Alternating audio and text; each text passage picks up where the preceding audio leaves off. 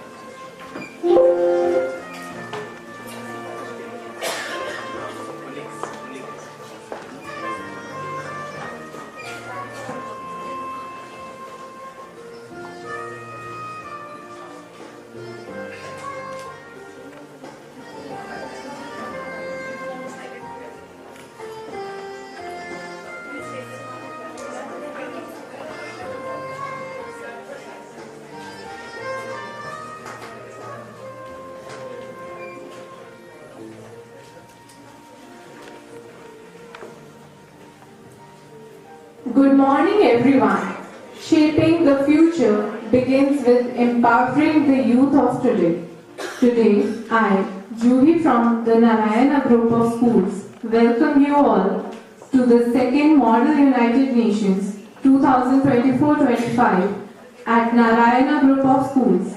It is an absolute pleasure to welcome you all to this gathering of bright minds and passionate individuals. Today, as we come together to discuss and deliberate, let us embrace the spirit of collaboration, learning and growth. Wishing you all an inspiring and enriching experience ahead. Today we have with us our Honorable Chairperson, Commander Jagdev Singh.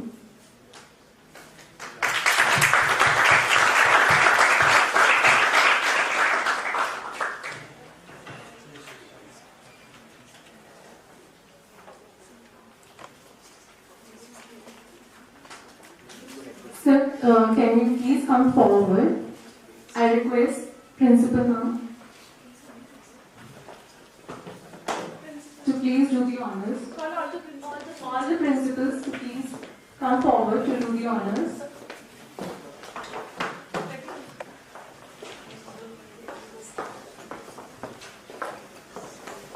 Thank you so much, sir, for being here and making it a memorable experience for all of us.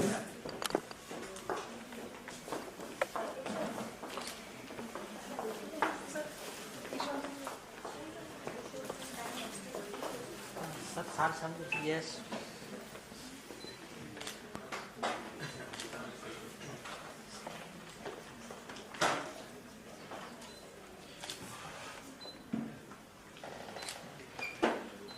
We would also like to welcome R&D Head, Mr. Nan Kishore. Let's give a huge round of applause.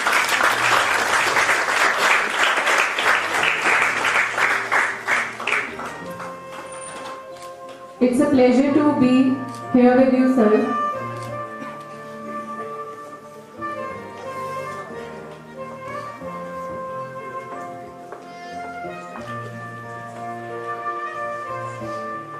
We also have with us Zonal Coordinator of High School, Mr. Raghav. Welcome, sir.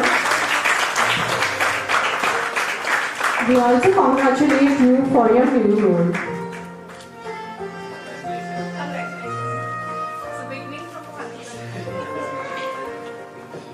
We have our Zonal Coordinator of E-Kids, Ms. Ritika. Let's welcome her with a huge round of applause.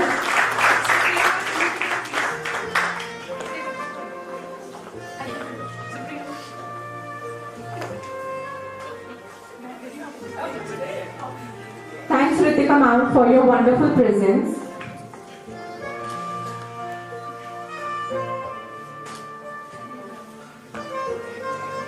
Let's welcome Devendra Reddy sir. He is the head of CO department.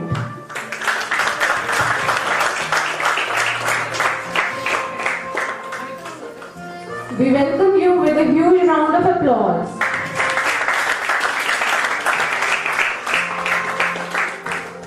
We also have Shafi sir from the Soft Skills department.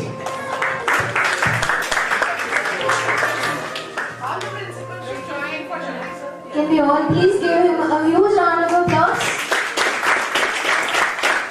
Sir, thanks for joining despite all the challenges and difficulties.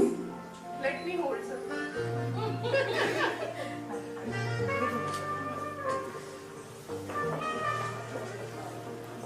We welcome all the principals from the Punjab zone who have made their way from Model United Nations to join us today. Please welcome them with a huge round of applause.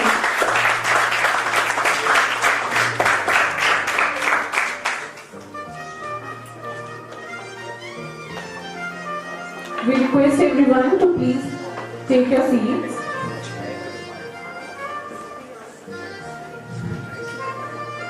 A hearty welcome to you all to the second edition of the Model United Nations happening at Punjab Zone. Let's bring some energy with a huge round of applause, everyone. Today we also have all our academic teams from all the branches and our assistant teachers along with the soft skills trainers. Thank you everyone for being here. I would now like to invite our host principal of the Mohali branch, Mrs. Kusum Arora, with a huge round of applause to please address the gathering.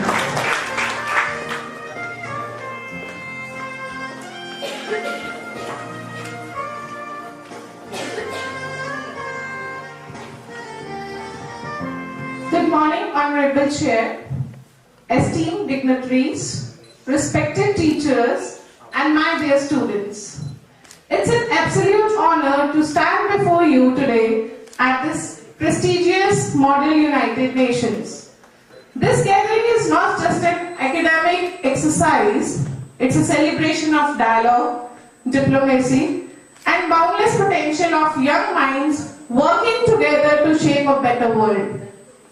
As I look around this room, I see future leaders, diplomats, and change makers, each representing different nations, perspectives, and ideas.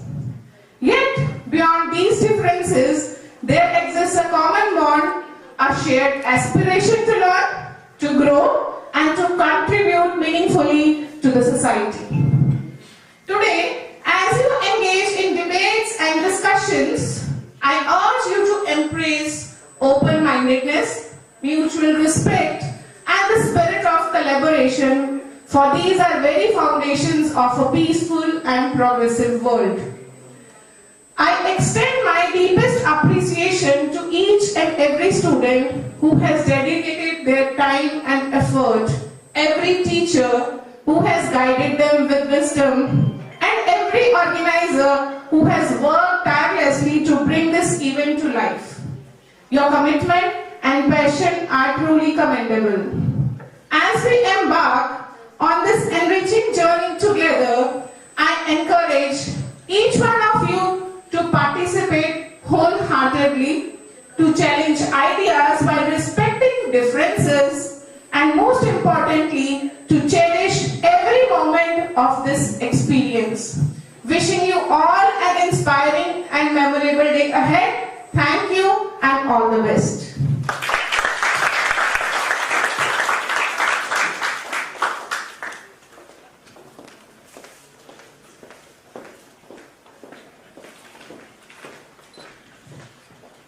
Thank you so much, Kusum ma'am, for your wonderful wishes and a great start of the day. Now, I would like to call upon the moderator for the day, Ms. Cheksha Khanna, to guide us for the next proceedings. Good morning, everyone. Shubham karotim kalyanam arogya dhanasampradam Shatru buddhir vinashaya deep jyotir namastute. With this auspicious shalom, we begin the sacred lamp lighting ceremony, symbolizing the triumph of knowledge over ignorance, light over darkness, and hope over despair. Lighting the lamp is not just a ritual, but a profound reminder of the divine energy that illuminates our path, guiding us towards wisdom and enlightenment. It is a moment of inspiration and positivity as we come together to celebrate learning, growth, and unity. I invite all the dignitaries and principals, along with our honorable guests and honorable chair, to light this lamp, which is a symbol to the resolve to embrace knowledge, compassion, and excellence in all that we do.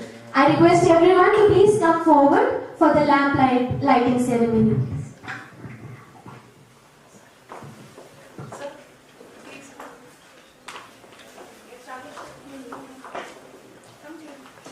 All the academic teams, principals, dignitaries, trainers, teachers, please join for the lamp lighting ceremony.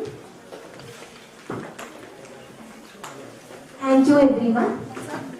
Gurutvam kalyanam arogyam dhanasampadam Shubham gurutvam kalyanam arogyam dhanasampadam Shatru buddhi vinashaya Deepan jyotir namostute Deepan jyotir namostute Shubham gurutvam kalyanam arogyam dhanasampadam Shubham gurutvam kalyanam arogyam dhanasampadam Arogyam dhanasampadam Shubham gurutvam kalyanam arogyam dhanasampadam Shatru buddhi vinashaya Deepan jyotir namostute Deepan jyotir namostute Shubham gurutvam kalyanam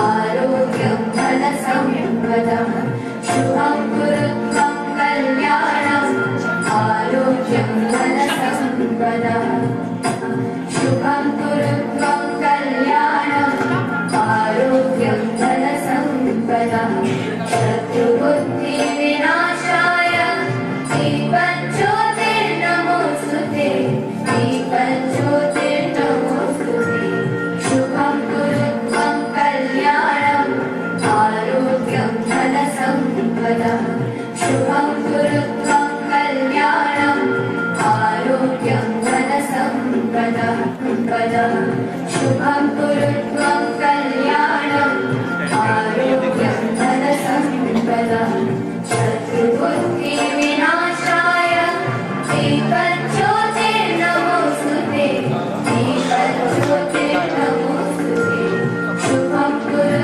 त्वं कल्याणम् आरोग्यं धनसम्पदः शुभं कुरु त्वं कल्याणम् आरोग्यं. Thank you so much, all our honorable dignitaries. I invite everyone to please take their seats. Now let's start the day. Let's welcome the talented students from Mohali as they take the stage to showcase their incredible welcome song performance. Can we have a huge round of applause as we welcome talented students for the welcome song.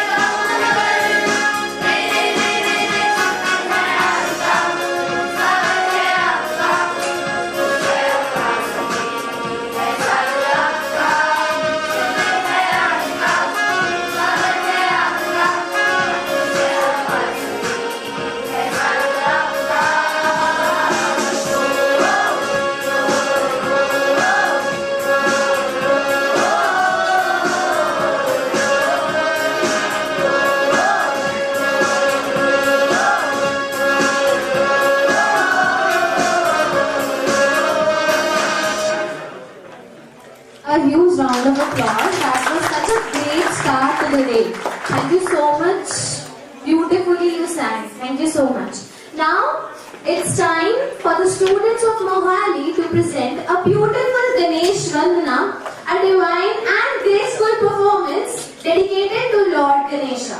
May this performance brings positivity, wisdom and prosperity to our gathering. Let's welcome them with a huge round of applause, everyone.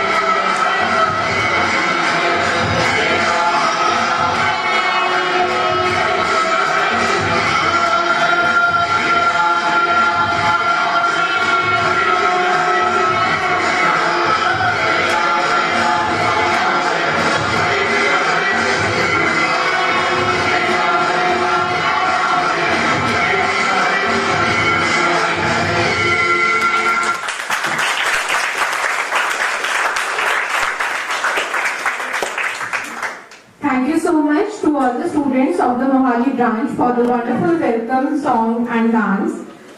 Now I request all our delegates of the countries to please ensure that you all are wearing your badges, your ID cards. So we can initiate the program now, handing over to the moderator of the day. First, I would like to invite the delegates from India. Akriti, Ivan Joshi, Sehajmeet Singh, Abhiroop Kaur and Samaya. You can have your seat. Thank you. The delegates of USA, Namya Manak, Guransh Kaur, Harsukman Singh, Praveen Chaudhary and Ramya Khanna. Thank you so much, delegates. Yes. We'll move on to the delegates of Russia. Yavi Sinha, Darshit Jain, Ridhima Bisht, Siddharth Kaur and Arunima Bhaduria. Thank you so much, delegates.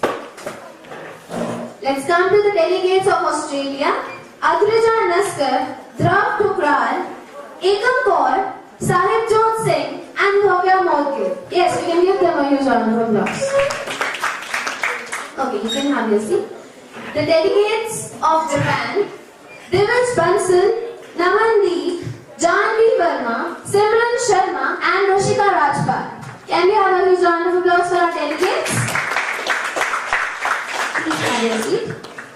Now, last but not the least, the delegates of Germany, Gurojas Singh, Sanvi, Shaurya Sinha, Aviral Chauhan and Aditya Goyal. A huge round of applause for Team Germany. Thank you so much,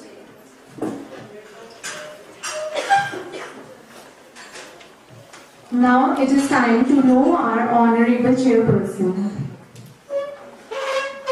It is an absolute honor to introduce Commander Jagdeep Singh Minhas, a retired officer of the Indian Navy with an illustrious career spanning nearly 38 years.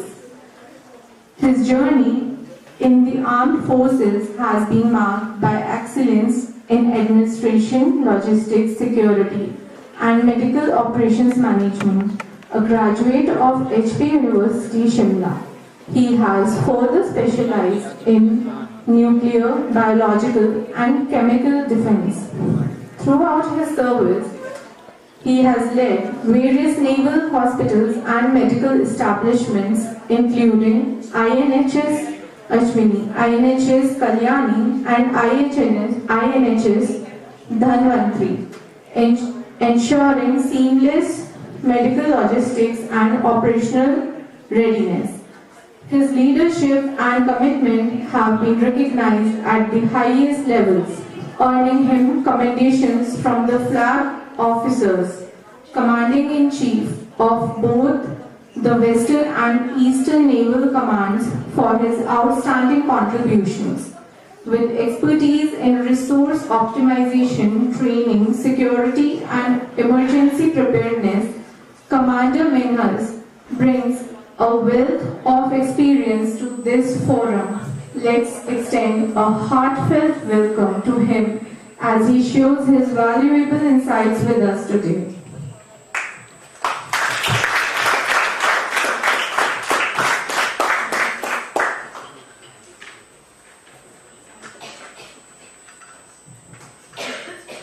Modern United Nations or MUN is more than just an academic simulation. It's a transformative experience. It immerses the students in global issues, fosters critical thinking, and encourages collaboration, all while enhancing their understanding of diplomacy and international relations. But what makes MUN truly powerful is its role in developing essential soft skills, from public speaking and negotiation to teamwork and problem solving. Every session challenges students to think on their feet, articulate their ideas, and work with diverse perspectives. These skills are not just important for academics, but are invaluable for life, shaping confidence, empathetic,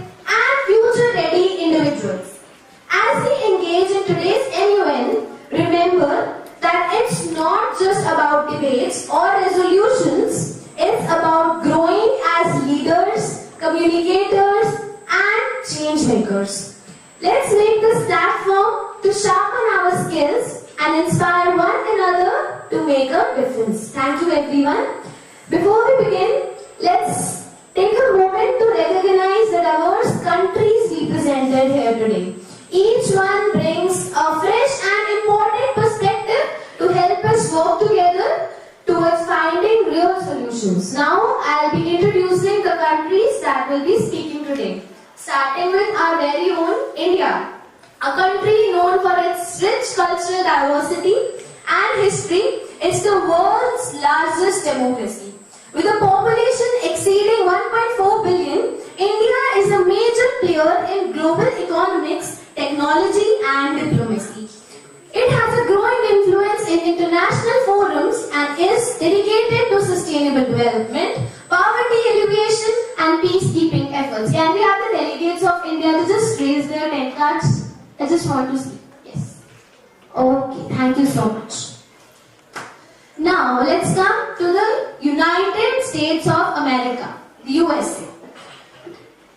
A global superpower that is known for its diverse culture, technological advancements and economic influence. With significant roles in international organizations, the US advocates for democracy, human rights and global peace while also addressing global challenges like climate change and security. Can we please have the delegates of USA?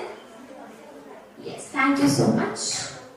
Shifting our focus to Russia, the largest country in the world by land area, is a major global power with vast natural resources. A permanent member of the United States Security Council, Russia plays a crucial role in global geopolitics, energy security and maintaining international peace and stability. Can we have the delegates of Russia to raise their 10 cards so that we know how you are placed? Yes, thank you so much.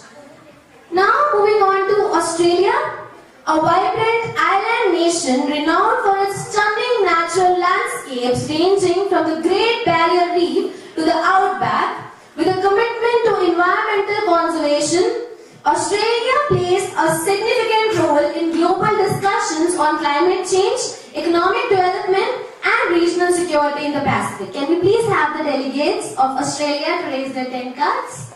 Thank you so much. Next, we have Japan, the country that seamlessly blends tradition with cutting-edge technology. Is a global leader in innovation and industry development. Known for its rich cultural heritage, Japan is also a key player in international relations, particularly in East Asian security and the advancement of sustainable practices. Can we have the delegates of Japan to please raise their 10 cards? Okay, thank you so much. Finally, we conclude with Germany. The economic powerhouse of Europe is known for its strong industrial base, technological expertise and commitment to European unity. A leader in diplomacy, Germany plays a central role in shaping European and global policies, particularly in the areas of economic cooperation, sustainability and human rights. Can we please have the delegates of Germany to raise their 10 cards? Thank you so much to all the delegates. Have a huge round of applause for yourselves. Can you please give them a round of applause? Okay, let us begin today's discussion with a shared commitment to finding effective solutions and impactful resolutions.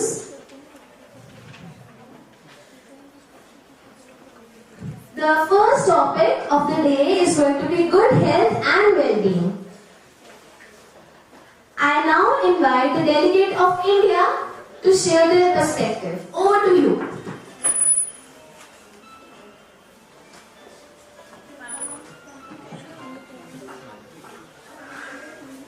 Yes, please start. Sarve bhavantu sukhina, may all be happy. Sarve santu niramya, may all be free from illness. Greetings, honorable chair, distinguished delegates and esteemed guests. I am Aphirup, a worthy delegate of India. When the world's most populous country, India, prioritizes health, it doesn't just treat diseases, it empowers people. India healthcare is revolutionizing through e-Sanjeevani with the Ayushman Bharat and Jan Aushadhi Kendras. But let's be real, prevention is better than cure. Mission Indradhanush pushes 100% child immunization with Vaccine Maitri. The Vaccine Maitri made India the pharmacy of the world during COVID-19. Let's talk about nutrition, because a hungry child is a lost future. Our National Nutrition Program, Poshan Abhiyan, is ensuring that no child goes to school with an empty stomach. Teleparas, a 24/7 mental health helpline, ensures about good mental health, because depression needs doctor, not denial. Clean water and sanitation save more life than medicines ever could. Swachh Bharat Abhiyan built 100 plus toilets, improving sanitation and preventing diseases.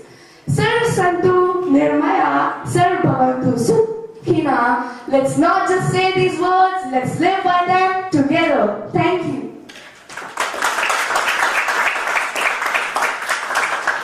Thank you so much for your insightful contribution. Now I would like to invite the delegate of USA to continue the discussion. Over to you. Honorable Chair, esteemed delegates and distinguished guests, a nation's strength isn't just measured in its wealth or power, but in the health of our people. So today I could stand before you to speak about a nation that is very core at our future, the health and well-being of our nation, the USA. We are the nation built on dreams, ambition, but our strength does not only lie in its military or economy, but also in our healthcare. It is with optimism that I got a chance to speak about health and well-being of our nation. As seen in the latest census data of 2023, over 92% of Americans now have access to healthcare, thus providing better care for all.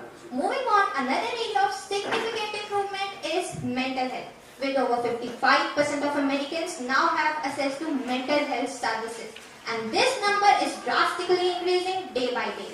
Moving on, over 35% of Americans now are enrolled in a program like SNAP. This is a program that supports the people for purchasing healthy goods. Moving on, while the challenges are made, the progress we made reflects the strength of our American people. Together, we are building a healthier and brighter future. Thank you everyone. Have a nice day. Thank you so much, delegate. As we continue this important conversation, I now call upon the delegate of Russia to share their views on good health and well-being. Over to you, Russia. Honorable Chair and esteemed delegates, a nation's strength is measured not just by its economy or military, but by the well-being of its people. A healthy population fuels progress, innovation and prosperity. Russia's universal healthcare system ensures every citizen has access to medical services. Over the years, the nation has invested heavily in medical infrastructure, technology and research that has helped in reducing premature mortality. Moreover, initiatives like Sputnik V vaccine showcases Russia's global healthcare leadership. However, challenges remain. Disparities between urban and rural areas persist. Non-communicable diseases like diabetes and cardiovascular issues still require stronger preventive measures. Despite these hurdles, the nation is gaining ground towards improving the overall well-being of its people. Health is not a privilege, it's a right. Together, let's ensure every individual receives the care they deserve. A healthier nation is a stronger nation. Thank you. Thank you to the delegate of Russia. Now, I would like to call upon Australia to provide their insights on this critical issue. Over to you, the delegate of Australia. Please continue.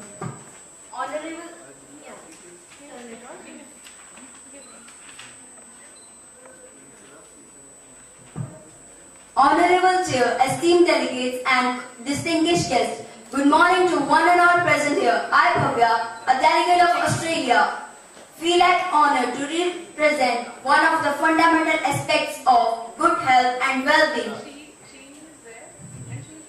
Good health and well-being. Australia has long been recognized for its high standard of healthcare, advanced medical research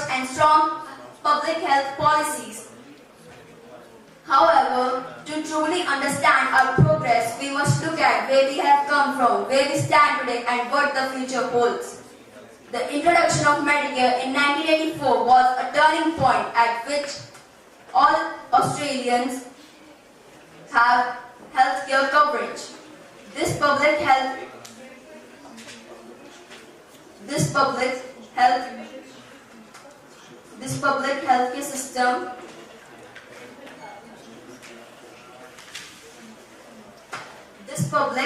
system funded through taxation allowed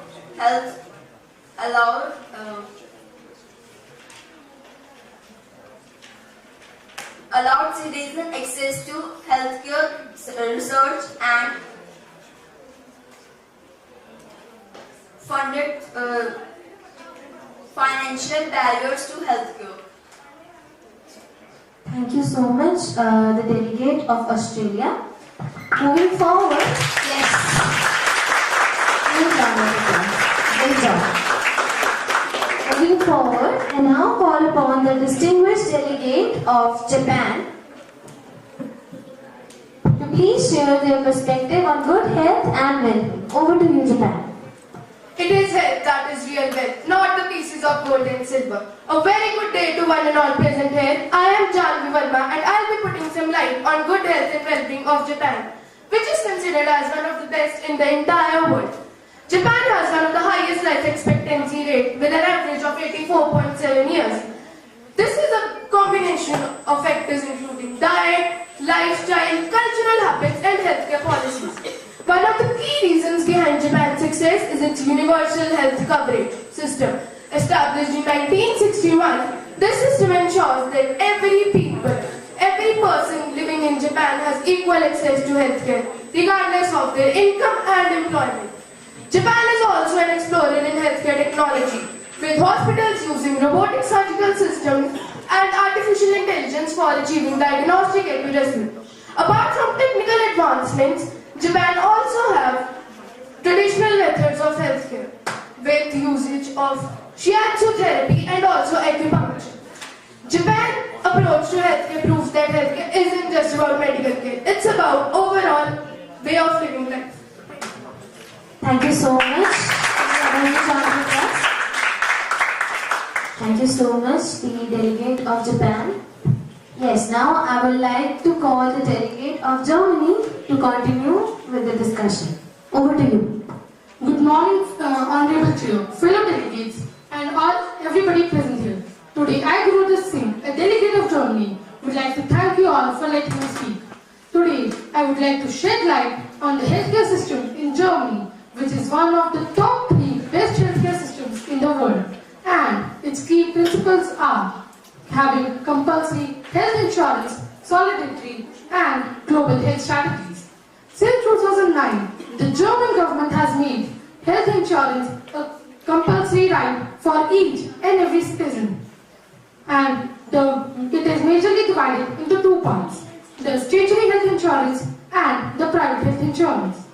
The statutory health insurance is opted by 88% of the population, whereas the rest of the population opts for private health insurance. An area of concern in the healthcare system of Germany is its aging population. But fear not, there are many solutions such as immigration and increasing the women workforce. Another area of concern is the mental health issues prevalent in Germany such as depression, stress and anxiety. But the government has taken many steps to address these issues. In the end, I would like to conclude that the healthcare system of Germany is a robust system that provides equality, affordability and accessibility to each and every citizen. Thank you and have a great day. Thank you so much to the delegate of Germany. Now we conclude with round 1. But before we continue, we have a very special guest with us today. It's Piyusha Das. She has, done a phenomenal achievement. She is a Mohali XCO student and she is from West Bengal, Kolkata. She has come specially here just for her, academics, just for studies. And she has scored 295 out of 300 in her exam. So I would like to call Principal Ma'am, Mr. Reddy Sir, the head of the CO department and all the principals to come and honor her.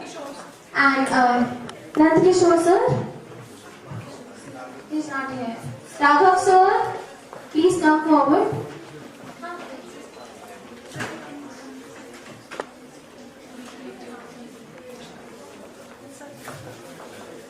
A huge round of applause for Piyusha Das.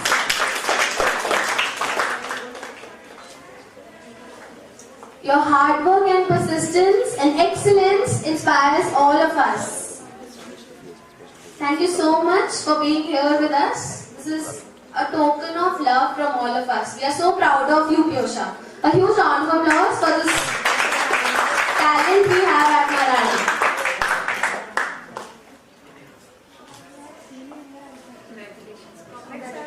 Yes, Nandkishore sir, please. Okay, a huge round of applause once again.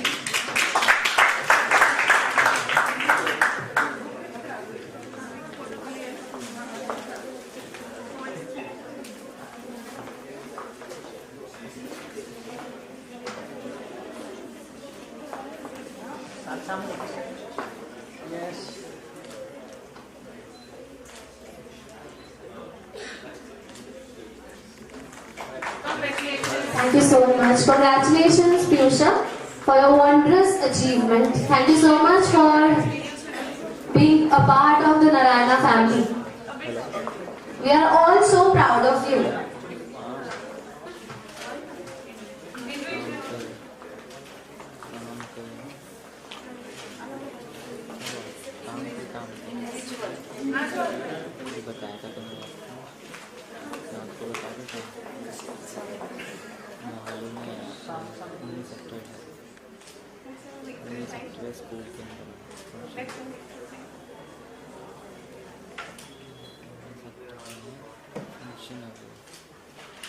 Thank you so much.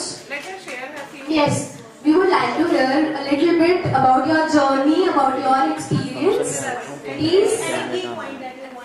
Yes. And you should give us some tips also, na? We also want to achieve something in life, You can wish them all the best for their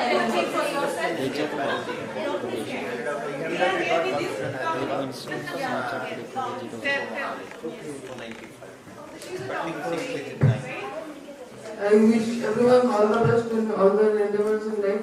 I hope all of you also achieve many different kinds of success in many different fields like academics and sports and etc. I hope you will conclude a successful event over here also.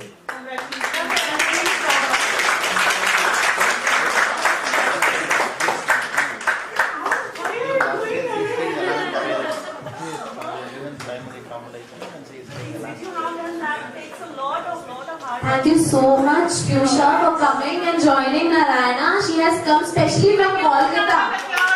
Huge round of applause for her.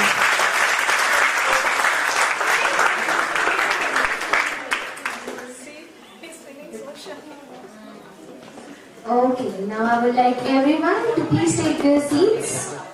As we continue with round 2, I would like to call upon Mr. Shafi as the moderator for round 2.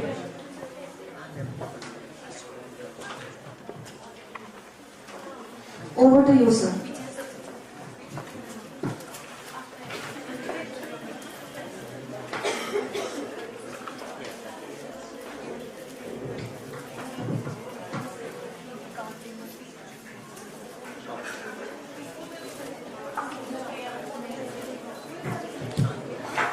Alright, thank you so much for your insights on the topic from all the delegates of India, USA, Russia, Australia, Japan and Germany.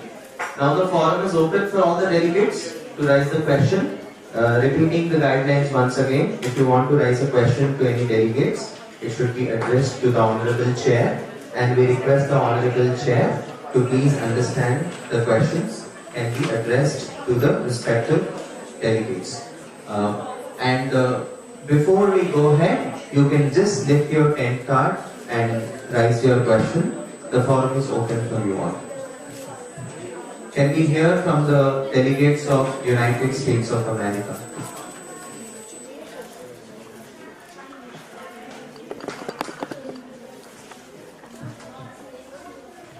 Delegates of USA.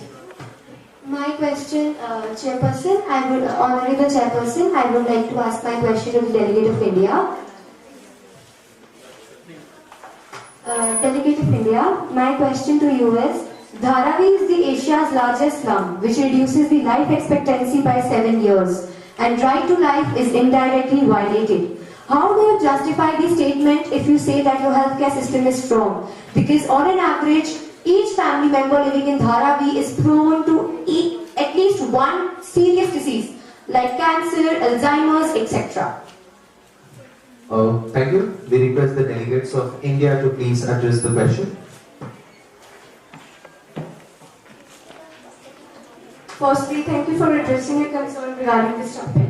So, Ayushman Bharat is an initiative that is implemented by Indian government so that all the person living in India, especially in the rural and slum area, can have right to free healthcare system, and no barrier of financial or the income should come in that case.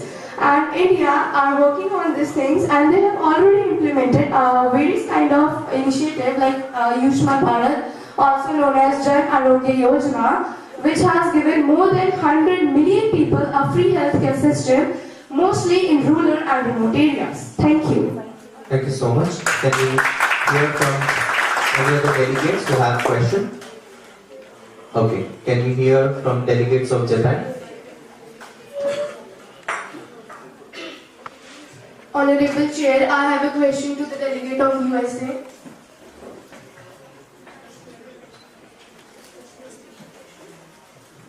What initiatives is the US government taking to address the rising rates of depression among adults and the youth? Thank you. We request the delegates of United States to please address the question.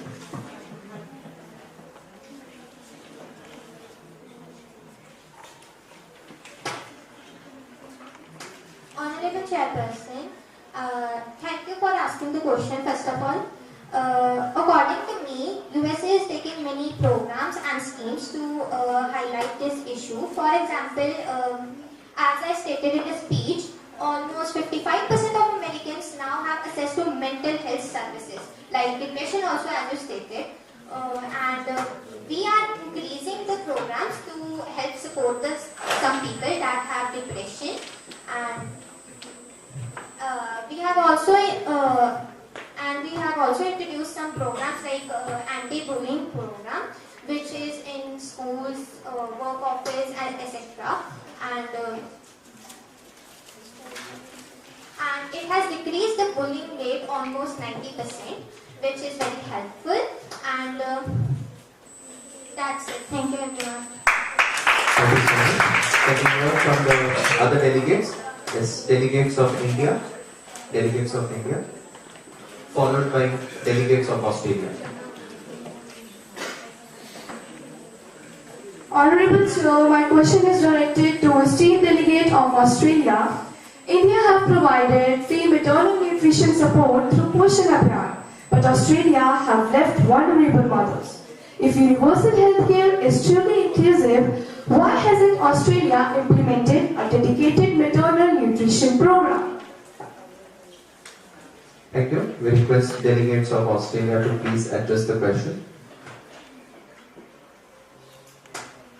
If you want to take time, you can take time and answer this question, but you have to inform to the chair that you need time.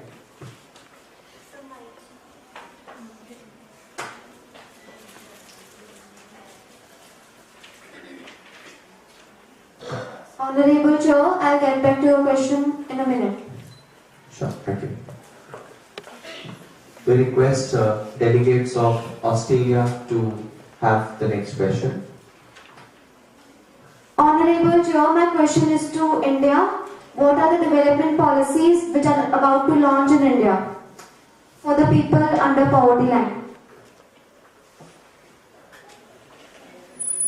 Thank you for addressing your concern regarding this topic. So firstly, if we talk about the poverty, so in India there are many initiatives like Narayana, Pradhan Mantri Rozgar Yojana, Pradhan Mantri Gramodaya Yojana. All these initiatives are taken so that the people of India can raise up to the poverty line. If we talk about the health, so again, if we there is a Ayushman Bharat, as I have already told. For the vaccination purpose, there is Indradhanush mission and Ayushman Bharat, that is also known as Jan Arogya Yojana, which gives free healthcare system to the remote areas. Thank you. Thank you. Can we hear from delegates of Germany, followed by Russia? Honorable Chairperson, I would like to ask a question from the delegates of Japan. The suicide rates in your country are very high, and it is mainly due to the high working hours. So what measures and policies are you establishing for this issue?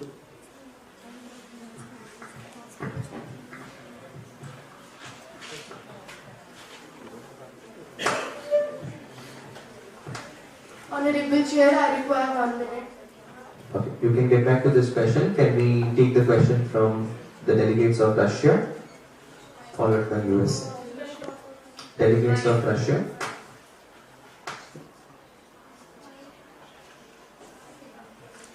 Honorable Chair, my question is to the Delegate of India. Many girls still suffer from low quality or no availability of sanitation facilities. What steps are being taken by the Government of India regarding this issue? Thank you.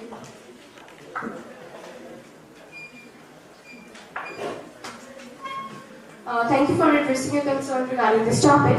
So again, India have taken many initiatives. Like firstly, India wants to educate the women so that they can come to know how they can manage themselves and all other society. So if we talk about firstly about education, so there is we can say Vigyan Jyoti, which gives scholarship to the women, especially to the women, so that they could be educated. Then if we talk about the safety measures of the women, so there is Nirbhaya Fund that provides women safety firstly, so that Nirbhaya Funds that provide the women safety. And then there is POSH Act for the adult women, so that they could be, then POSCO Act for the small child, so that they could, any sexual harassment could then, so POSH Act is implemented at that time, and for the adults there is POSH Act. Thank you. Thank you so much. Can we hear from any other delegates? Delegates of USA. We request all the delegates to ensure once your turn is over, you can definitely share the mic to immediately to the next delegate. Honorable Chair, I would like to pose the question to delegates of Russia. Why there are still a shortage of medical professionals like doctors and nurses in Russia despite the government's efforts to improve the healthcare? Thank you. Honorable Chair, my answer to this question is that Russia has recently launched a national project known as the Healthcare, which is working on improving the spendings on the facilities of doctors and nurses to train them especially to work in the hospitals in the rural areas to improve the facilities of healthcare services in the rural areas too. The urban areas of Russia are still developing, but most of all we are focusing on rural areas. Thank you. Thank you so much. Russia. Can we have the answer? Do we have the answer for delegates from Australia? Please, please. So every nation has a different strategy of developing the nation, and Australia is using a very different strategy from India, and India is having many loopholes in the healthcare system, and it is not very developing, and people are migrating for better resources of healthcare. Meanwhile, in Australia they are not migrating. The migration rate in India is very high. Okay, thanks so much. You can take your seat. Can we hear from delegate of Japan? So So the working hours in Japan are high, but the companies are not forcing the people to work. They are working intentionally. They want to work. That's why they are working for the high time in their companies. And coming to the suicide rate, we are having many mental health programs, like we have teams which are going to schools for providing mental health services to the students, for providing suicide, and we are also having many vocational courses, so like soft skills and all, so that the students from their young age only have proper knowledge about these things. Thanks so much, Delegate of Japan. Yes, we will take last two questions from delegates of USA and India. Starts from delegates of USA.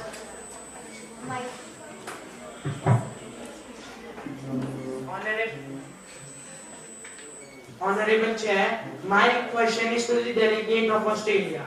Hydration and sanitation are important in health, but over 2 lakh people in Australia do not have access to water. So what is the government's initiative towards it?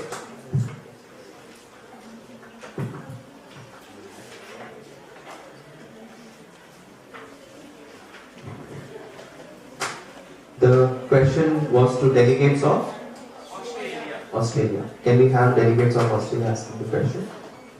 Answering the question. Sir, I'll get back to your question. Delegate of United States. Thank you so much. Can we hear the last question from delegates of India? Honorable Chair, my question is directed to esteemed delegate of USA. US healthcare is so advanced but is highly out of pocket. Including medicines and treatment, USA is prioritizing profit over welfare. How can we provide essential treatment to marginalization?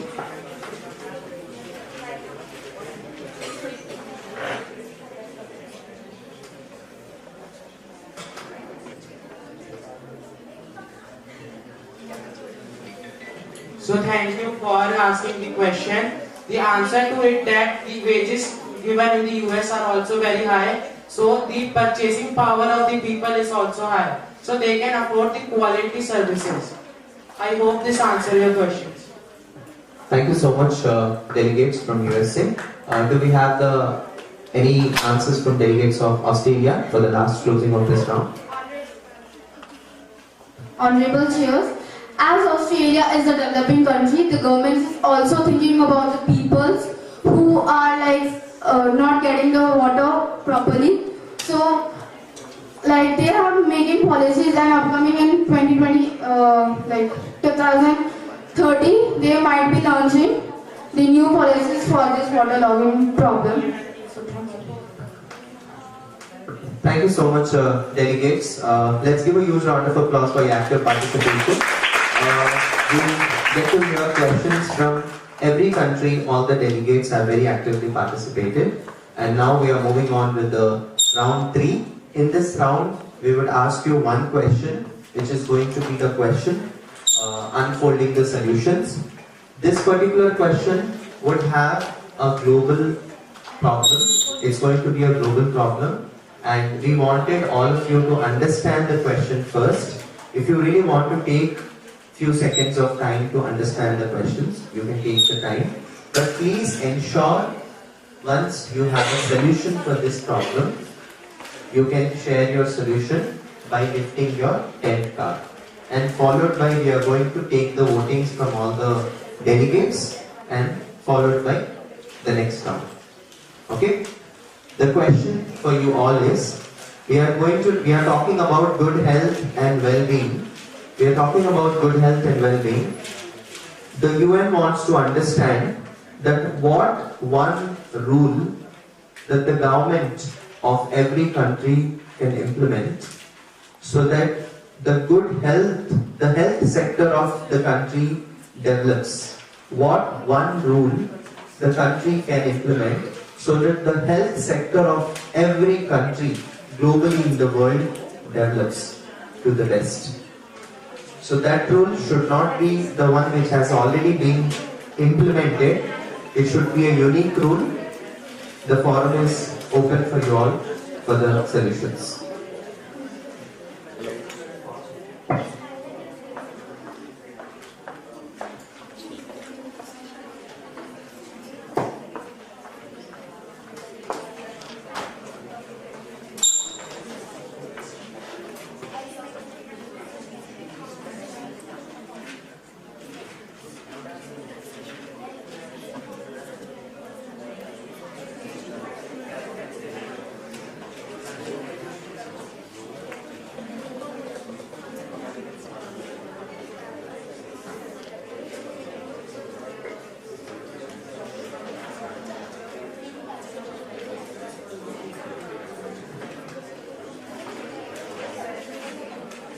Okay, the first 10 card was lifted by delegates of Russia. We request, followed by delegates of USA. So we request the delegates of Russia to please raise your question. Honorable Chair, my answer to this question is that every country should start healthcare campaigns at regular intervals so that there will be awareness between the people, and that would improve the quality of education between the population, hence thereby leading new emergence of nurses and doctors, and thereby there would be more healthcare facilities available in all the sectors of the country, and that would lead to less spends on the healthcare services and affordability. Thank you. Before we move on with the voting, I request all the delegates to understand the solution, because you will cast your vote for it, and every vote is very important for looking up for a best resolution. We request the delegates of Australia to once again share the solution. Yes, once again please share your solution. Russia. Yes, once again can you repeat your solution, and all the delegates please listen to the solution carefully. Honorable Chair and esteemed delegates, my solution to this problem is that every country should start healthcare campaigns at regular intervals that would give awareness between the population, thereby leading emergence of new nurses and doctors, and therefore there would be new hospitals and easy availability of healthcare facilities, and that is why there would be affordability between the rural and urban areas both. Thank you. Thank you so much. That was the solution given by delegates of Russia, and we request all the delegates to cast your acceptance or rejections for the solution.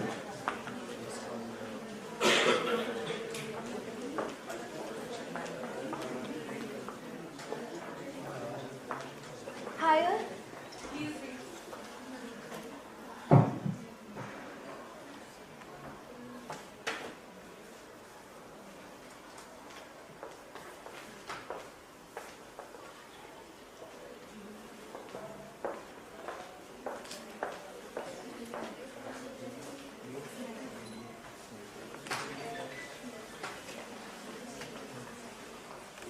Thank you so much. That was 19 acceptance from the solution given by delegates of Russia. Can we hear from delegates of USA? The next solution by USA, followed by Australia. Followed by Germany and then Australia. Honorable Chair, healthcare is a very important aspect for humanity. So the answer to the problem should be that we should provide the universal coverage. Like in US, there is ACA, Affordable Care Act, which means that in the affordable prices or no prices, the medical facilities are being provided. So this would provide the poor to buy medicines and have a proper quality treatment. And for this, we should also expand in telemedicines, which are the innovation in medicines, which would improve healthcare and sanitation massively. Thank you. Thank you so much, delegate of USA. I hope you all heard the solution. We request you all to please share your acceptance or rejection cards.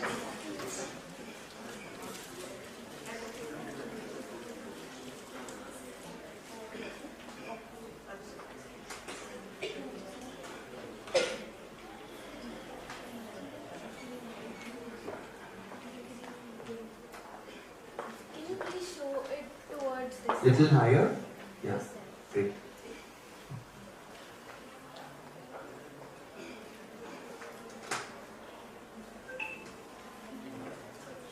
Thank you so much. Please drop your cards. Okay. Next, we would like to hear from delegates of Germany. The next solution from the delegates of Germany.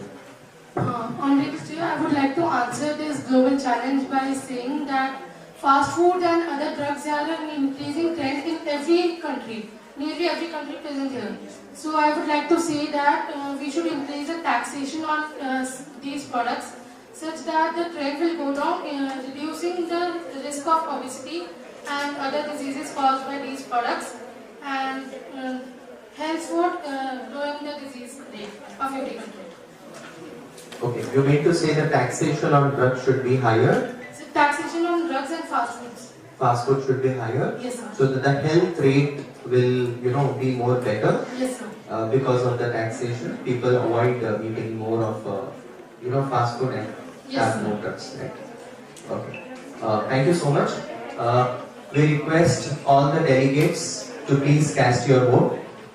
Please cast your vote. Please lift your voting cards little higher. Lift your voting cards little higher. We cannot hear from delegates. We cannot see delegates from USA lifting the voting cards. Delegates of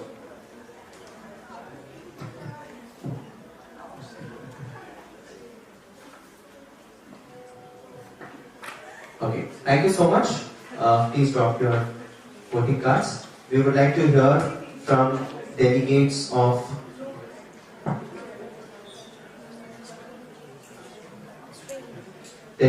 Australia, followed by Japan and India.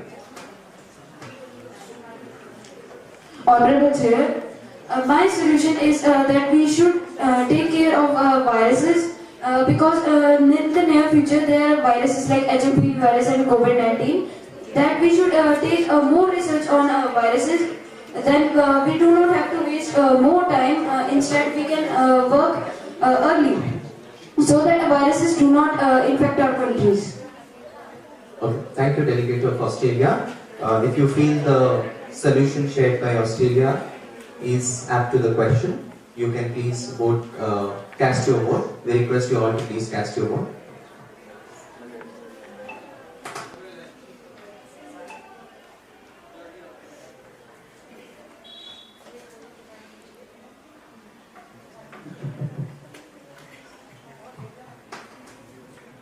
Alright.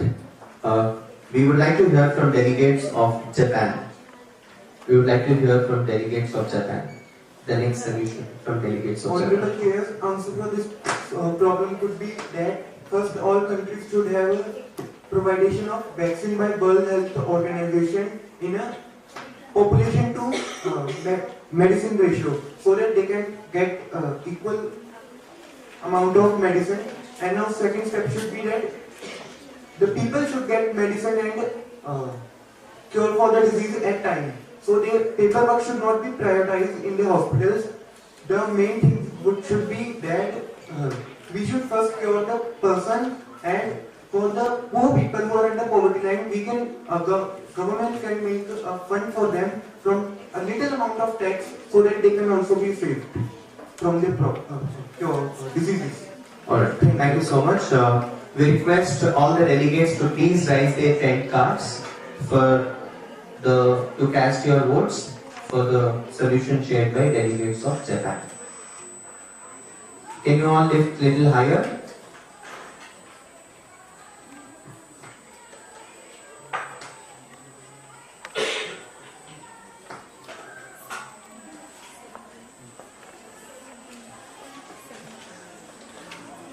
Okay. Thank you so much. We would like to hear from the last country, not the least, delegates of India. So thank you firstly shining light on this topic. As we know that clean water and sanitation save more life than medicines ever could. So my answer to this question would be like that we should have International Water Security Fund, a global fund to support nations facing severe water stress. And secondly, I would like to state that focusing on health should be more than instead of focusing on the profit. Thank you. Thank you so much, delegates of India. We request everyone to please cast your vote for the solution shared by delegates of India. Please cast your vote. We request you all to please give your pen card little higher.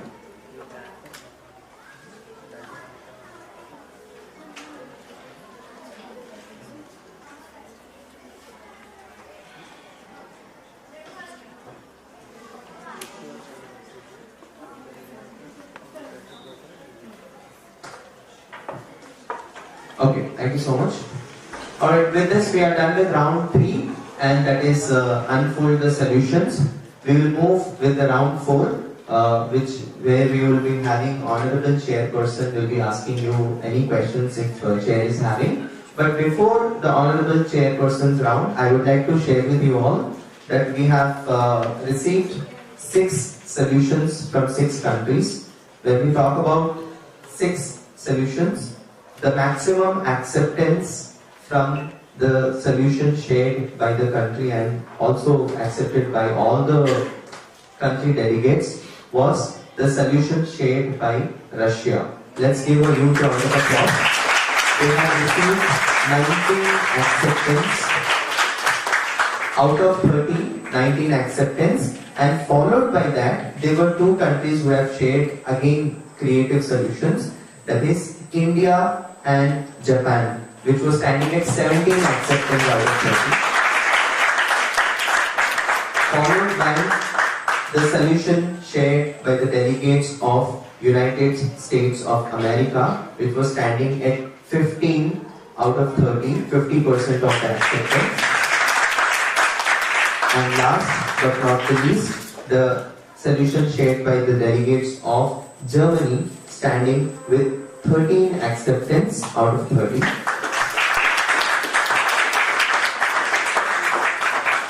Thank you so much for your active participation. Yes, we also have Australia standing with 13 acceptance out of 30. 13 out of 30. Thank you so much. They're very actively participating. Only one request with all the delegates is please make sure we are sticking to the point when we are giving the solutions and we are understanding every delegate's solution and casting our vote very genuinely and rightly. Right?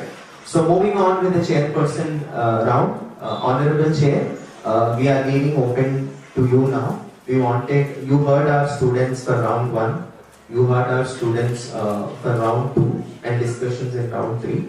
We wanted you to raise any question if you have for any country of any delegate. They are ready to answer, sir. So we request Honorable Chair to ask any question to the delegates.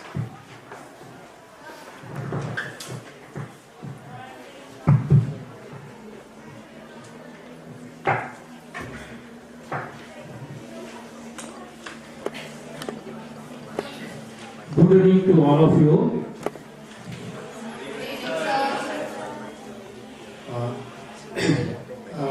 First of all, I must thank the organizer to call me for this beautiful event. It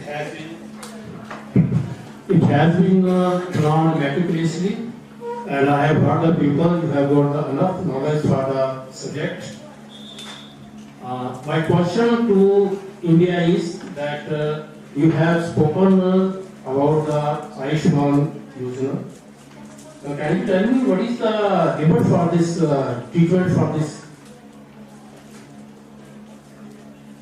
We request the delegates of India to please answer the chairperson's question.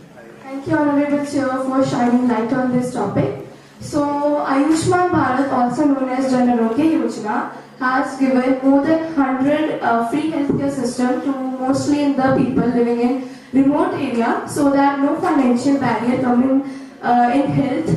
Firstly, and in the Ayushman Bharat, they are seeking that every person have right to health because health is wealth.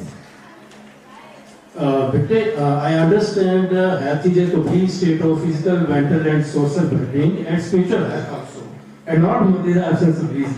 My question was that what is the limit for the treatment? I think you may not be knowing it is 5 lakhs at a time. Thank you, sir. At a time, 5 lakhs. You can go and check it up.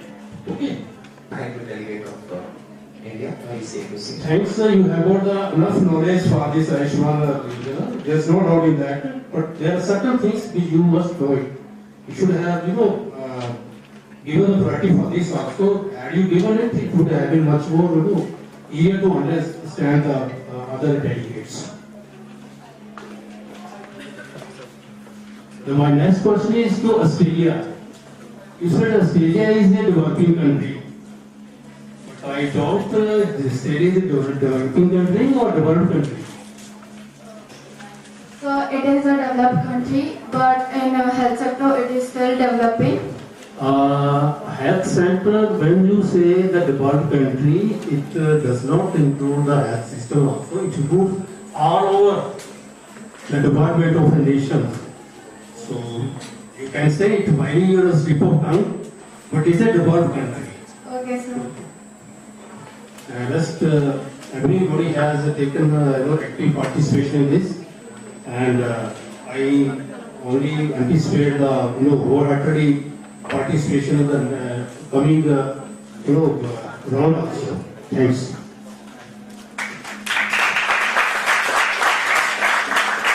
Thank you so much, Honorable Chair, for enlightening us with the knowledge. And any other questions you have, Honorable Chair, for the delegates on the topic of good health and well-being? Thanks. Thank you so much, sir. We will be coming out with more topics on quality education, strong institution, and so many more, which you can also keep a note of all the questions if you wish to ask at round 4. With this, we are happy and proud to announce that we have completed our first topic of Model United Nations, Punjab show, and good health and well-being being one of the most important sector for every country, and the country's health is the most important priority for every individual. Moving ahead, we are going to invite the next moderator for the day, Ms. Anshul and Ms. Cheksha, to take it further to the next topic. Thank you. Thank you so much, sir. Proceeding with topic number 2, which is going to be quality education and strong institutions. Okay, quality education ensures lifelong learning for all, while strong institutions provide the foundation for good governance and social progress. To kick off our conversation on this vital topic, I now invite the Delegate of India to please share your perspective. Over to you. Your Excellency, esteemed jury and dignitaries, I, Samaya, hail from the land of Sole Kichdiya, Bharat. Brahmagupta, Aryabhatta, Banbhatta and Bodhian were born here. As Swami Vivekananda once said, education is the manifestation of perfection already in man. India firmly believes that every individual has a potential to excel, and education is the key to unlock that potential. From bustling cities to remote villages, we have taken significant strides like School Chale India. The Right to Education RTA and Samagr Shiksha Abhiyan stand as pillars of our commitment, bridging gaps and bringing classrooms closer to those who need them the most. But we do not stop at access alone. Excellency is our goal. Through National Institutional Ranking Framework, we continuously enhance the quality of higher education institutes, enabling our students to participate at global level. Atal Tinkering Labs and Digital India empower the youth with the skills necessary for evolving global landscape. National Education Policy 2020 is on a track to break the boundaries of traditional education methods. As Dr. APJ Abdul Kalam so wisely stated, learning gives creativity. Creativity leads to thinking. Thinking provides knowledge, and knowledge makes you great. India envisions an education system that nourishes creativity, involves, fuels knowledge, and drives innovation. So, let us move forward with the determination. पढ़े चलो, बड़े चलो, यही निदाय वक्त है. पढ़े चलो, बड़े चलो, यही निदाय वक्त है. Thank you so much. Thank you so much to the delegate of Team India. I would like to call upon USA, the delegates of USA, to kindly share your views on this topic. Thank you. Over to you. Honorable Chair, esteemed delegates and distinguished guests.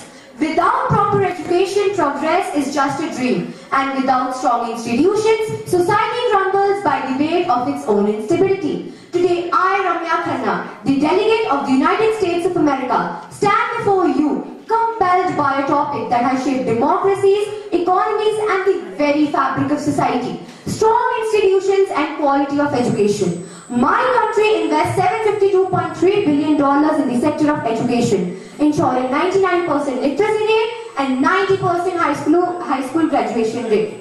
We lead in research, dedicating $650 billion in research and development. Home to the 8 of the top 10 universities, we lead in the university rankings as well. With $120 billion in the federal student aid, programs like Pell Grant and Fulbright has helped more than 6.1 million low-income students, ensuring talent, not wealth, determines success. Because my country believes when education thrives, institution prospers and the future is secured. Because we believe that the best investment that a nation can make is in the wisdom of its people. Thank you. Thank you so much to the delegate of USA. I would like to now hear from the delegate of Russia. Over to you.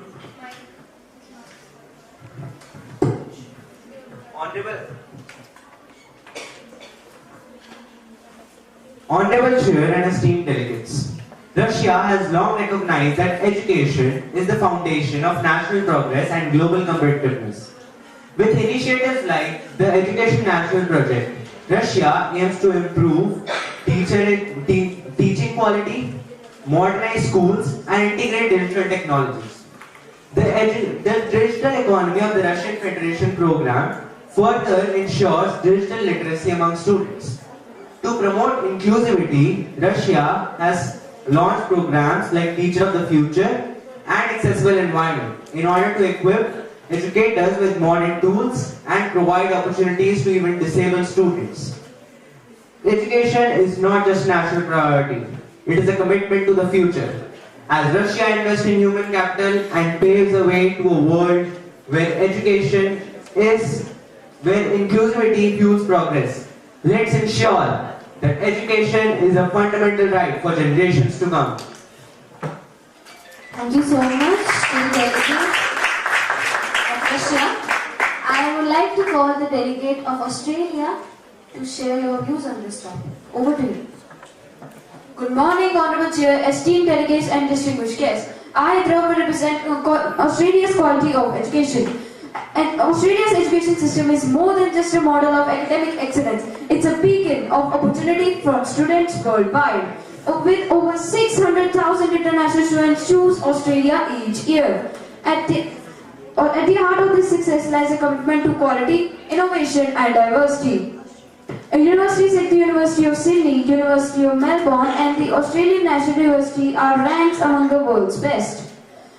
What truly makes Australia apart is the unique blend of academic rigor and a vibrant multicultural atmosphere. Classrooms are filled with students from every corner of the globe, each with their unique perspectives. In short, it's not just about learning, it's about empowering the next leaders and innovators. Thank you. Thank you so much, delegate. Moving forward, I call upon the delegate of Japan to share their perspective on quality education and strong institutions. Can you please pass the mic? Over to you. Education is the guiding light of one's life. Myself, Simran Sharma, a delegate standing in front of you, representing Japan in terms of quality education and strong institutions. Japan's commitment to education fosters one of the highest quality learning systems. The above statement is literally proven by adult literacy rate of around 99%. Japan has rigorous curriculum standards and high result expectations that makes the students score continuously high in PISA examinations. Along with the Its Japanese education system also focuses on strong teacher training and professional development and social discipline. Also, Japanese vocational schools are known for their top-notch training and massive industry connections. Some of the vocational courses are interior design, architect, system engineer, soft skill training, and many more. Sports is also a major part of the curriculum of the country. Japan has a diverse and thriving sports scene with a mix of traditional and modern sports. To add to this, in the most recent Asian Games of 2023, Japan was the second country in the medal tally with a total of 188 medals, 52 gold, 67 silver and 69 bronze medals. In a nutshell, we must recognize that education is not merely a national issue, but a universal one. The quality of education provided in Japan is high. The continuous success in education will not only shape a better future for Japan, but for all. Thank you. Thank you so much, Team Japan, for your insightful points. Now I would like to call upon the delegate of Germany to conclude our discussion on quality education and strong institutions. Over to you. Good afternoon, everyone. I, Sandeep, the delegate of Germany, is here to discuss about the quality education and strong institutions. The teaching practices and curriculums in Germany are based on the standards set by the Standing Conference of Ministers of Education and the Cultural Affairs of the land there. The Federal Republic of Germany ensures that every child must receive an education when they reach the age of 6. The education system of Germany is as follows. The early childhood education, the primary education, the secondary education and the tertiary education. The early childhood education is not compulsory, but many parents send their child to it because of the holistic development and the nurturing of the little minds. The secondary education consists of 4 types of schools: the Realschule, the Hauptschule, the Gymnasium and the Distanzschule. To get in the tertiary sector, you must give an entrance qualification exam known as the HZP. And the tertiary sector consists of universities, with academies, research labs, etc. The top 3 universities of Germany are the Technical University of Munich, the Heidelberg University, and the Ludwig-Maximilian University of Munich. The public schools and universities are free in Germany. The policies followed by Germany are the Berthabens School PPP project, the Student Housing Development Project, the WIT Academies, the Germany for Ukraine, and the higher education. The student visa is given to Germany by the university itself when a student gets enrolled in it. Now, due to this, Germany has the global ranking of 3 with the educational index of 0.940 and the literacy rate of 99%. As Nelson Mandela said, education is the most powerful weapon which you can use to change the world. Thank you and have a great day ahead. Thank you to all the delegates for your excellent contributions, and with that we conclude our round 1. Moving on to round 2, the cross questioning by the delegates. Questions for action. You may now just raise your 10 cards. Okay.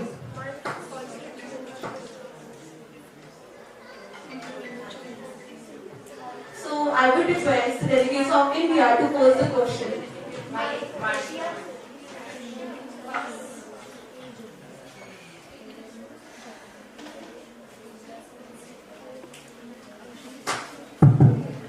Honorable Chair, my question is directed to the esteemed delegates of Japan.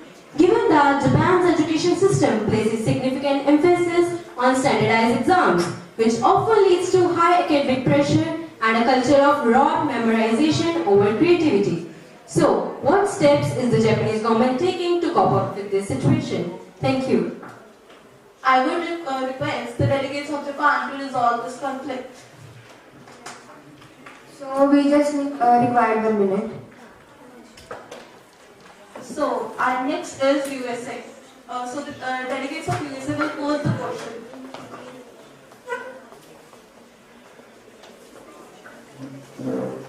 Honorable Chair, my question is to the delegate of India. The literacy rate in India is 76%. So roughly every 4th person in India is illiterate. So So what is the government doing for it? I will request the delegates of India to resolve the goal board issue on this August platform.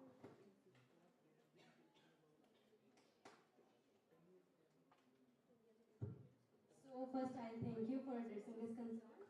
India has taken many programs to help more students go to schools. So some of them are as follows. First, Samagra Shiksha Abhiyan, with under the Right to Education Act, they provide free and compulsory education, especially in remote areas. Second, Rashtriya Madhyamik Shiksha Abhiyan, which promotes more students to go to secondary schools. And third is Rashtriya Uchtar Shiksha Abhiyan, which helps students to go to higher school by providing financial support. Thank you. Thank you, Delegate, for your inclusive solutions. Now I would like to ask Germany to raise a question. Honorable Chair, my question is to the delegates of USA to shed light on some policies that they are framing to the increase of dropout rates in their country. So the delegates of USA will resolve the solution. First of all, thank you so much for raising this concern. The answer to this question is that recently there has been a decline, a sudden decline of 9% in the dropout rates. Earlier it used to be because of the high expenses in the top universities. But now the US government is now focusing in loan forgiveness programs and subsidized interest rates so that it is more convenient for the students to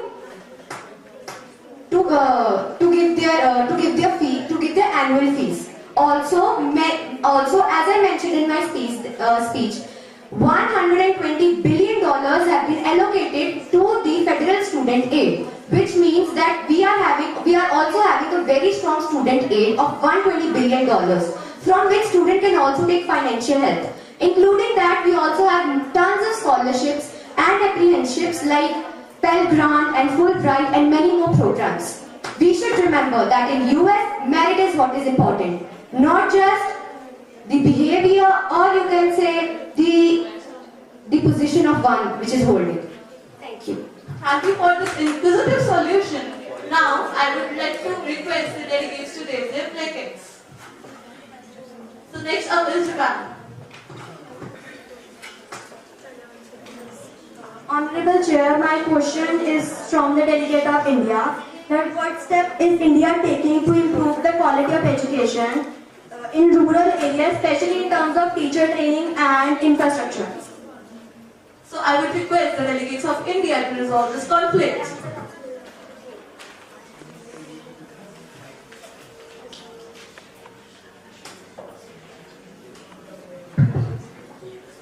Can I take a few minutes to answer this question?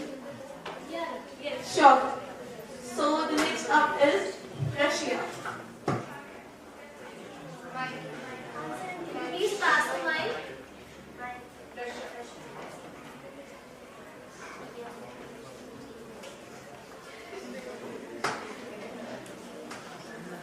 Honorable Chair and esteemed delegates, my question is to the Delegate of India. In their speech, they mentioned that they focus a lot on higher education, but a huge percentage of girls still does not receive higher education as complementary. Although many policies have been implemented, but their implementation process is way too slow. So what are India's views in order to improve that, and what are the policies taken by them? So India, kindly address this issue.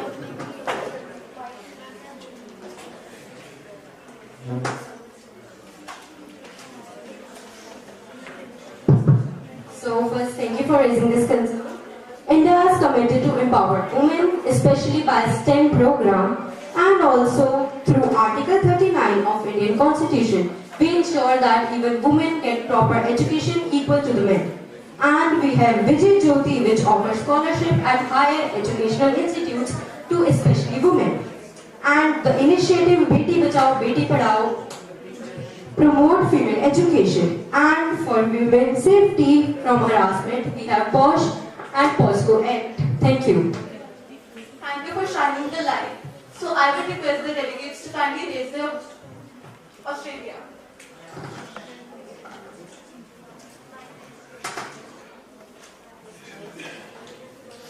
Honorable Chair, I would like to ask question to India. So the question to India is, why are the policies are not being implemented, not being passed properly in rural areas? I would like to request India to address this issue. First, thank you so much for raising this concern. India especially focuses the schemes to be launched in remote areas. We promote that even every school and every facility is also there in remote areas. And if there is no schools, we also have online option. Like PM Vani is a scheme which provides free public internet at every tea stall, from where children can get online education. And also we have Swayam Prabha TV channel, where renowned professors of IIT and AIMS teaches the students. Thank you. I would like to ask Japan to give the answers for the previous question and seek the solution.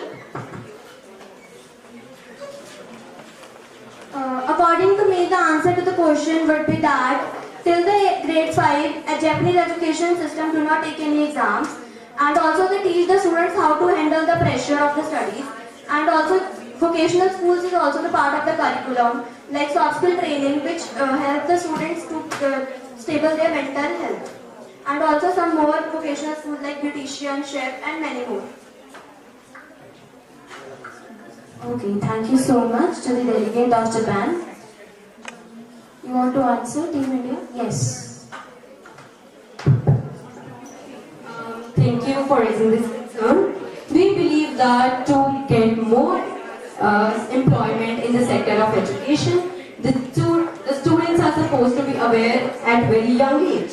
We are heavily investing on our Skill India programs, and even PM of India promotes this very much to have more teachers employed in the schools, especially in remote and rural areas. Thank you.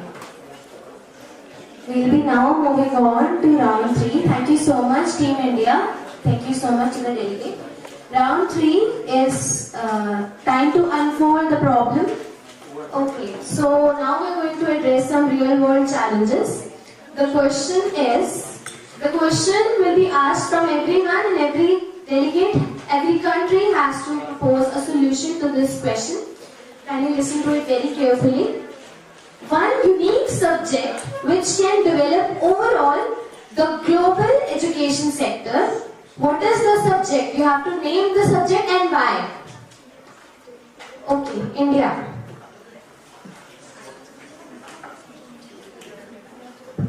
Honorable Chair, thank you for raising this concern and letting me speak on this topic.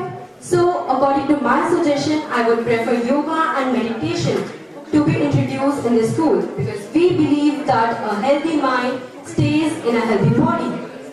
By the subject yoga and meditation, we can make students mentally as well as physically strong, so that they can do good in their academics as well as sports. Thank you. Okay, now I would like the delegates to cast their votes. If you agree, the green card. If you disagree, the red card. Please raise the 10 cards higher.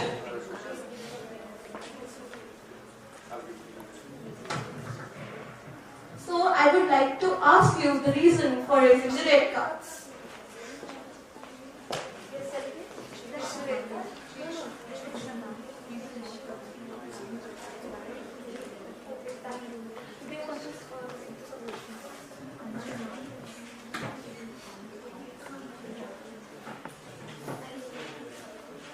Okay, can you please repeat the solution? Yes. Honorable Chair, my answer was that I want the subject yoga and meditation to be introduced in schools, because we believe that a healthy mind stays in a healthy body. By introducing the subject yoga and meditation, we can make the students physically as well as mentally strong, so they can do good in their academics as well as sports. Thank you. Thank you so much Now can we please cast our votes once again? Higher. Towards the chair, everyone.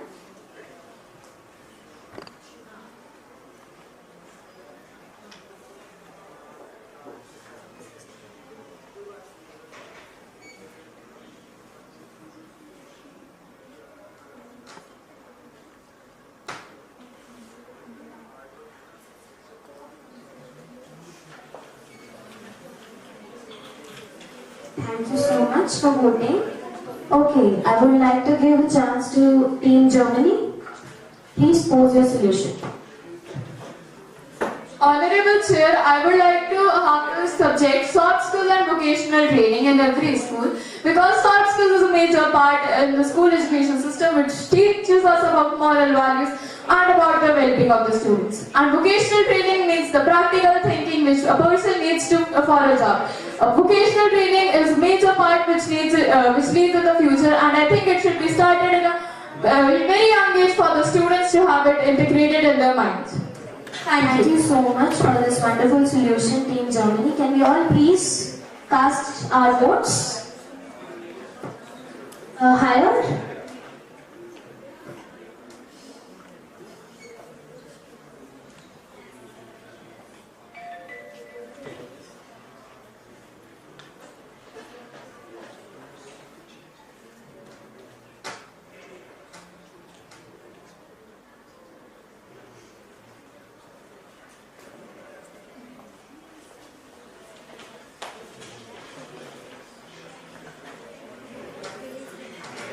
Can you please raise them once again higher?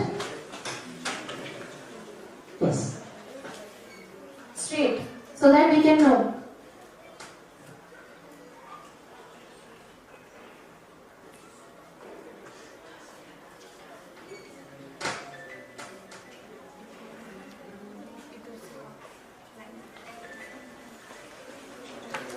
Okay, thank you so much to the delegates of Germany.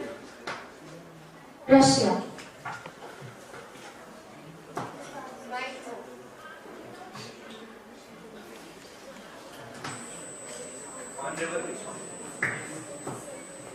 Honorable Chair, I would like the subjects AI and robotics to be included in the school curriculum. This will promote digital literacy among students, thus giving them the information and skills about the technological era coming or that has came. And this would help them.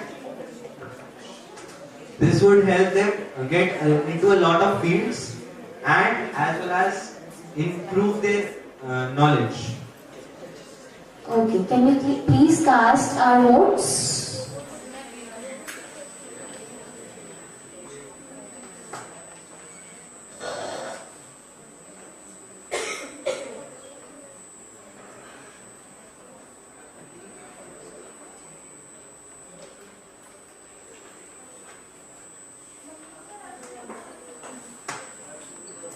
Thank you so much, delegates. Okay, we will be having Japan followed by USA. Okay, Japan. Honorable Chair, solution for this problem or a subject could be vocational courses and co-curriculum activities. Every school should have mandatory to have co-curriculum activities like sports and vocational courses in their weekly timetable so that everyone can get knowledge about vocational courses such as soft skills, cooking, interior designing, which will be helpful to them in the future also, and sports and co-curriculum like they will help them mentally and physically. Thank you. Okay, so the solution is similar to Germany. Can we all cast our votes?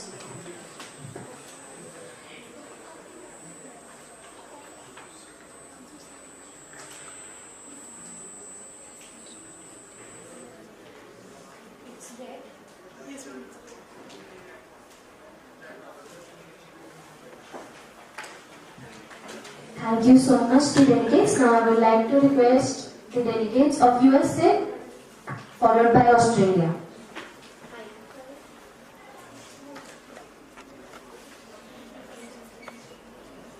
Thank you, first of all, to the Honorable Chair and the moderator for raising concern regarding this topic.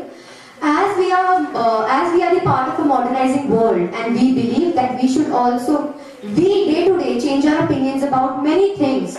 So what I believe is there should be subjects like AI, or there should be a subject of AI as well that should be included in the syllabus.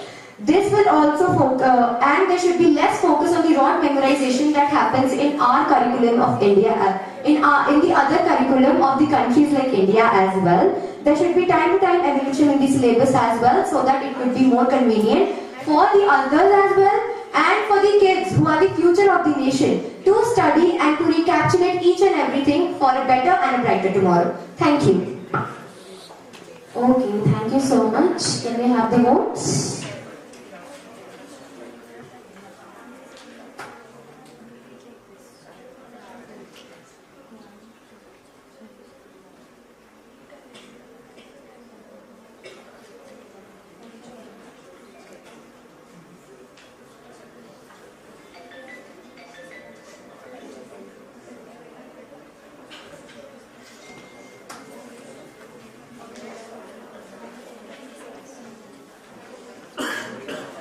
Thank you so much to the delegates. We'll be moving on to Australia for the solution. Over to you.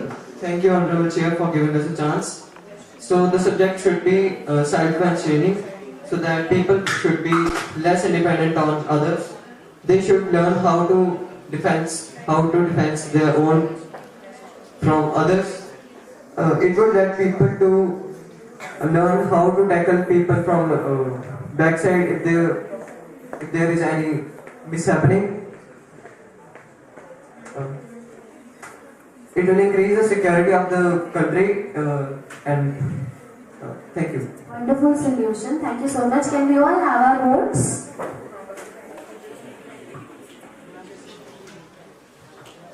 Can you please keep the 10 cards straight? Because some of them we are not able to understand if it's red or green. So straight 10 cards towards the camera or towards the chair.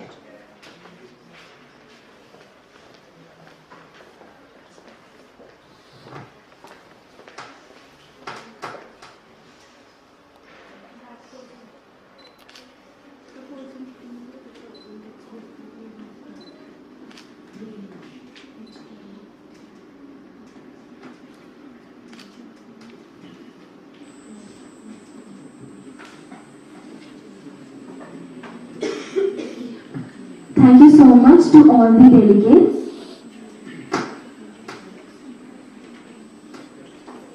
The global acceptance has been given to the country with the best solution, standing at 19 votes, the delegates of Germany. Can we have a huge round of applause for global acceptance to Germany?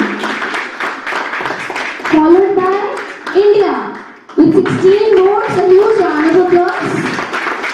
Followed by Russia, having 15 votes, standing high. Followed by USA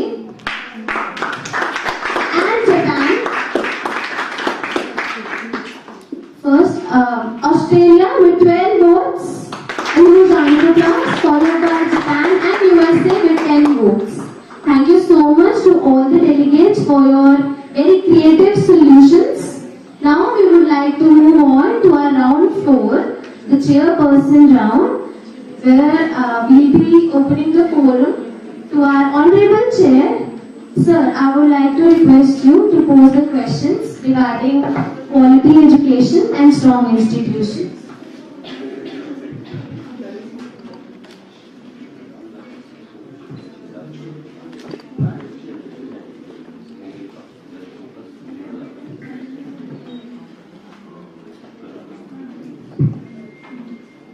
My question is to India that what action has been taken other than which you have already specified to improve the quality education and the institution.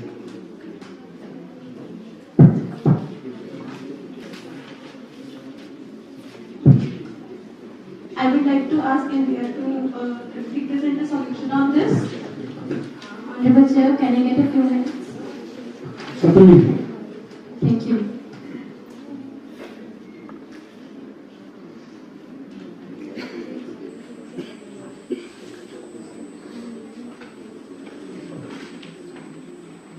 My question is to the Germany.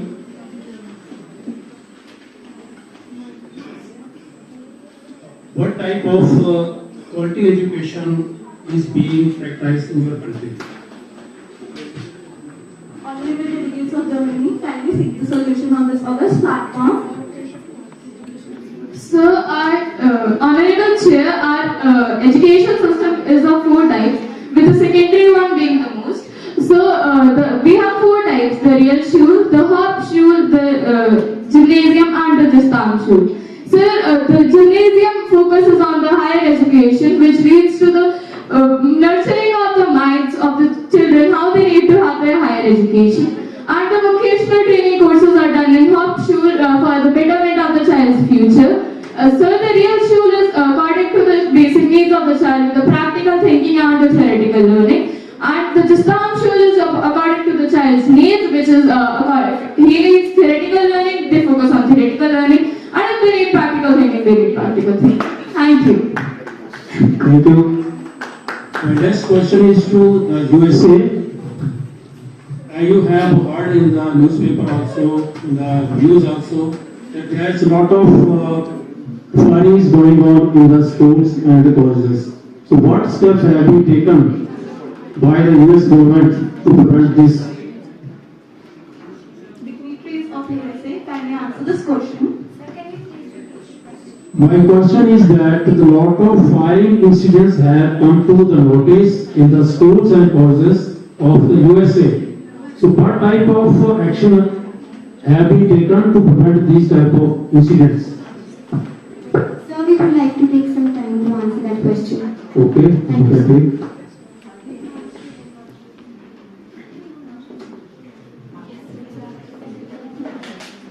Yeah, you are ready with the answer? I request the delegates of India to all seek the solution for this. Honorable Chair, thank you for raising the concern. So, other than that schemes, we have some more schemes. So, firstly, there is Article 21A, which makes quality education a basic right for the students. And we have Pradhan Mantri Kaushal Vikas Yojana, which empower the youth of India free of cost so that they can at least meet their basic needs. And also we have Skill India program, which skills the youth and make them aware about the knowledge. And we have Swayam Prabha TV channels, which are re-owned by IIT, AIMS and other institutes teachers, so that the quality education is necessary for the students even in remote areas. Thank you.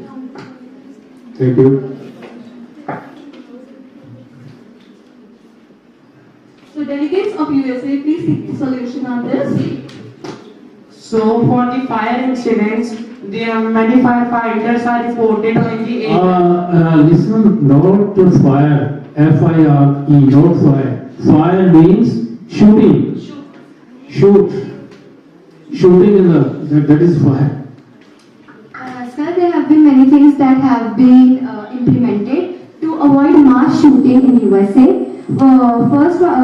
First one of them is there has been restricted gun control law, which has been implemented in the USA.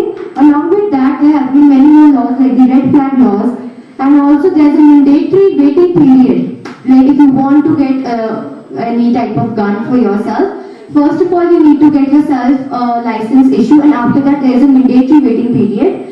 After that, there is public awareness campaigns also that tells about the shootings, because at some time there used to be very high shooting rates in USA, but now there has been a major decline in those because of the increased security that has been there in the major areas of USA as well.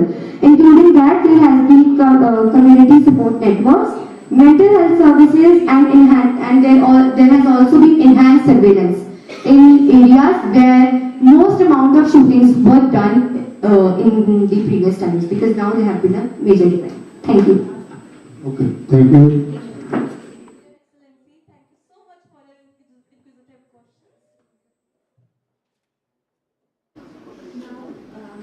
I would like to move on to our topic number 3 for the day, decent work and economic growth.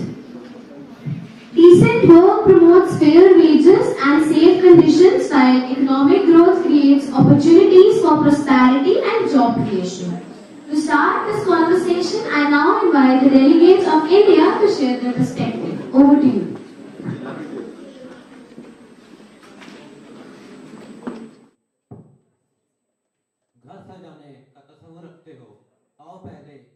इस घर की मजबूत नींव रखी जाए. Greetings, Honorable Chair and esteemed delegates. Today I stand before you to discuss the important topic of decent work and economic growth, an integral vision of India.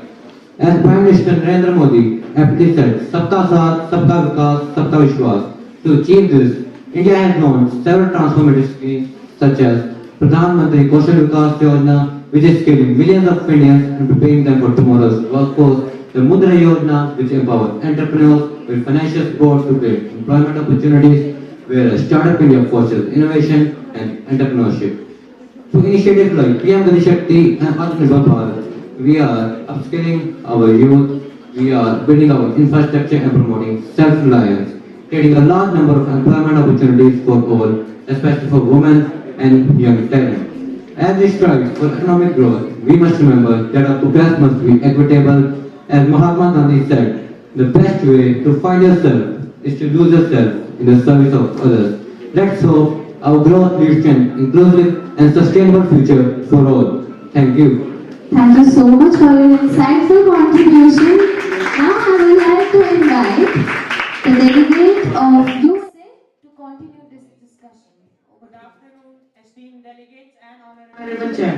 I am Praveen Chaudhary and it's an honor to stand before you today to represent the United States of America, a beacon of resilience and a global leader in economy and employment. The US boasts the world's largest economy with a nominal GDP of $27 trillion in 2024, which makes roughly the 26% of the world's trade.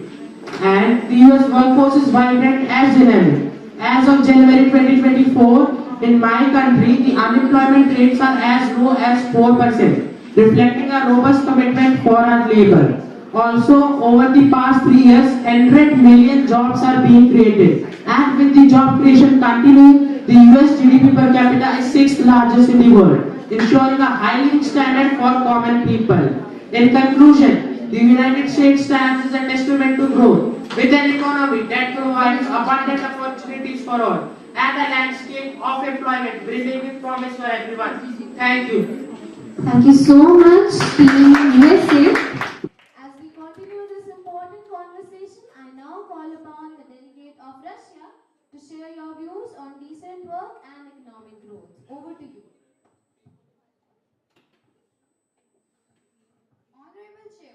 And esteemed delegates, in the recent years, Russia has shown resilience, achieving a GDP growth rate of approximately 4.7, rebounding back after the global disruptions. In 2023, Russia's GDP growth rate has reached 4.6, despite all the global challenges. But beyond the numbers, the focus must be shifted towards the quality of work and its impact on the well-being of the people. Decent work isn't just about employment, it's about creating jobs that are fair, safe, and provide workers with dignity and respect. It's about ensuring equality. However, Russia faces challenges such as income inequality, regional disparities, and its need to diversify its economy beyond the oil dependency. To achieve sustainable growth, it is very crucial for the Russian government and its private sector to invest in education, innovation and infrastructure to build a more resilient Russia. As we look forward, decent work and robust alongside with economic growth in Russia is very crucial for Russia to build a very conclusive and more prosperous future for all its citizens. Thank you. Thank you so much, Team Russia. I would like to request all the delegates that whenever a presentation is going on, I request you all to please listen to it carefully instead of discussions. That would be more respectful. Now we would be moving on to Team Australia. Over to you, delegate. Honorable Chair, esteemed esteemed delegates and distinguished guests, a very good afternoon to one and all present here. I am honored to represent my country, Australia, a nation shaped by its unique positions as both a Pacific power and a close neighbor of the dynamic nations of Indo-Pacific. Australia's economic journey began as a resource-based economy. Colonization in 1788 marked the start of a merchant and agricultural economy. In the 19th century, the discovery of gold led to a rapid influx of immigrants and massive growth in trade and mining. This period laid the foundation for the Australian economy, heavily reliant on primary industries such as agriculture and mining. Today, Australia boasts one of the most advanced and diversified economies in the world. It is a high-income nation with a mix of services, mining and manufacturing industries. The service sector, including finance, education and healthcare, now dominates the economy, contributing over 70% of the GDP. The GDP of Australia, as per 2023, was 1.72 lakh crores USD. Mining and agriculture remain significant, particularly due to Australia's vast natural resources which are in high demand globally, especially from neighboring markets like China. December 2021 national account showed that Australia's economy grew 3.4% since the pandemic, more than the USA, UK, Germany, Canada, Italy and France. Australia's overall public balance is the second strongest among G20 nations. I would like to conclude by saying that Australia's economy has evolved from its colonial beginnings to become a global powerhouse in both natural resources and services. It stands as a symbol of economic adaptability and resilience. Looking forward to having fruitful conversations with all of you. Thank you. Thank you so much, Team Australia. I would now like to call upon our distinguished delegate of Japan to share their perspective on decent work and economic growth. Over to you. Japanese held on to believe that smooth seas don't make skillful sailors. Strong work, strong economy. Japan's path to prosperity. Myself, Naman, honored to represent Japan's decent work and economic growth. With a GDP of 600 trillion yen, Japan ranks 4th globally in terms of GDP, whereas ranked 5th in terms of PPP, that is, purchasing power parity, adjusting cost of living differences. With one of the lowest unemployment rate of 2.6% and high workforce participation rate of 64%. Initiatives like work style reform ensure fair working hours and equal opportunities, while Society 5.0 integrates AI and robotics to enhance job efficiencies, along with government initiatives to promote women workforce participation. Japan sets an example for sustainable development, proving that decent work is the foundation for long-lasting economic growth. Thank you. Thank you so much, the delegate of Japan, for your comprehensive analysis. Now I would like to invite the delegate of Germany to conclude our discussion on decent work and economic growth. Good afternoon to everyone present here. Today, I, Shah, stand before you as the delegate of Germany to address Germany's approach towards achieving Sustainable Development Goal 8, decent work and economic growth. Germany is the largest economy in Europe and third largest economy in the world in terms of nominal GDP. In 2025, it has reached a mark of $4.94 trillion with its per capita income being around $56,717. Germany's economy is built on 3 key sectors, in which agriculture represents 0.7%, industry 28.1%, and service make up 62.6%. Despite agriculture's small contribution towards Germany's economy, it remains highly productive, fulfilling its German nutritional needs. Germany is also the third largest agricultural producer in European Union, growing crops like wheat, potato and barley, etc. Service alone contributes 63% of Germany's GDP. Some of its major services are banking, transportation, trade and tourism. Industry is one of its most revenue generating areas, and some of its major industries are heavy machinery, iron and steel, coal and chemical manufacturing.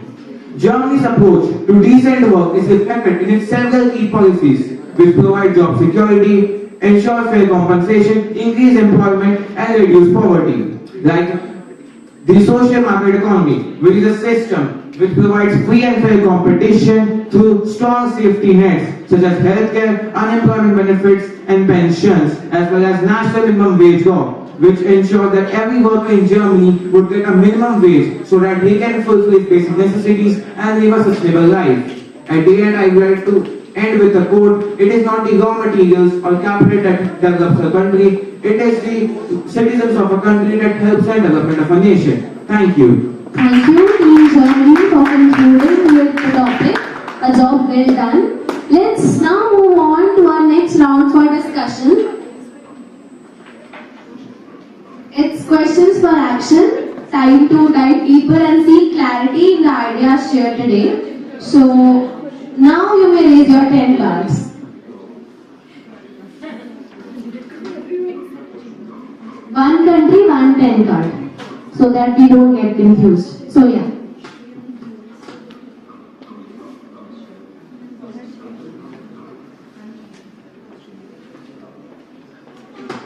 Honorable delegates of USA, kindly pose your question to another country.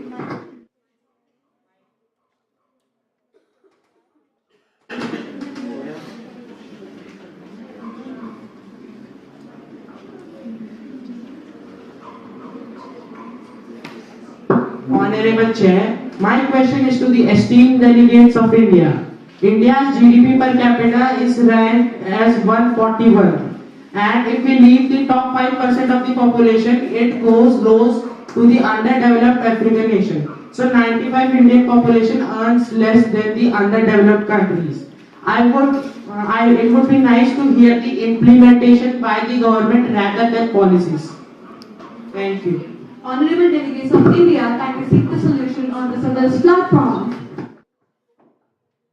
I would like to thank the delegate of states to raise the concern on this topic. As he has said, the solution to that question, India's GDP per capita is $2940, and in order to even improve it, we are continuously investing on our economic structure through various schemes such as MGNREGA, PMGY, and Atmanirbhar Bharat.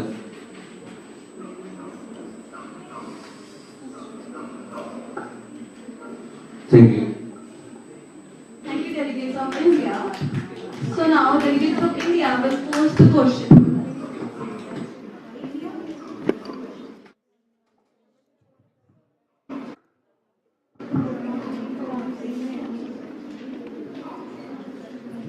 Honorable Chair, my question is directed to the esteemed delegate of United States.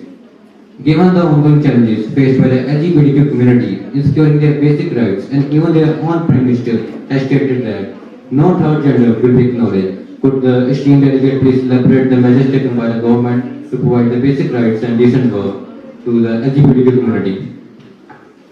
Honorable delegates of USA, kindly address the solution.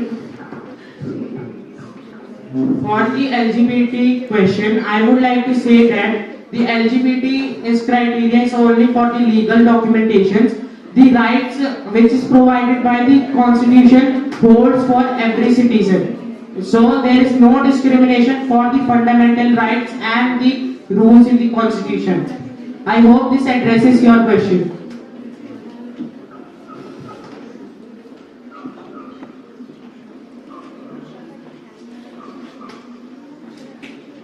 Honorable delegates of Russia, kindly ask your question.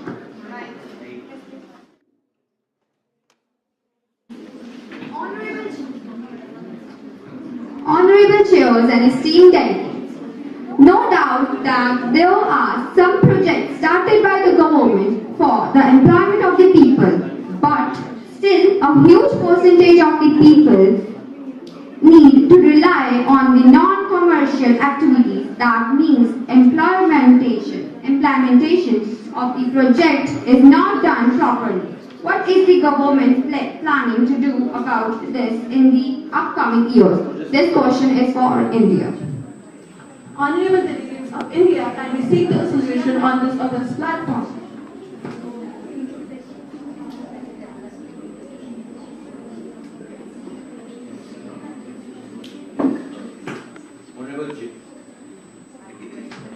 Honorable Chair, could the esteemed delegate please repeat the question? So delegates, kindly repeat the question.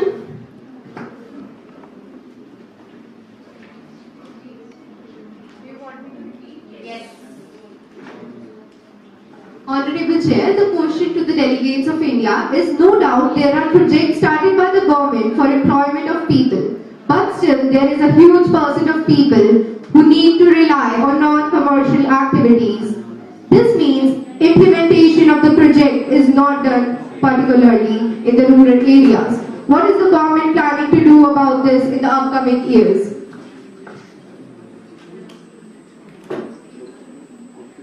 Honorable delegates of Russia, can I ask you one question?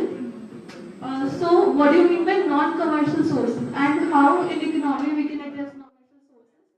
I think some other words must be used in this thing. Non-commercial in this basis I meant that under the government or not in the employment sector, not in the urban areas. Ma'am, honorable dignitary, this means that there are more informal sectors and not in informal sectors. Am I correct, Russia? Non-commercial is not a word in economic terms. But I meant that they are getting employment in just the rural areas, not in the urban areas. So now we got the question that most of them are getting employment in rural areas and not in urban areas.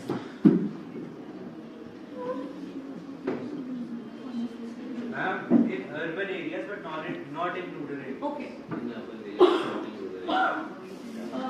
I would like to clear this question. So they are asking that more employment is being done in the urban area rather than being in rural area.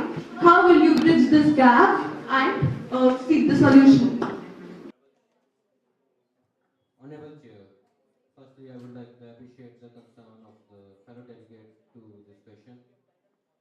In answer to this, we have MG Narayana that is providing 100 days of guaranteed employment to every person in the rural area, and also we are adapting PMGY, which means we are job providers instead of job seekers. Everyone in our country can start their own business, and we are providing them loans at very low rate of interest to cope up with all of these problems. Thank you, delegates of India. So next question would be addressed by Japan. Honorable Chairs, my question is to the delegate of Germany. My question is that in past few years, the inflation rate in Germany has been increased and the wages growth rate is very less. According to my research, in 2022, the inflation rate was 6.9% and wages growth rate was just 2.7%. So it may lead to hyperinflation. So what are the steps taken by government to tackle it? So Germany dignitaries kindly seek the solution on this awareness platform.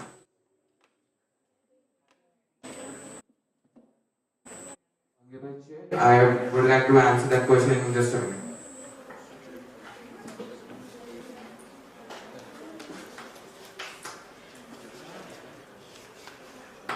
So Australia will ask the next question.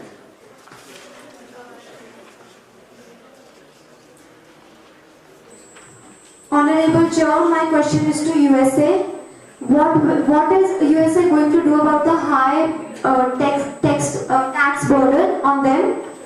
What are the policies they are making to reduce the tax? So for the taxes, tax is a state of money of a percentage of personal income which is given to a government, and the government uses it for the betterment of the society.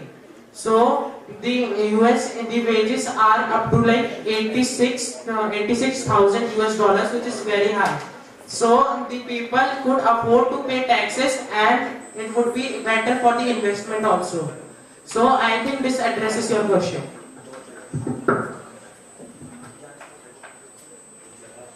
So Germany will address the question. So the answer of your question would be the minimum wage in Germany is set by the minimum wage law was 12 euros per hour, and the cost of living in Germany is around 1,000 euros per month for a single person. So if worker in Germany is working for around 8 hours a day, he can successfully fulfill his cost of living. And the inflation rate in the previous year was high due to the ongoing Russia-Ukraine war. So Germany is not that much supporting Ukraine. That's why, and it also improving programs. So that's why the inflation rate this year in 2024 has been dropped from 6.3 to 2.4%. Thank you, Germany. Could you address the question now? Honorable Chair, my question is to the delegate of Russia. What is their HDI goal is very low, and the economy plays a great role in their HDI. So I want to ask what they are doing for it.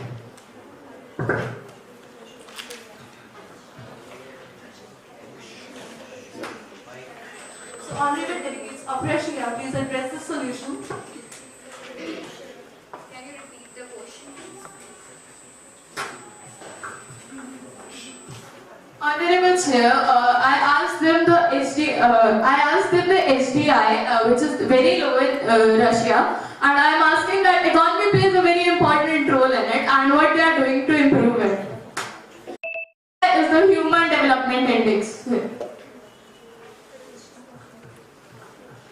There has been multiple projects introduced by the Russian government. Some of them are new economic policy which implies and which allows the people of the Russian citizens of local areas to contribute in their constitution to improve their economy of the Russia. And Russia has introduced various types of policies to increase their economic and human development in the future, and I hope that ensures your question. Thank you, delegate. Now, thank you so much to all the delegates for your wonderful questions and very creative answers that you gave. A huge round of applause for all of you.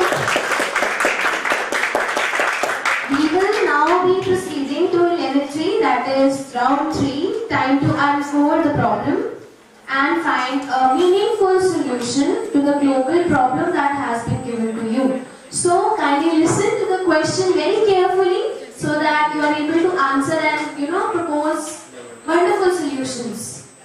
Okay, the question is for decent work and economic growth. How can countries develop one global rule to protect workers' rights and promote decent work conditions? Did you get the question? I may repeat the question. You want me to repeat the question or you got the question? Fine. Okay. I'll repeat it once. Okay. How can countries develop one global rule to protect workers' rights and promote decent work conditions? We'll be hearing first from Russia, followed by Australia.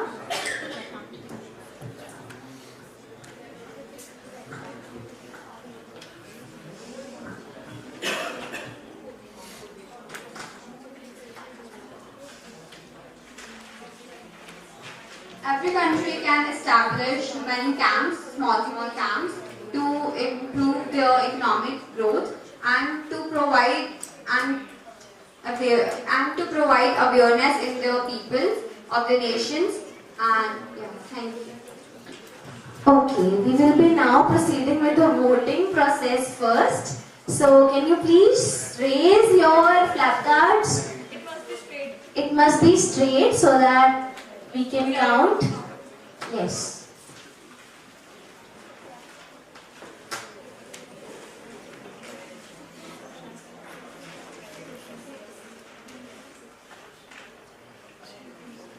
Cards down, please.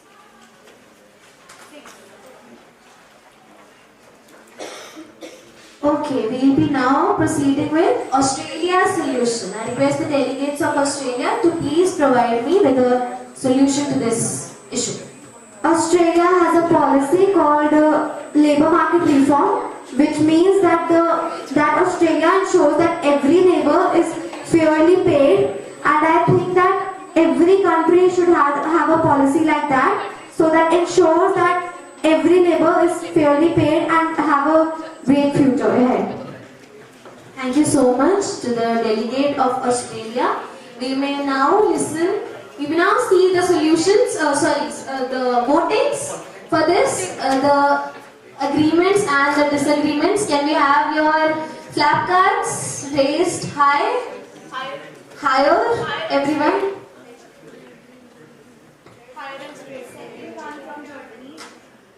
Higher. Aviral, higher. Higher and straight.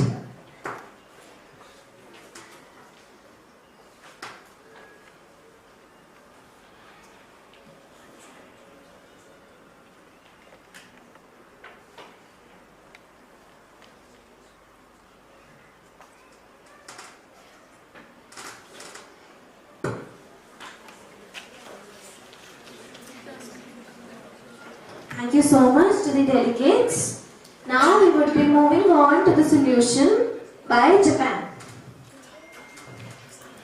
I request the delegates to please.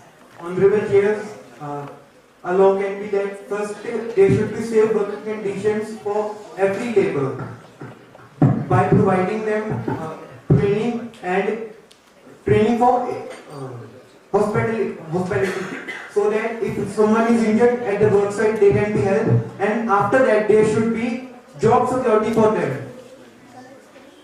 After that there should be job security for them, and everyone should have been paid equally. And in Japan there is a law which ensures that if a worker is employed, he has a lifetime job security. So these type of laws can be implemented all over the world for the laborers. Thank you.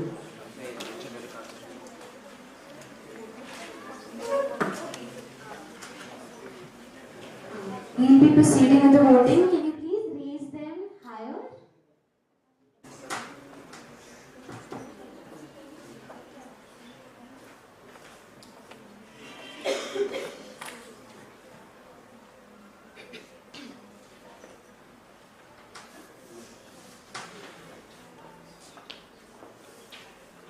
Higher and straight again.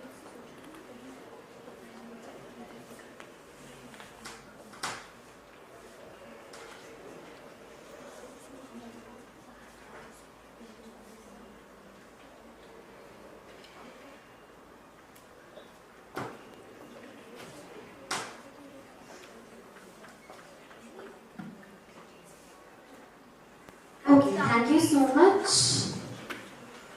Now we will proceed with the delegates of USA. I request the delegates of USA to provide us with a solution. Honorable Chair and esteemed delegates, for the rights of workers, there should be fixed working hours and there should be a specific limit which is set by UN. Also, the conditions or the criteria for working hours in specific industry should be set by UN, and the regular checking should be provided. Also, for the workers, awareness should be spread among the people, and the minimum wage is set by the World Bank is $1.9 US, which should be applied by every country, which would solve the workers' problem. I hope this would be a solution. Thank you so much. Can we please raise the votes? Higher and straight. Higher and straight.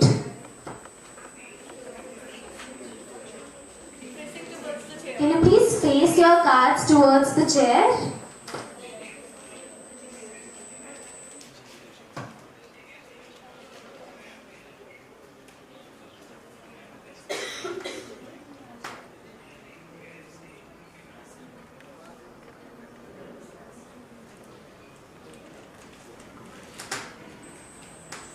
Higher again.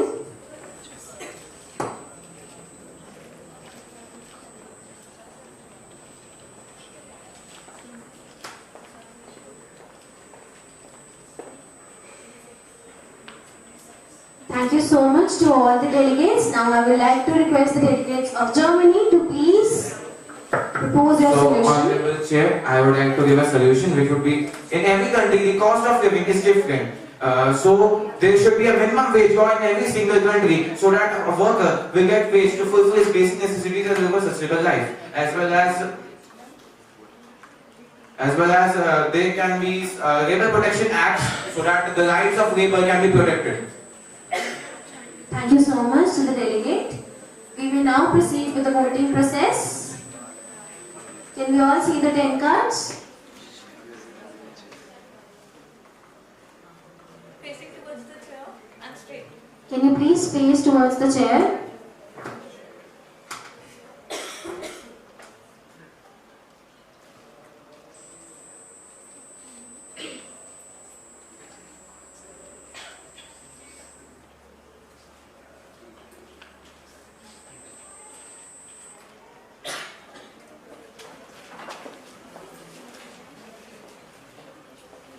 Thank you so much, Team Germany. We may now like to hear from Team India. Can we have your solution, please?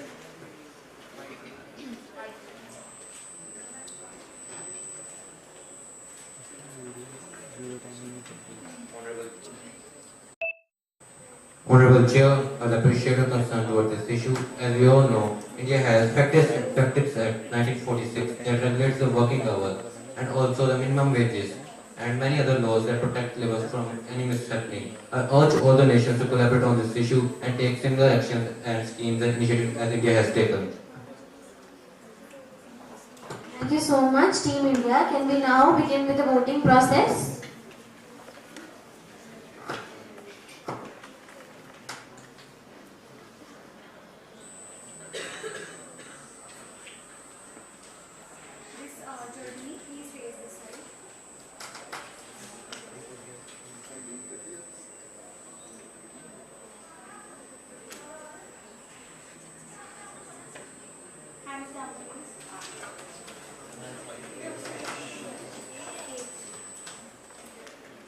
Thank you so much to all the delegates for your beautiful solutions, I must say.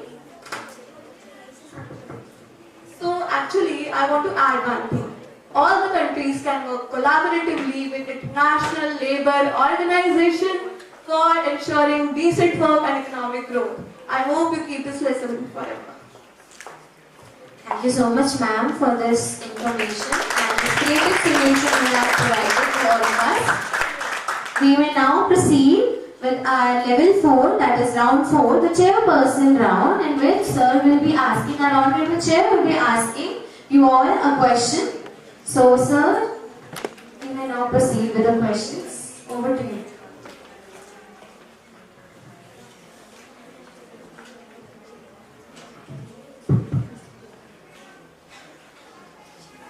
My question is to India. What type of action has been taken by the government to improve the working condition to make a decent work, and action has been action regarding the economic growth? Honorable Chair, I would like to have some time. Certainly.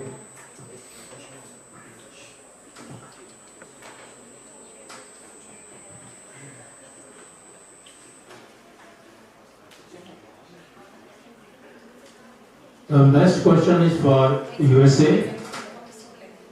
What type of income tax reforms have been initiated by the US government?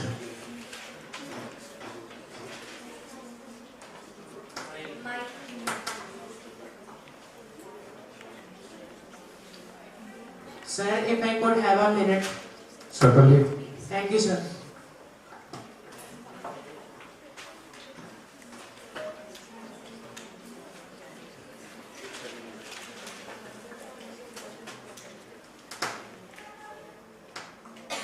My next question is to Japan. What is the weekly minimum working hour for labor in Japan?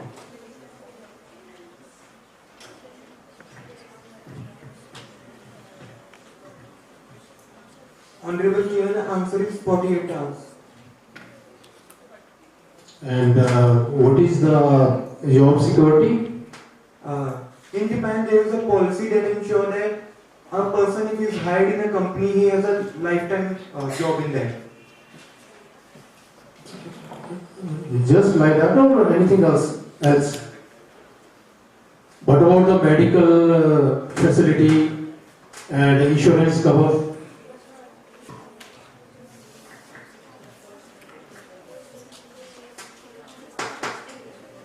So, universal health insurance that is mandatory for everyone, for the workers also. Okay. Thank you, sir. Can we get the solutions? Delegates of USA, please. I thank the Honorable Chair for asking such a wonderful question. So tax is different for income streams. So the person with the higher income have to pay the higher taxes, so that there is not the burden for the person with low incomes. Also, tax is different for personal taxes and corporate taxes. And the US government has provided some tax initiatives for the people with low income. Thank you.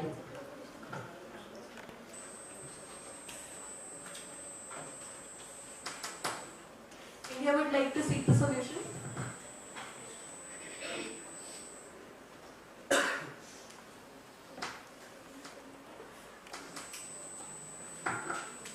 Honorable Chair, I appreciate your concern toward this issue. In order to improve the condition of the laborers, we have Factors Act 1946 that regulates the working hours and also minimum wages.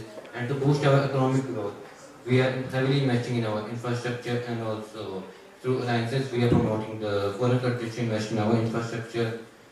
And we have Atmanirbhar Bharat, Skill India, Startup India, and we have also revised our taxation policy recently. Up to turn tax, there will be no tax yearly to benefit the poor and increase our Gini coefficient. Not benefit the poor, but to benefit the middle class.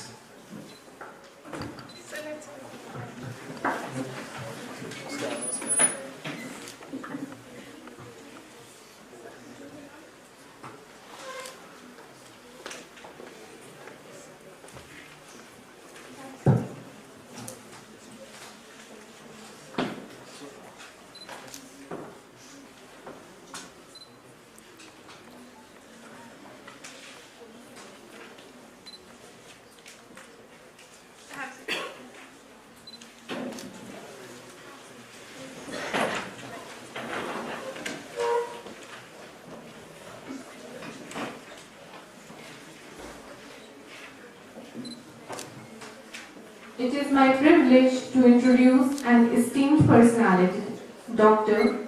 V. Sivakumar, a distinguished academician and administrator, and Village Industries Commission. Sorry, I would like to repeat.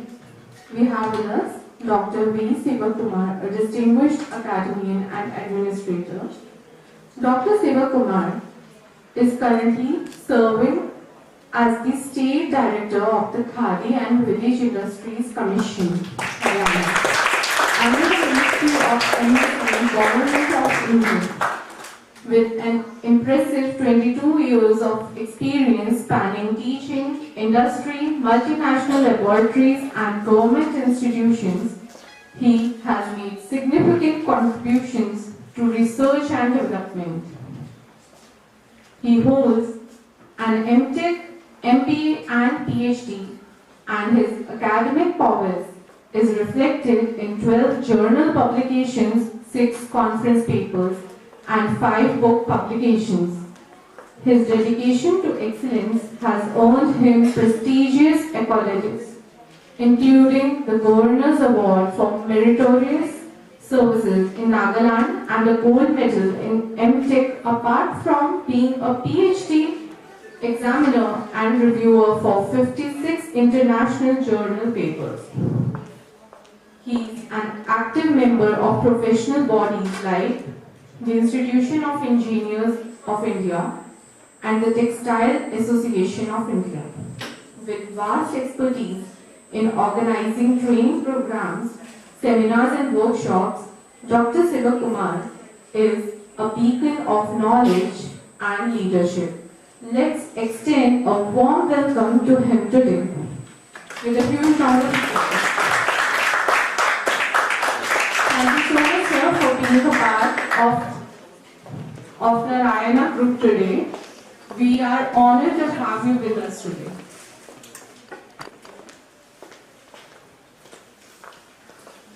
We would like to invite the principals, R&D head, zonal coordinators to do the honors. Let's welcome sir with a huge round of applause.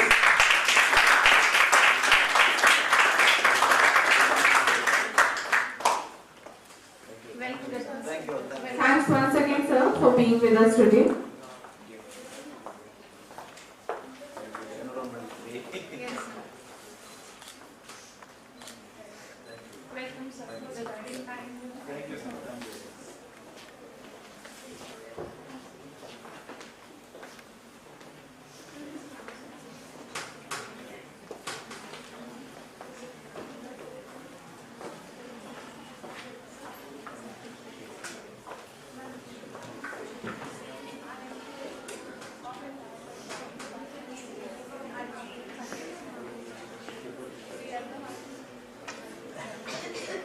Thank you so much, sir, for asking such wonderful questions, and thank you so much to all the delegates for answering so wonderfully.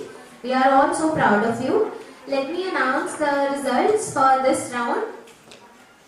The global acceptance for topic 3, decent work and economic growth, has been backed by the country with the most votes, most acceptance, 26 votes, USA.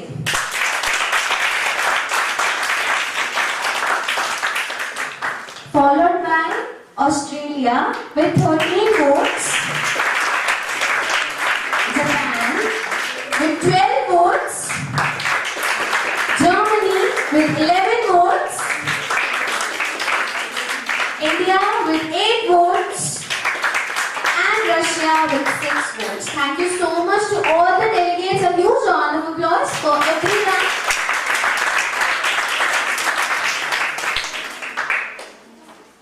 Thank you so much to everyone for taking part in this wonderful round. We will now proceed to round number 4, topic number 4. Topic is technology, innovation, industry and infrastructure.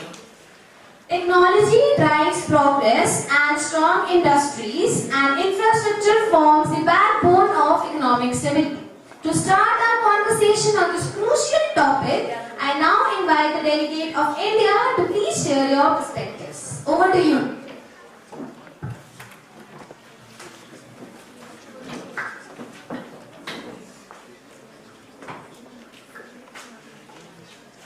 Honorable Chair, distinguished delegates and esteemed guests present in this room.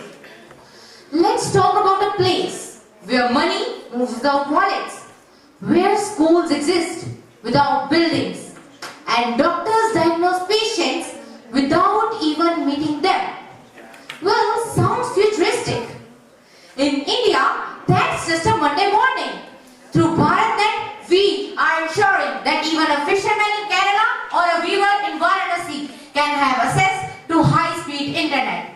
And PM Vani is making every tea stall a Wi-Fi hotspot, proving that in India, connectivity and internet is as essential as chai. With ISRO's Chandrayaan 3, we have landed on the south pole of moon for less than the cost of a Hollywood movie. And yes, we are working on our national semiconductor policy. So soon, the chips on your phone might say made in India instead of made in Taiwan. While some nations just debate the AI and the ethics of AI, India has deployed AI in rural areas to detect the retinal diseases, bringing down blindness rates drastically.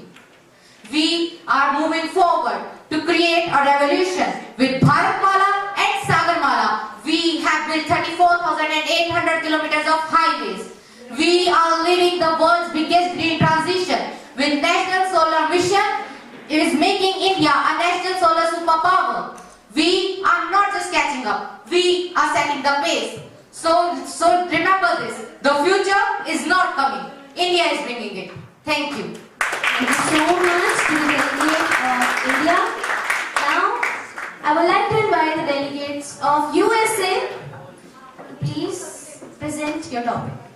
Honorable Chair, esteemed delegates and distinguished guests. It's well said that the infrastructure is the backbone of any country. If we are investing in it, it means we are investing in our future. Today, I, as Sukhman Singh, a delegate of United Nations of America, would like to share my opinion on infrastructure and development of the country. The United Nations, a nation of builders, innovators and dreamers. My country stands at the forefront of technological revolution built on ingenuity. We spend over $650 billion annually on our research and development and infrastructure. Investing in our future means investing on modernizing our infrastructure by building roads, bridges and expanding our broadband. Also, it means investing in renewable energy sources like solar energy and wind energy. And crucially, it means expending money on our workforce for providing them skills, as a result of which millions of new jobs will emerge.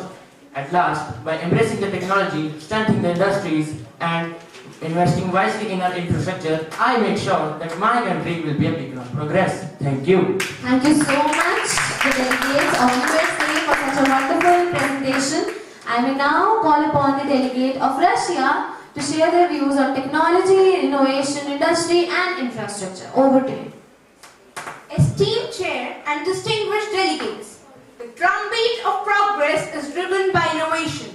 Russia firmly believes that industry, innovation, technology and infrastructure are the pillars of a prosperous and interconnected future. Our vision is not just for today, it is for the generations to come. Russia's commitment to digital transformation is clear. We aim to ensure 97% of the households with high-speed internet by 2026, bridging the digital divide. Our ethical AI advancements are tackling global challenges, from precision agriculture to AI-driven medical research. Russia stands as a leader in nuclear technology, biotechnology, and renewable energy, supporting the SDGs. Our ongoing ISS collaborations demonstrate that scientific research has got no borders. Russia's North-South Corridor program boosts global trade. Russia stands ready to collaborate. So let us forge a future where we use technology to connect nations, empower economies, and secure a prosperous future for all. Thank you. Thank you so much to Team Russia for your valuable input. Now I would like to invite the delegates of Australia to provide their insights on this critical topic. Honorable chairs and esteemed delegates, good afternoon to one and all present here. I, Adrija, delegate of my country Australia, is privileged to present you technology, infrastructures and industries of my country Australia. As we navigate the complexities of the rapidly changing world, Australia stands at the forefront of the technology advancement with the innovations of infrastructures, and the nation is also making strides in industries such as mining, agriculture and renewable resources. The technology company was first started by two Danish guys and two Austrian blacks. They started a company named Two Technologies in the year of 2003. Australia has also succeeded in inventing polymer banknotes, escape slide, black box flight recorder and many more. But moreover, they have developed the Wi-Fi technology in 1922, which is used globally nowadays. The infrastructure of Australia is much stronger than other countries. Though it was discovered late, but still it is the strongest. It includes transformation, telecommunication, water system and SDG goals. The industries of Australia is one of the main income resources. It includes manufacturing with 7.5%, infrastructure with 11.7%, and education and health with 11.7%, and mining with 12.2%. The future of Australia lies in the ability to innovate, adapt and invest in the cutting edge of technologies today. Thank you and have a nice day ahead. Thank you so much to the delegates of Australia. I now call upon the delegate of Japan to share their perspective on this topic. Imagine stepping in a world where high-speed trains glide like it whispers. Humanoid robots interact with each other. Cities are built to withstand natural calamities. Today, our delegates will take you to Japan, a land of rising sun, a nation where tradition meets innovation. Japan is at forefront of technological advancement with robots like Pepper, which can interact with humans. As for human comfort, we have automated checkout stores like Family Mart, which uses facial recognition sensors and RFIDs, radio frequency identification. Hold your horses. Here I am going to highlight that Japan is the only country to have self-cleaning and self-fitting toilets and music for your privacy. Japan's tech sector worth $150 billion, Sony leading at $100 billion.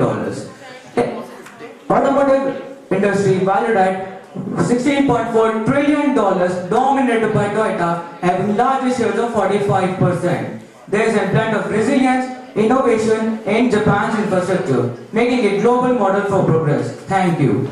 Thank you so much to the delegates of Japan. Now we would conclude the topic with the delegates of Germany. Can we please have your thoughts on this? Honorable Chairperson and esteemed delegates, it's with honor that I stand before you all to represent my country Germany on the Sustainable Development Goal 9. Industries, innovation and infrastructure. Innovation and infrastructure goes hand in hand.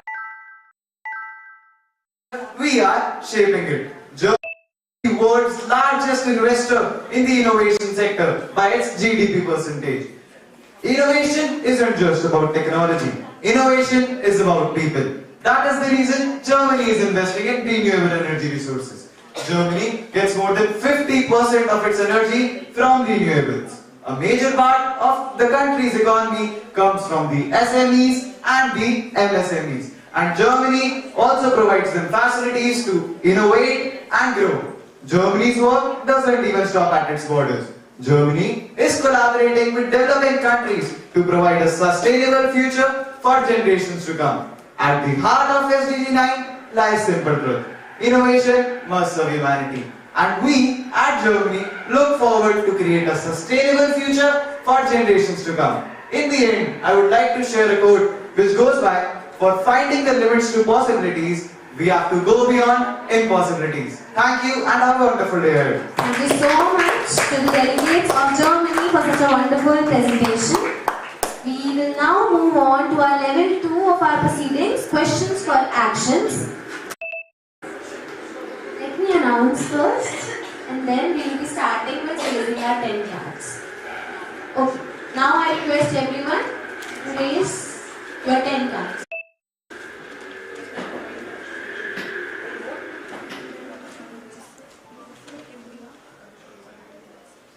We will be starting with Japan. Honorable Chair, my question is to delegate of Germany. Why Germany is slow at adopting e-currency, digital currency?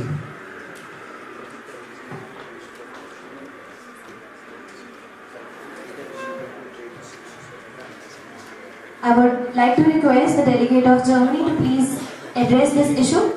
Germany has also started focusing on the e-currency, and Germany is looking forward to provide internet facilities to all parts of the country through the High-Tech Strategy 2025 that also ensures the use of efficient e-currency in the country. Thank you, delegate. So the next one is US. US will ask the question now on the service platform.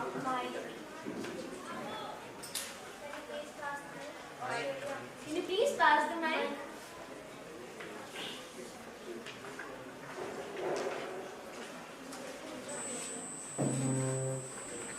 Honorable Chair, my question is to the delegate of Germany. 30% of the Germany lacks the digital infrastructure.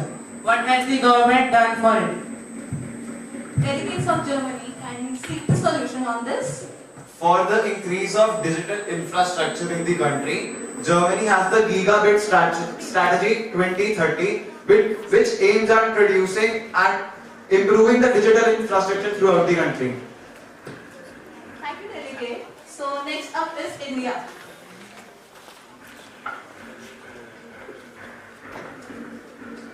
Honorable Chair, I would like to address my question to the esteemed delegate of Japan. While many countries are adopting central bank digital currencies, how is Japan planning to maintain monetary policy effectiveness in the absence of a digital yen? Delegates of Germany, can you seek the solution? Delegates of Japan, can you seek the solution on this topic? We have digital yens like PayPay. We use digital currency. I am asking about central bank digital currencies, like India is having two types of currencies, retail rupee and second rupee, retail rupee and wholesale rupee. We are having wholesale rupee currency for the international trades. I am asking that one. You are not having that. You are actually having the one for in the local or normal transaction, but not for like central bank digital currencies. I would like to inform you all that counter questioning is not a part of this. So, if you wish to ask any question, you may raise your 10 card once again. Thank you so much. Thank you so much. Now we would like to move on to the next country for questioning, which is Russia.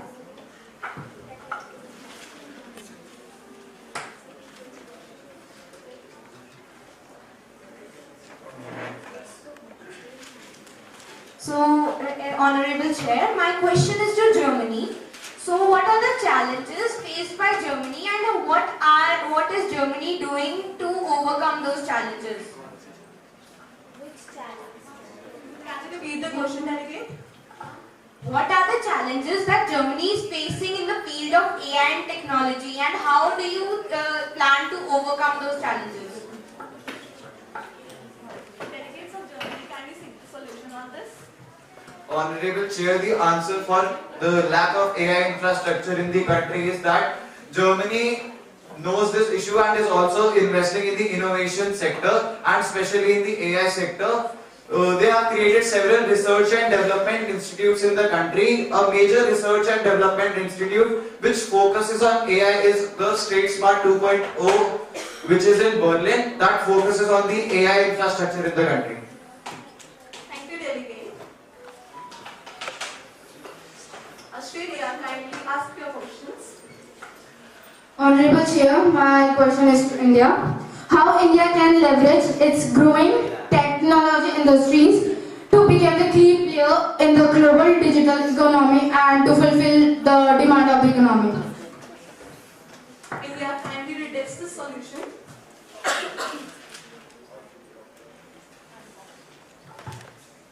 Can I please ask the delegate to please repeat the question? Delegate, kindly repeat the question. Yes. How India can leverage its growing technology industries to become the key player in the global digital economy and while ensuring the high demand of the public, like the world which is demanding for it. Actually, I am not getting clear what the question really is. So basically, the question is that India is growing in artificial intelligence and technologies.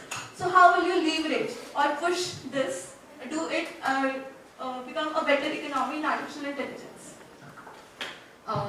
Firstly, thank you for shining light on this concern. Actually, India is having AI for all strategy. We are continuously working on it and making sure that AI is used in educational, agricultural, and all these things to improve this. And in this technology, we are continuously researching and developing in it. It is led by Niti Aayog, which is focusing on job creation and ethical AI. I guess this answers your question. I was asking like how India can lead. Cross-questioning is not a part of this. If you wish to ask another question, you may just raise your 10 card, and if you get a chance, then you can ask your question. Thank you so much. Please have your seat. We will be proceeding with Germany. Please propose your question. Dear Chair, I would like to ask the delegate of Australia that Australia has a large amount of space and area. that goes unused and unnoticed. So what is the government planning to use this space for?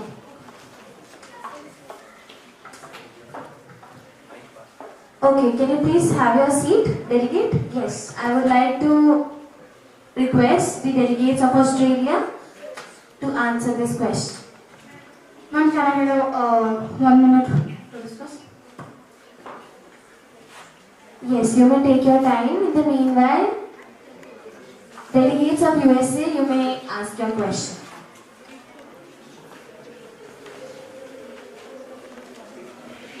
My question is to the delegate of Japan. As you said that in your country everything is carried out by the robots, but if there is a failure, how will you deal with it? Like, do you have any sort of backup or so? Can we get light on it? Failure like in robots failure? Yes, yes. Usually the robots failure is not happen, but we can handle failure very efficiently as infrastructure is very good in Japan and they have overcome by failures very properly. Thank you, delegate. Delegates, can you raise your packet? Yes, India.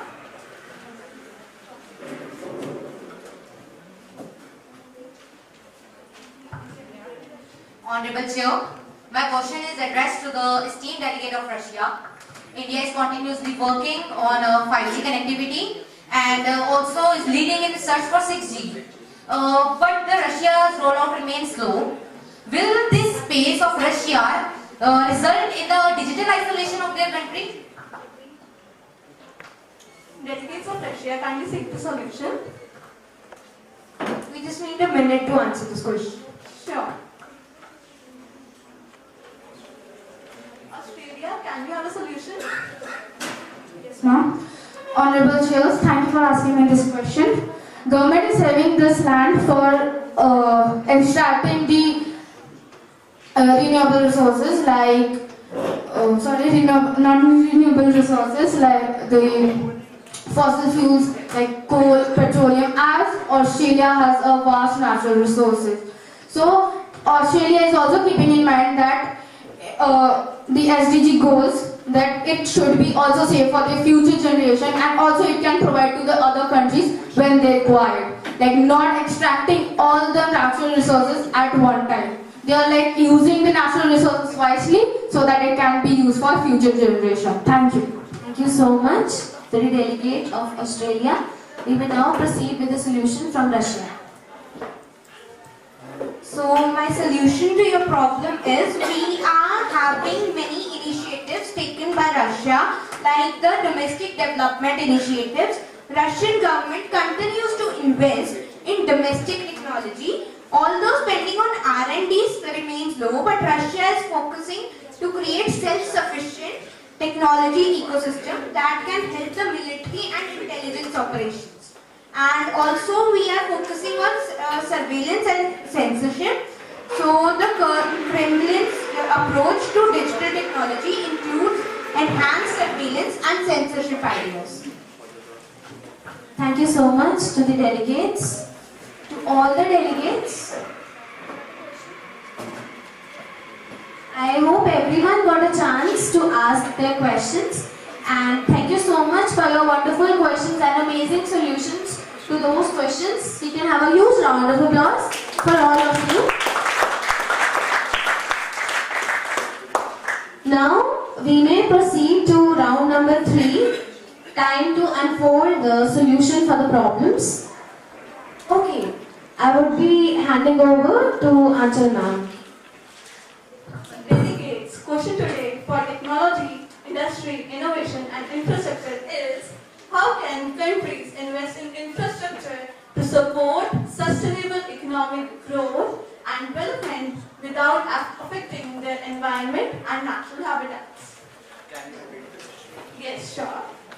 How can countries invest in infrastructure to support sustainable economic growth and development without affecting their environment and natural resources?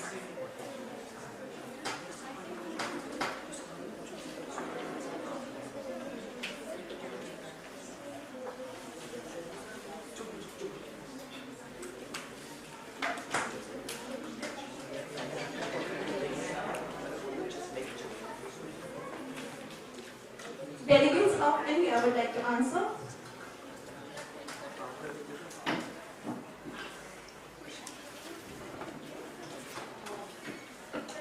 Honorable Chair, the countries can focus on their infrastructure by maintaining the sustainable development and not even harming the environment by using clean energy and renewable energies. And India has already launched so many programs related to this, like Green Hydrogen Mission and National Solar Mission. We are also having International Solar Alliance, in which India has collaborated with France with the motto of One World, One Sun, One Grid. In which in 131 sun-rich countries, they will get the energy and the solar panels will be made there to get the energy. And also we are focusing on green hydrogen. So make sure that the pollution levels also decrease. One of the things is we are also focusing on plastic to road. We want that the plastic which is waste and is harming our environment is used to make infrastructures. Is used to make infrastructures like roads. We are also focusing on bioplastics which is made up of bioalgae. In this way, if we all collaborate in the lines of India, if everyone collaborates, we all countries may collaborate with each other in the lines of India, and if we share our technologies with all these and if we share our information, we will be able to develop our infrastructure as well as maintain the quality of our environment. Thank you. Thank you so much, Team India. I would like you all to keep your solutions concise. Okay.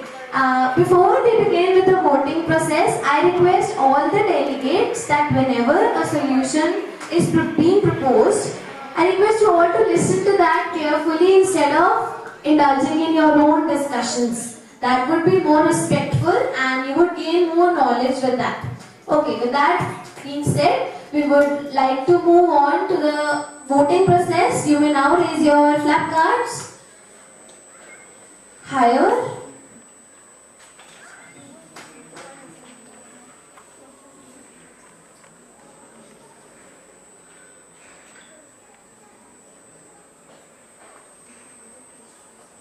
Can you please face towards the chair? Everyone.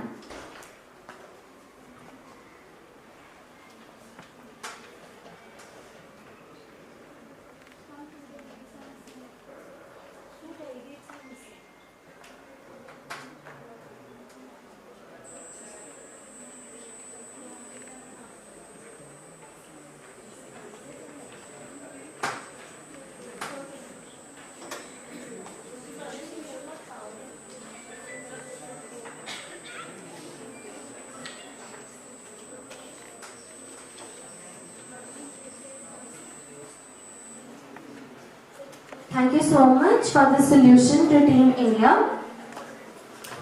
Now we would like to listen from Team Germany, followed by Japan.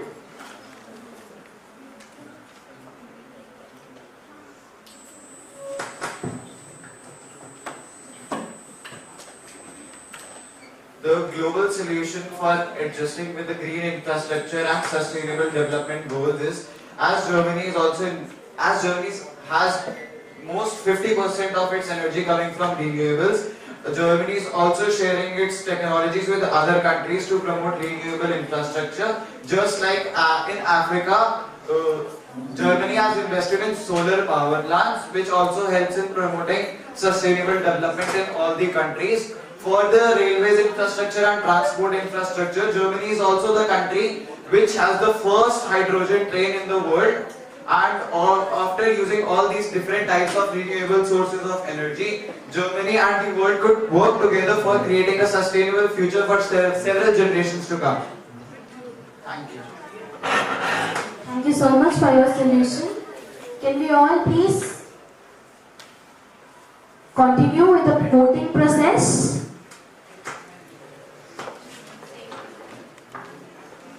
Higher towards the chair.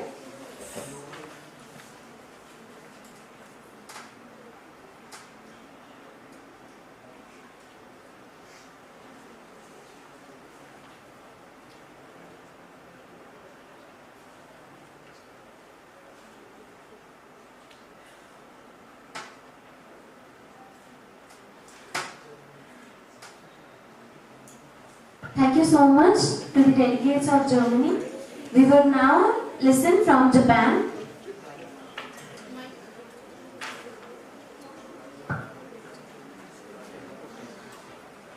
Honorable Chair, my solution to this question will be that all countries should come together and develop a technology that can float on water. It will not harm any kind of environment in our lands and help sustainable development. Thank you so much to the delegate of Japan. Can we now proceed with the voting process, everyone? Can we see the 10 cards higher? Towards the chair.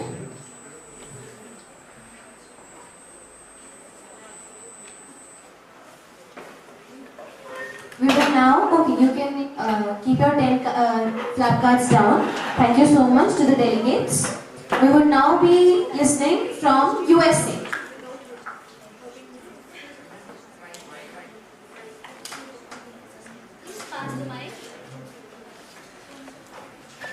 Honorable Chair and esteemed delegates, for this, US has planned to spend 1.2 trillion over the 10 years.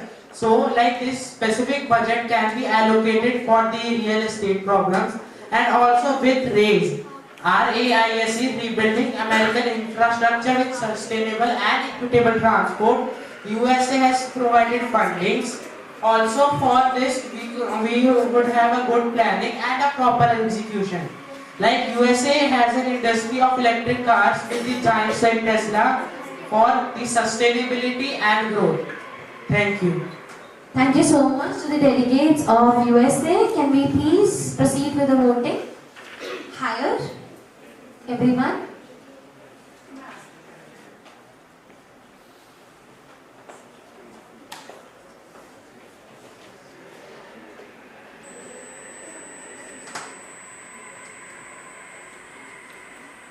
Thank you so much to the delegates of USA. We will now proceed with Russia.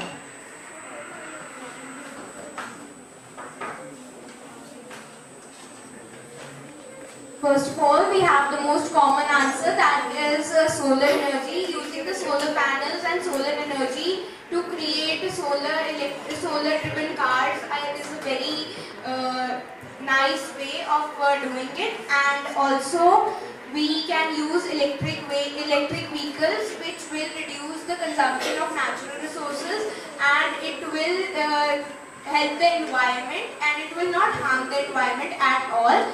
And reducing the air pollution, noise pollution and all, these are the best way for reducing the harm to the natural resources. Thank you so much to Team Russia for such creative response. Such creative solutions you have provided. Okay. Thank you all for your votes. Can you please raise them a little more higher towards the chair?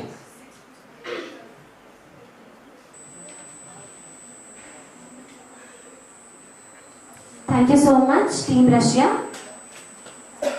Kindly raise your 10 cards. Okay, now we may take the question from Australia.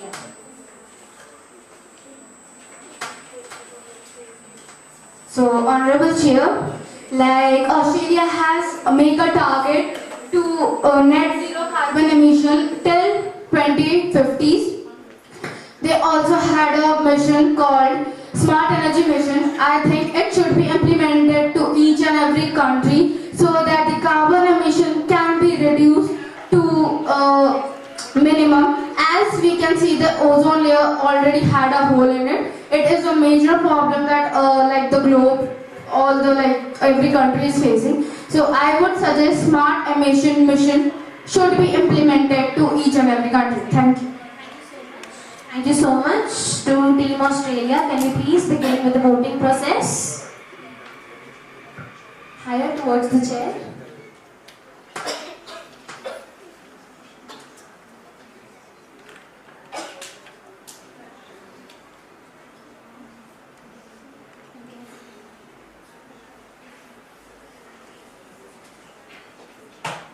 Thank you so much. You may now keep them down. Thank you so much to all the delegates for your wonderful participation and wonderful solutions that you have proposed. We have the global acceptance that has been taken by two countries, Germany and India, with 13 votes each. 13 out of 30 votes. Second, Japan with 12 votes. Russia with 11 votes. A huge round of applause for great solutions.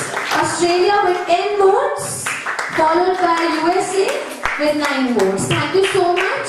A huge round of applause for all of you for such creative solutions you have provided.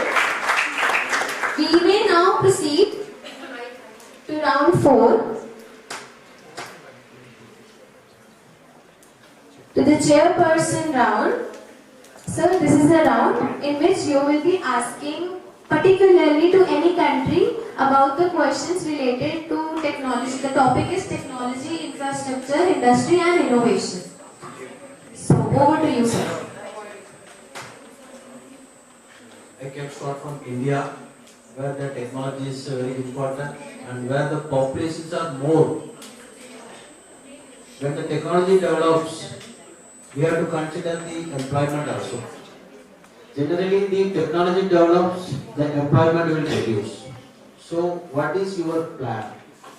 What is your idea regarding this population and technology renovation?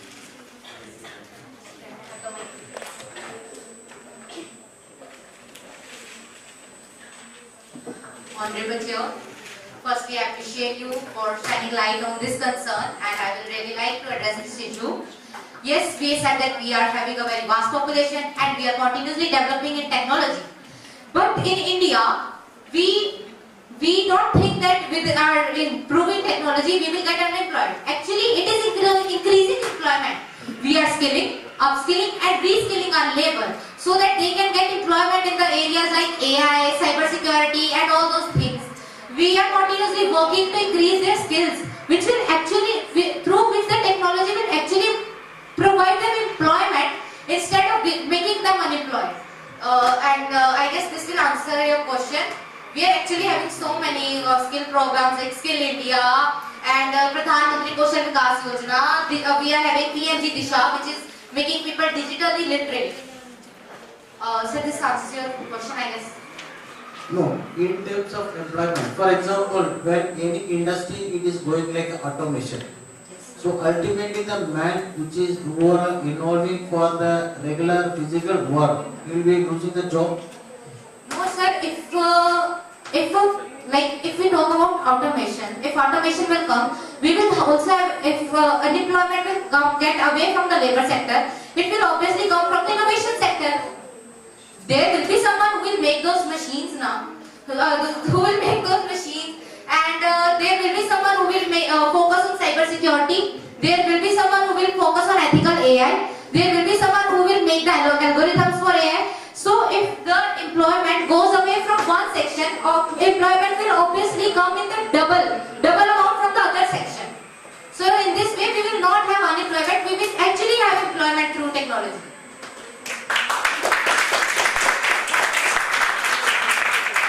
Answer your question? Actually, innovation should be renovated. That is my suggestion. Because we have to think, because it is a like of knowledge, this platform, not painting of anybody's heart. Being like now R&D suggestion to me, that technology should consider that which is should not impact like an environment. It should not impact negatively. So that's good, and I request all the young generations to take up the matter accordingly so that it will not disturb. And I will ask the German technology. Yes, thank you very much. Very good, very good. Yes, sir.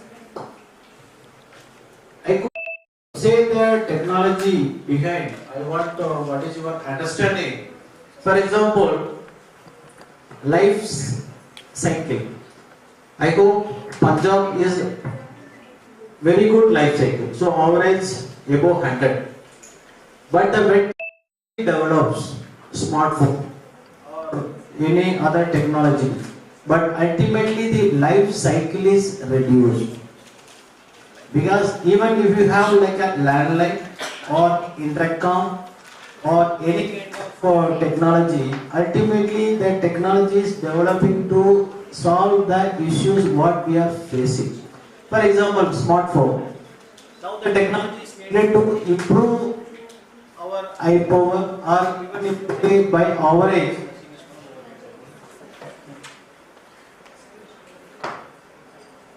You got my point. Somewhat, yes. For example, in Punjab, what is the life span, normal or average, highest? Even if you take highest more than 100 in India, Punjab is the highest one. But same time when you go for technology, like so many waves may come, prevails, and it will cause some unpredictable disease among us. So what is your suggestion?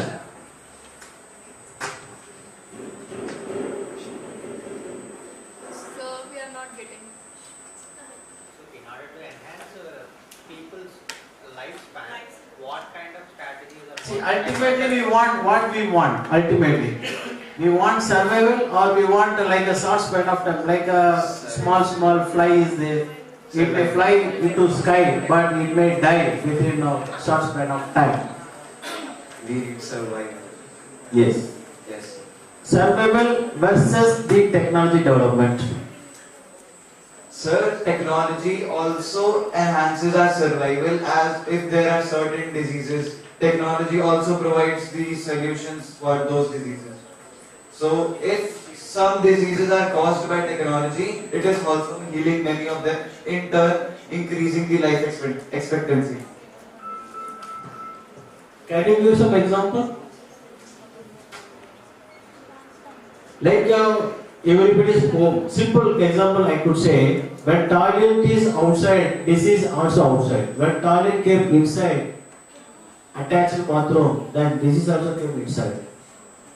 So that is a technology behind it. Agree or not agree, gentlemen? Then next, Japan.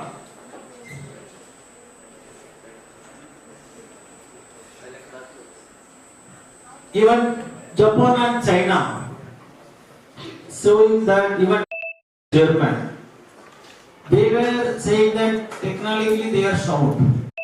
Whereas India, it is like we are sending the satellite to northern or southern part of moon. Even when pandemic came, the vaccination was developed by India. So how do you feel between Japan and India? Technology developments. So you are asking on the basis of aerospace, not like that. For example, generally like China or Japan, they are more developed. So just I want to compare with the Indian technology or developments and versus the Japan. Just give your views. So Japan is basically focusing on AI robotics, like Pepper, which can interact with humans, or Osimo, which can dance. And they are also focusing on automated checkout stores, which does not need any kind of employees in it, which uses RFIDs and facial recognition sensors, which is more convenient than Indian ones. Okay, good. Thank you all, and really it's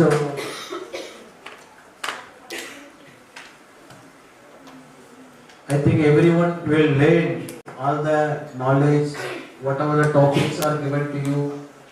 I hope they never forget in their lifetime. So I appreciate the school management for taking such a the innovative idea for making the students to learn in the current scenario what is the technology behind it. So my only concern is always the technology cannot be succeed. For example, AI, artificial intelligence, but still last week the government of India has been issued one circular stating that don't use AI app like a chat GPT in our computer. So that means it's insecure. So always the developments will cause some, side effect. Okay? And ultimately the technology should not impact negatively to the environment or to the nature, like ozone depletion. Of course, everybody wants that money involvement should be less and the performance should be more.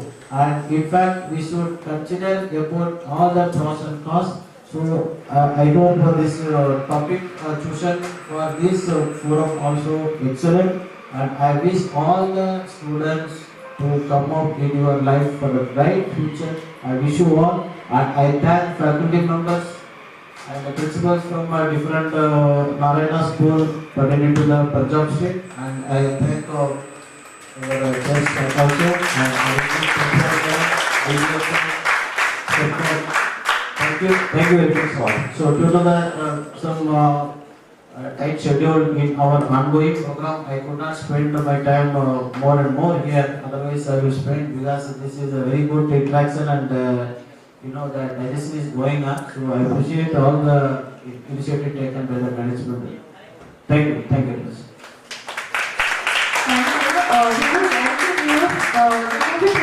We would like to hear the feedback from both of our chairpersons. Dr. Sivat Kumar. Regarding this feedback concern, the students are prepared well, like German technology, I see in that Australia, US. So apart from this academic workload, like a daily test, so they were concentrating for this extra topic also. So definitely this will sharpen their mind, and it's a good initiative. Regarding other things like humanity also important. So I hope all of you are taking care, even now, even in future. So that also essential, like a part of human being. And the program is going well. I think other classes also maybe depends upon the level of students. I think you may be doing like IS-80 or less than 10 STEM. So this will be good.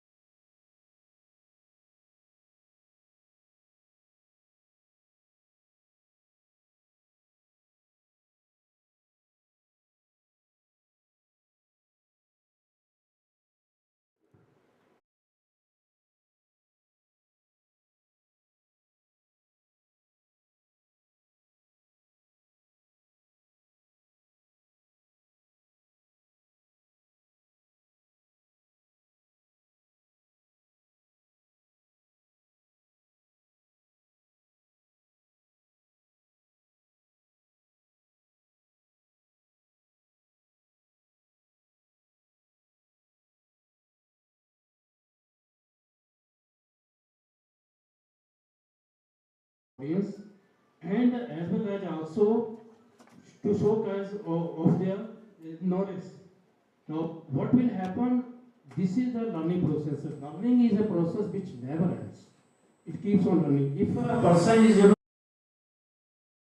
he just want to live by because he wants to learn something.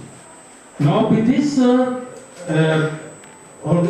event which is held over here, you will always agree with me that first of all, when you have to present yourself, you will have to study. It indicates a sense of discipline. And once you are disciplined, almost half the work is done.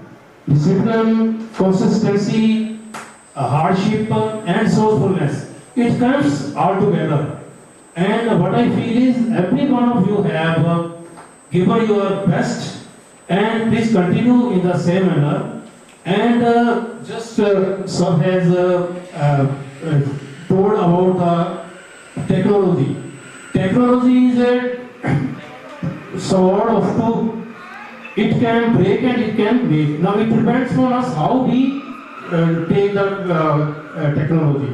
If we use it for a good sense, then it's okay. If we are using it for the bad sense, then you know the what worse can be done. Now the thing is that now you take the case of AI. Most of the time AI giving you the information correctly, but sometimes it gives a very absurd information. So one has to be very, very careful. Now with the technology, our life is a little bit comfortable, but the thing is that the side effects are too high. So we have to use it very judiciously. So it all depends on you. You are the future generation. You are the future leader. You are the future communicator. Some of you will be joining the armed forces. Some of you will be joining IPS, IS. It all depends on how you take the situation and how you act accordingly.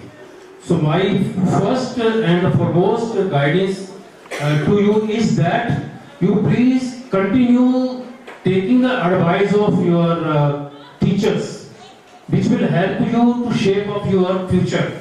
And also at the same time, the sanskar given by your family, mother and father, and relative also. This will also enhance your future perspective. Thanks a lot. Thank you so much, sir. Rightly said that we should all listen to our teachers and, take forward the sanskars that our family has given to us. Thank you so much, sir. We would like to honor you with a token of gratitude. I request all the principals, dignitaries, all the ZCs to come forward and honor our chairpersons for the day. Ma'am.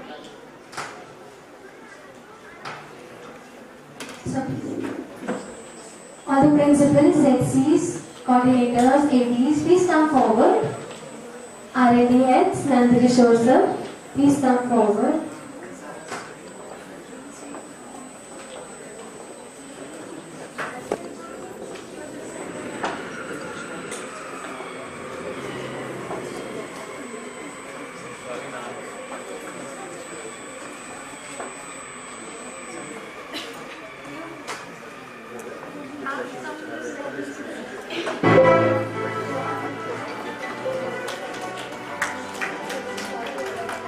Huge round of applause. Thank you so much, sir, for spending time with us.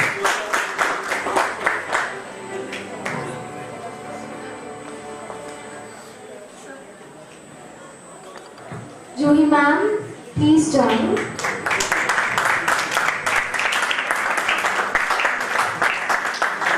Shafi sir, please join.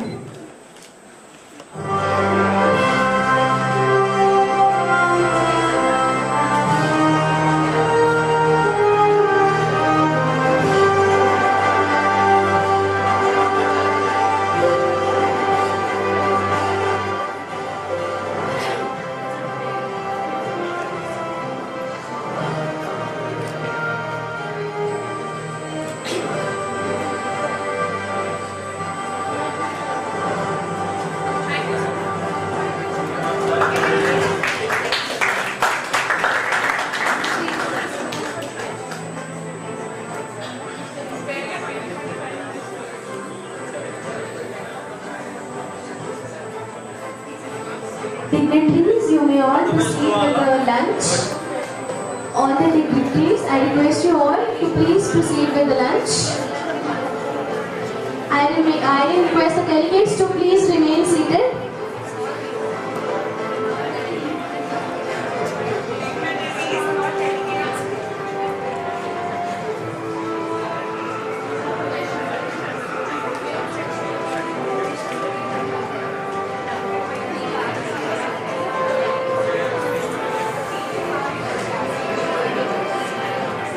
Teachers and trainers can also proceed with the lunch.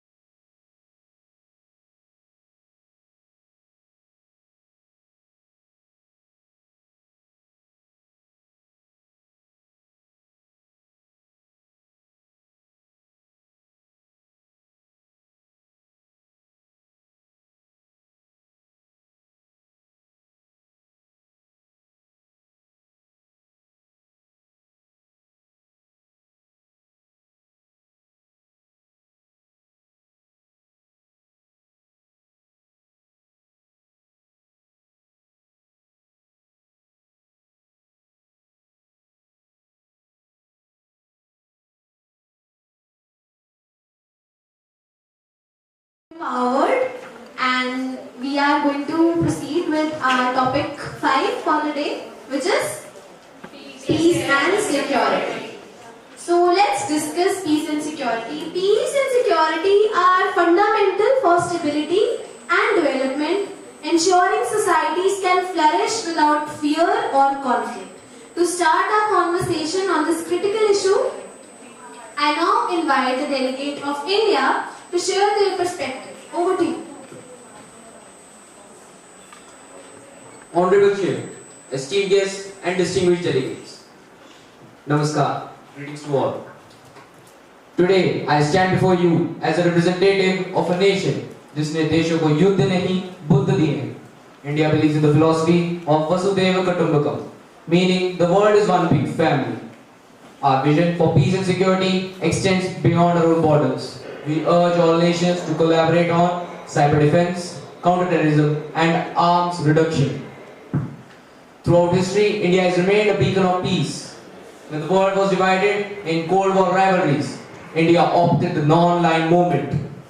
In times of crisis, India has been the first to extend a hand, whether through UN peacekeeping missions, humanitarian aid, or diplomatic mediations. India always seeks peace. India, the land of Mahatma Gandhi, believes in non-violence, yet understands that when there is peace without security, this peace doesn't have meaning, and the peace is fragile. Well, the Galwan Valley clash of 2020 was a stark reminder of the brutality in the region. But India did not seek war. Instead, reinforced that true strength lies in restraint. India, through initiatives like Quadrilateral Security Dialogue, ensures that the Indo-Pacific region remains secure and free for all nations. Now, by concluding my speech, I would like to say that when there is righteousness in the heart, there is beauty in the character. When there is beauty in the character, there is harmony at home. When there is harmony at home, there is order in the nation. And when there is order in the nation, there is peace in the world. Namaskar, thank you. Thank you so much to the delegate of India. Now, I would like to invite the delegate of USA to please share your presentation with all of us. Honorable Chairs, esteemed delegates and distinguished guests, I am Namya Manak and I have the honor of representing you today on the behalf of the United States of America. Our nation has long been committed to the promotion of global peace, security and the protection of human rights. Our security as a nation is intertwined with the security of others. If a nation faces aggression, we all face a threat, which is why my country remains deeply engaged in ensuring global peace and security. As we observe the tragic Russian-Ukraine conflict, which began in 2022 and led to over 7 million refugees and more than 12,000 civilian casualties in 2023 alone, my country has provided over $70 billion in aid to Ukraine. Our support includes sanctions on aggressions and humanitarian aid to those in need. Peace requires the collective will of nations to confront the challenges. My country stands with the people of Ukraine and with all the other nations striving for peace and security. We all must work together as one global community, understanding that only through unity we can overcome the threat of time. Thank you. Thank you so much to the delegate of USA. We now move on to the delegates of Russia. Honorable Chair and esteemed delegates, the Russian Federation stands before you today to reaffirm its unwavering commitment to global peace and security. Our world is at a crossroads, facing conflicts, economic instability, and rising geopolitical tension. In these challenging times, Russia stays dedicated to its sovereignty, stability, and pursuit of diplomatic solutions. Your security is built on mutual respect and not dominance. Russia firmly advocates for a multipolar world where dialogue replaces division and cooperation triumphs over conflicts. As a permanent member of UN Security Council, we bear a profound responsibility to ensure that international disputes are taken care of by diplomacy and not destruction. Yet, security is not the burden of one nation alone. It is a shared responsibility. We urge all nations to respect sovereignty, prevent military escalations, and seek diplomatic solutions over confrontations. Russia stands for peace that is negotiated and not imposed, for a future where diplomacy triumphs over destruction. To those who question our actions, we say, let us talk, not threaten. Let us negotiate, not provoke. And let us build, not destroy. Security is a collective duty, and Russia is ready to uphold its role in fostering a just and balanced world order. Spasibo, thank you. Thank you so much for your valuable input. I would like to invite the delegate of Australia to provide their insights on this critical topic. Imagine a nation where peace and security are part of everyday life. A nation where democracy is respected, rule of law is upheld, and every citizen can live without any fear. Good afternoon, Honorable Chair, esteemed delegates and prominent guests. I am Saidul, proudly representing Australia, a nation where communities thrive in peace.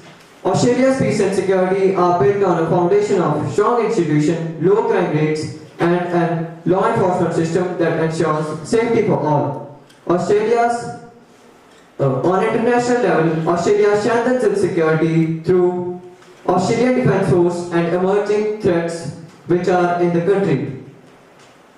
Yet, the true strength of Australia lies in its diversity and inclusivity that creates a united nation where peace and community flourish. At last, I would like to conclude that Australia's peace and security are rooted in strong institution, global cooperation, and unwavering commitment to justice. These are the values we must continue to uphold and protect. Thank you. Thank you so much for your thoughtful points. Moving forward, I now call upon the delegates of Japan to share their perspective on peace and security. Over to you. Hello. Conflict is the act of force, and wisdom lies in resolving disputes peacefully. A very good day to one and all present here. I, Rashika Rajpal, standing before you as a proud delegate representing Japan, a nation that has risen up from ashes of war, as Japan is the only country to have suffered from nuclear warfare. It annually contributes $1 billion to support UN peacekeeping missions. Japan collaborates closely with other nations through 90 treaties, such as Japan-US Security Treaty and various UN initiatives. Through these initiatives, Japan continues to be a beacon of peace by proving that security can be achieved from cooperation, dialogue, mutual trust, rather than military forces that plays a role as a global leader in peace and security. Thank you. Thank you, delegate of Japan. Now, I would like to invite the delegate of Germany to conclude our discussion on peace and security. Good afternoon, everyone present here. Today, I, Aditya Goel, will be representing Germany and would be talking on SDG 16, that is peace and security. The principal guidelines for promoting peace and security in Germany are preventing crisis, resolving conflicts, and building peace. Germany ensures security of civilians by strong law enforcement, military defense, and cyber security. Germany has strong law enforcement as it makes use of various police forces, independent courts, and agencies. Some examples of these police forces are GST-9, Federal Police, State Police, and Federal Office of Organization of Criminals. And some independent courts in Germany is Federal Office of Justice. There are also many agencies present in Germany, such as the Federal Office of Protection of Constitution and Federal Office of Information Security.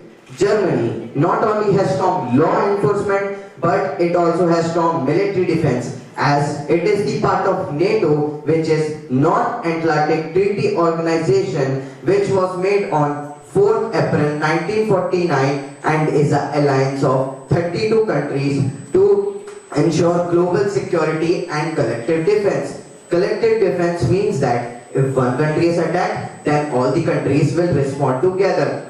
NATO ensures global security by working with different countries.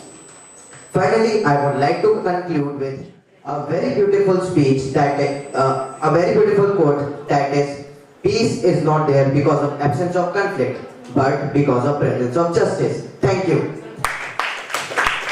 Thank you to contributions. With that, we move on to round 2. For round 2, I would like to call upon Mr. Shafi, the moderator. Sir, over to you.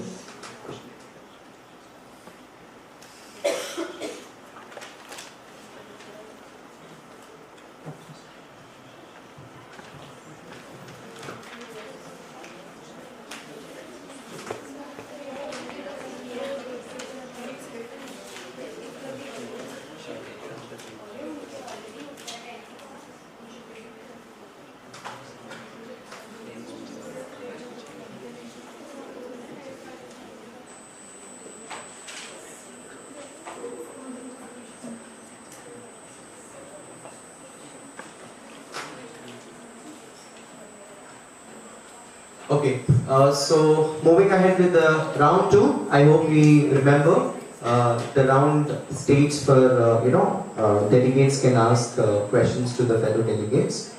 So you can raise your 10 cards for the questions. We have first 10 card raised from USA and Germany. Followed by that, we will take other questions. So first question, delegates of USA.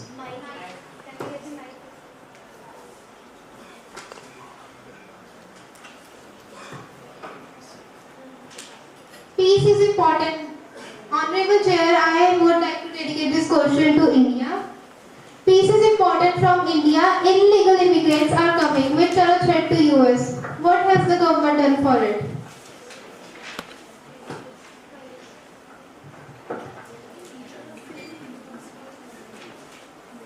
Honorable Chair, firstly I would like to thank my fellow delegate to raise this concern.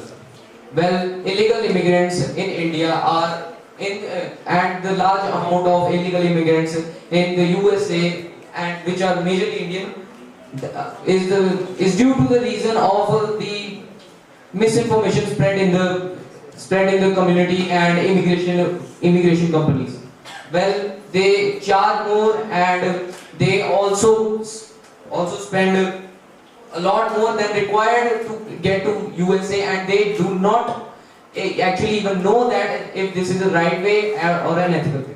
Well, to do this, India has been spreading awareness about these scams, and we have a lot, and we are educating the more illiterate people in order to end this illegal immigration from India.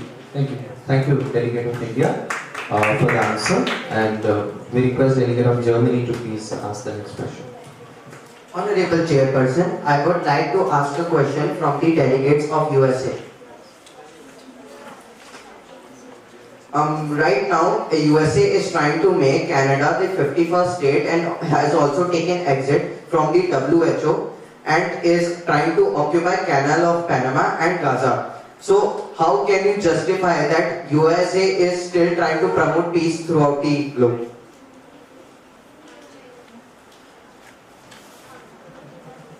Honorable Chair, I need a minute. Okay, thank you. Can we hear from delegates of Russia?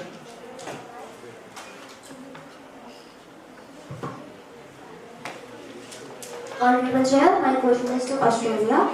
What are the steps taken by your government for the fast implement of policies regarding maintaining peace with all the nations?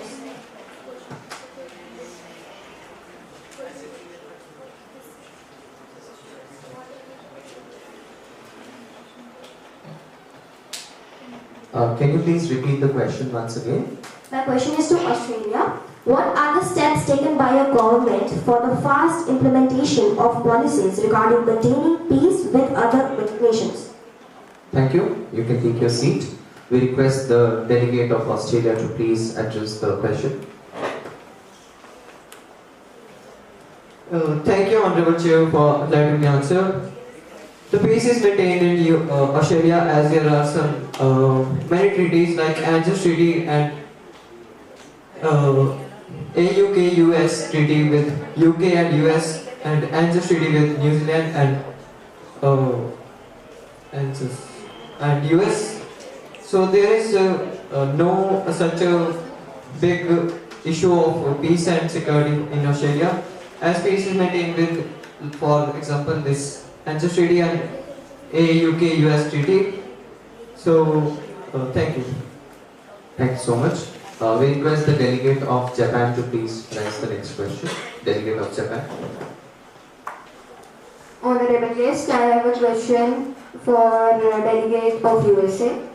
So my question is, despite of being the world power, why the crime rate is so high in your country and why the people are getting gun license so easily?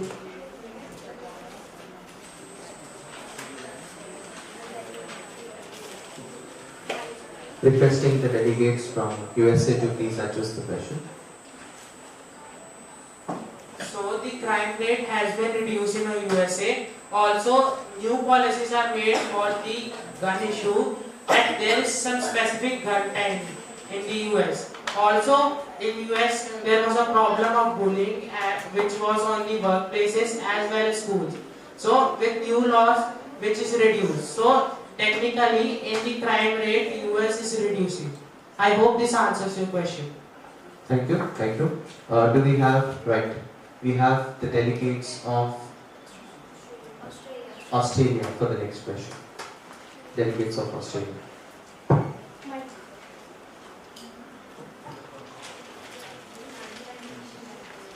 Why is peace still a challenge for India even after 76 years of independence? Women's security is still a great challenge for India as there are still many cases left behind or suppressed, like Arjikar Hospital in Karnataka. My question is to Indian delegate. I request Indian delegate to answer. Thank you.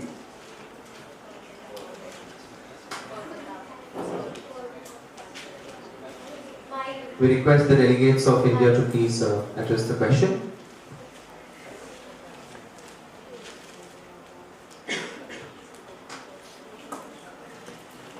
Honorable Chair, I would first like to appreciate the point of view and the concern of my fellow delegate. Well, the incident in Kolkata was certainly unfortunate, and the Indian government has been taken strict actions against the culprits and have made new policies and strengthening the laws that were there before.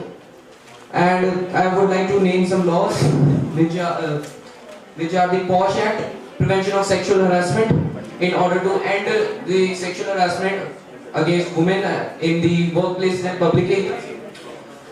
We have the Nirbhaya Fund of 1,000 crore rupees after the aftermath of a Delhi gang rape, and we are educating women about these concerns through Vigyan Jyoti, and we are giving women more opportunities through STEM and the science, technology and engineering and maths. And the Article 39 of Indian Constitution ensures health, strength and well-being of women. Thank you. Thank you so much. Before we move ahead with the last question, we request all the delegates to maintain the decorum of the discussion, and we request delegates of India to raise the next question.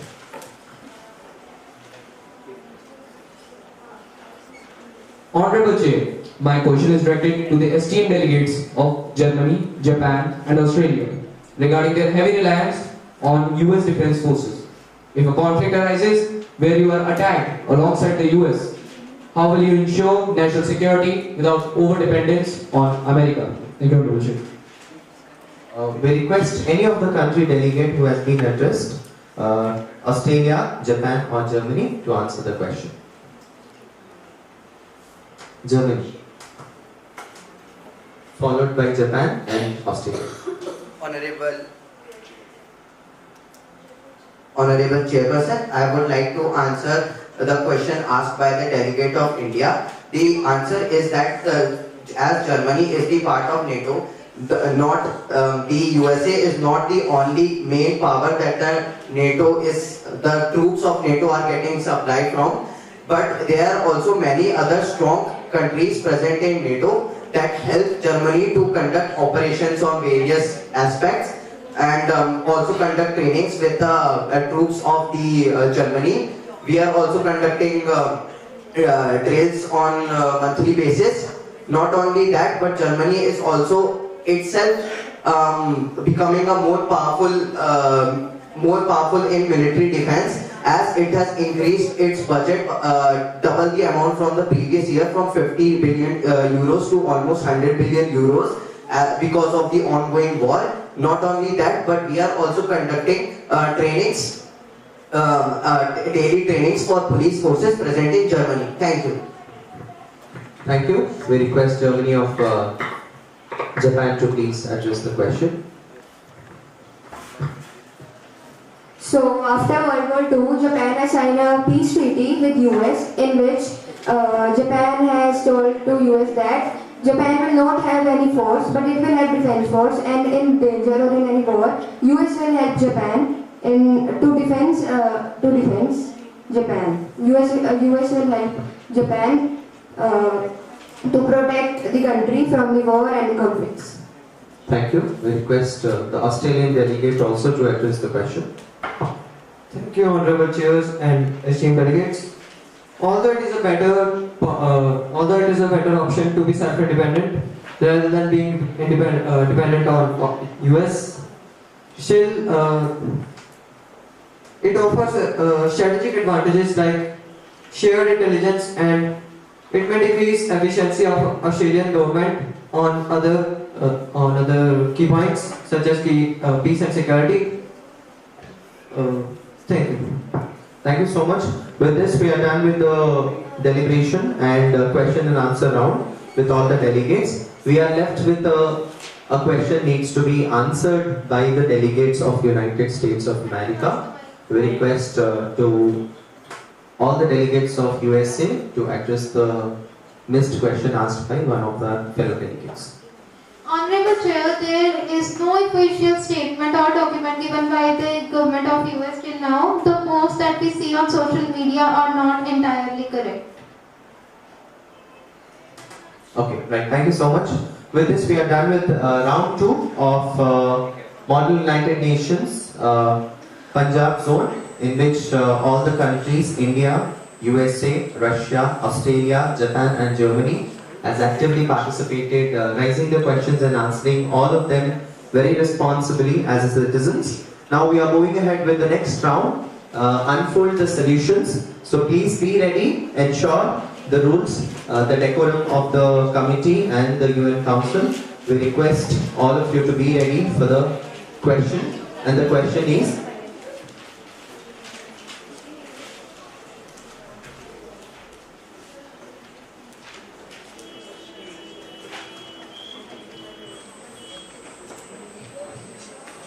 the third round question for peace and security of the countries is, how can, you can take 30 seconds of time to understand the question, how can the international community prevent the spread of nuclear weapons?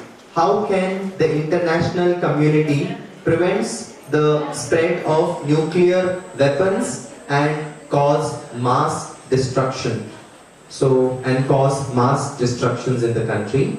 So the solutions are up to you. The first card was raised by the delegates of Germany, followed by delegates of United States.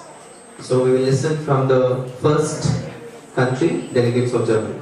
So, Honorable Chair, I would like to answer this issue by saying that Germany is following a treaty called as Non-Proliferation Treaty, which was established in 1968 and came to force in 1970. This treaty states that no nuclear weapons will be created in a country or will be exported or imported from the country. And other nuclear weapons which already have been imported in the country or exported will remain there, but there will be no use of those nuclear weapons as it is strictly restricted by the treaty. Thank you.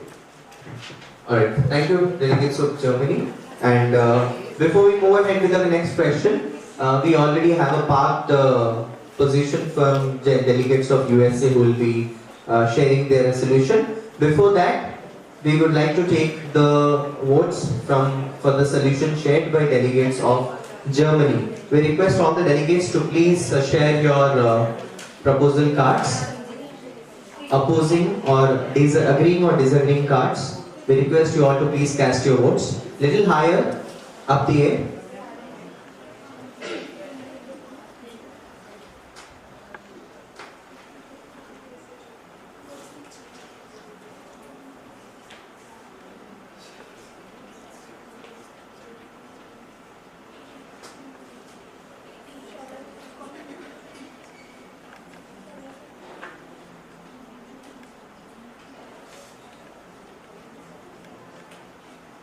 Thank you. You can drop your voting cards. Thank you so much for the active participation. We request the delegates of USA to please propose your solution. Honorable jury and esteemed delegates, I would like to state that the world has spent over 2,250 billion US dollars on weaponry. So we should use this amount on education as well as healthcare. Like we should have that UN should restrict the weaponry and should make some laws regarding the holding of weaponry. Also, awareness needs to be created at how harmful the weapons can be. Thank you. Thank you. That's from delegates of USA. Before we move ahead, we request all to let's cast the vote for the solution shared by delegates of USA. Can we all see all the voting cards?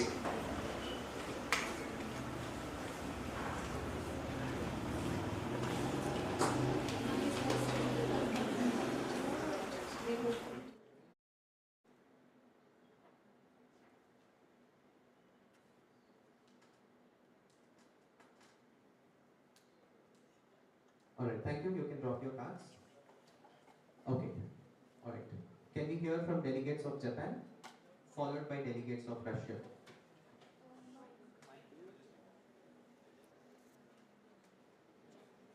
So, Honorable Chief Guest, International Peace Organization or UN should have a meeting with all the country leaders to motivate them to live in peace and harmony without using nuclear weapons, so that they can solve the problem by sitting on the table and find the solution. If possible, then make them sign a peace treaty so that they can have no wars and solve any problem with peace. And the money they are spending on armies can be used in people welfare, for example, healthcare and education. Thank you. Thank you. That's a solution shared by delegates of Japan. We request everyone to please cast your vote for the solution shared by the delegates of Japan. Cast your votes a little higher.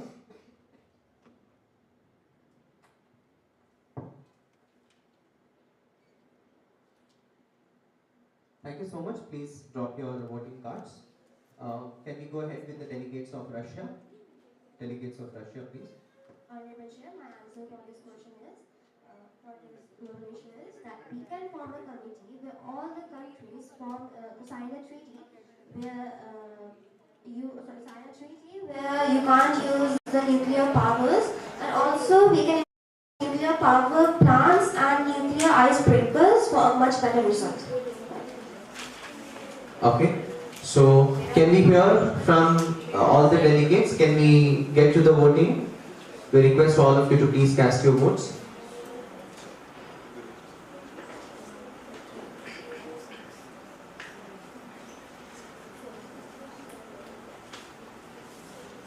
Okay, please drop your voting cards. Thank you. Can we hear the next question from delegates of India?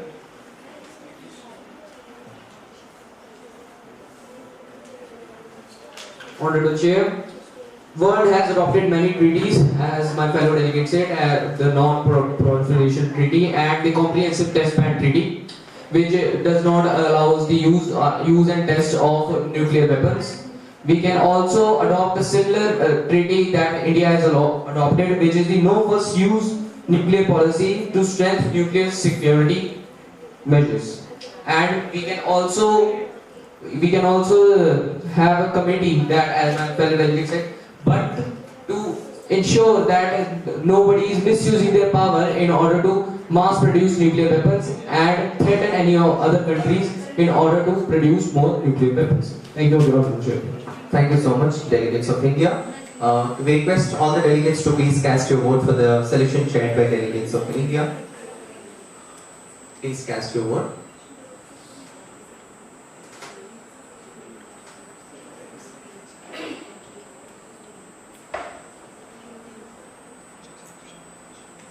Thank you. Please drop your voting cards. We request delegates of Australia. We haven't received any solutions from the delegates of Australia. Thank you, Honorable Chair and esteemed delegates.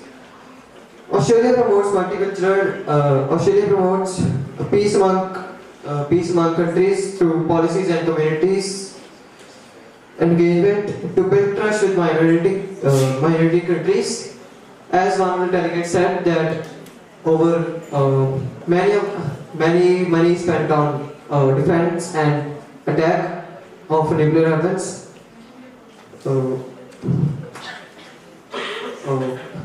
Australia has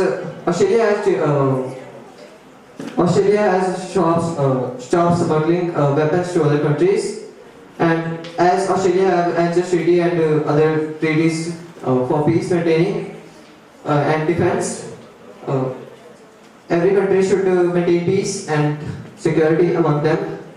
Thank you. Thank you so much. So, can you, Australian delegate, can you please sum up everything in one, quick solution? Because there were a couple of things have been discussed. So, what exactly is the right solution shared by Australian delegate? Okay, sir. Australia promote peace among countries through policies and community engagement to build trust with minority countries. Australia has stopped smuggling weapons to other countries and from other countries. Australia has treaties like Angels Treaty and other treaties for maintaining peace and defense for itself. Australia spends a lot of money on defense and attack among countries. So every country should be maintaining peace and security among themselves. Thank you. Alright, thank you so much. But still, we request all the delegates to please cast your votes for Australian delegates' solution.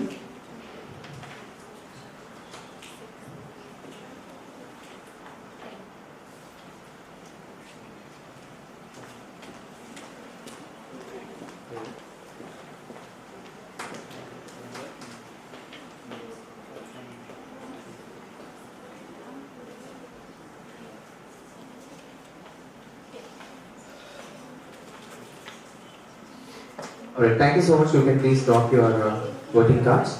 Alright, thank you so much, delegates. With this, we are here standing with round 3, completion of round 3 of the last topic of peace and security of the countries. And with this, I can happily and proudly present you all that the solutions shared by all the countries were being accepted by majority of them.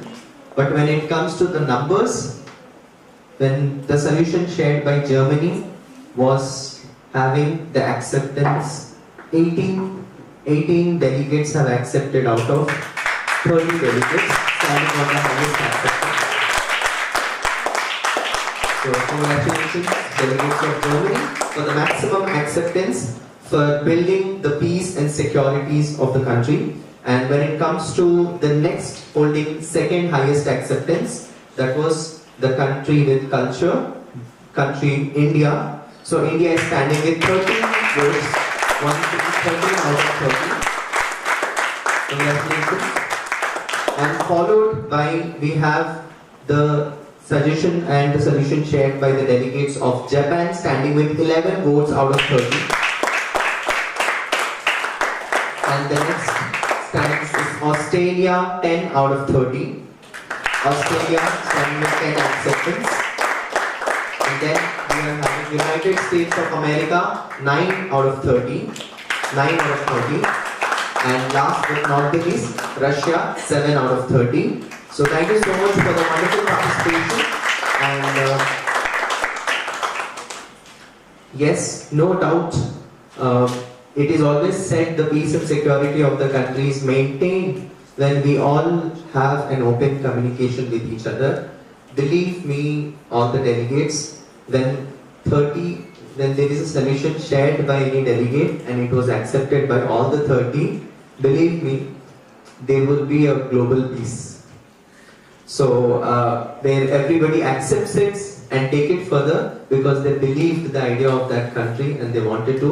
I hope the generation of India, I hope the generation which is going out from Narayana group of schools will build this change where we put forward our ideas to the people and build peace and security in the countries wherever we go in the world.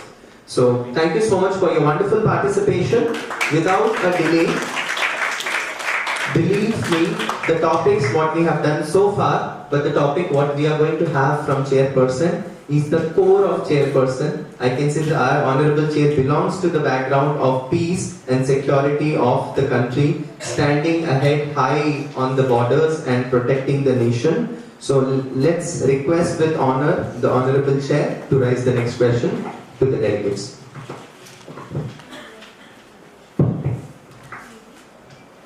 My question is to Germany. What type of steps have been taken by your government to maintain the peace and security of your country?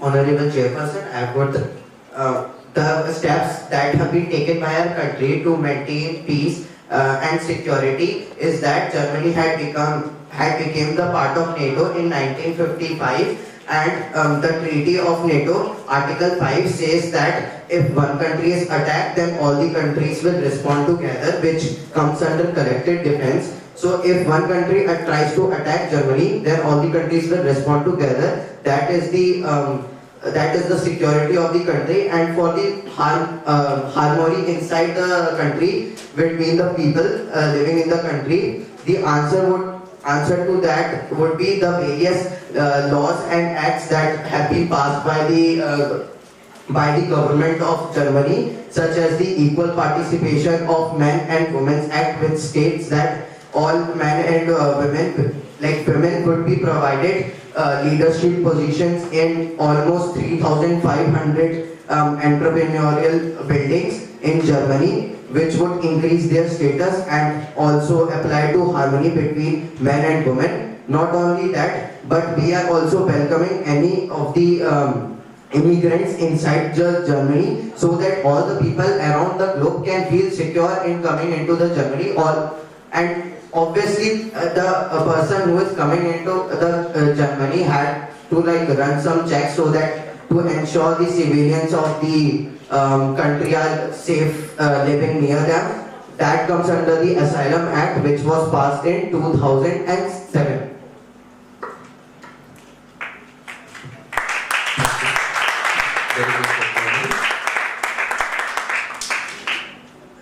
As you know that there is a conflict between Russia and Ukraine. Ukraine wanted to be the member of NATO, and it was almost on the verge of becoming member. Now, what NATO has done to support the Ukraine and prevent the Russian war? Sir, obviously NATO wants more countries in it to increase their military defense and presence all around the globe. So as Ukraine war is very close to joining NATO and not yet has cancelled the plan, NATO with the help of Germany is providing troops to Russia. Not only that, but humanitarian support of almost $44 billion to the civilians living in Ukraine. And Sir, Germany is also ensuring that the war crimes that happened between the Ukraine versus Russia war, the evidences of those crimes come up to the world, sir, by funding the ICC, which is International Criminal Court.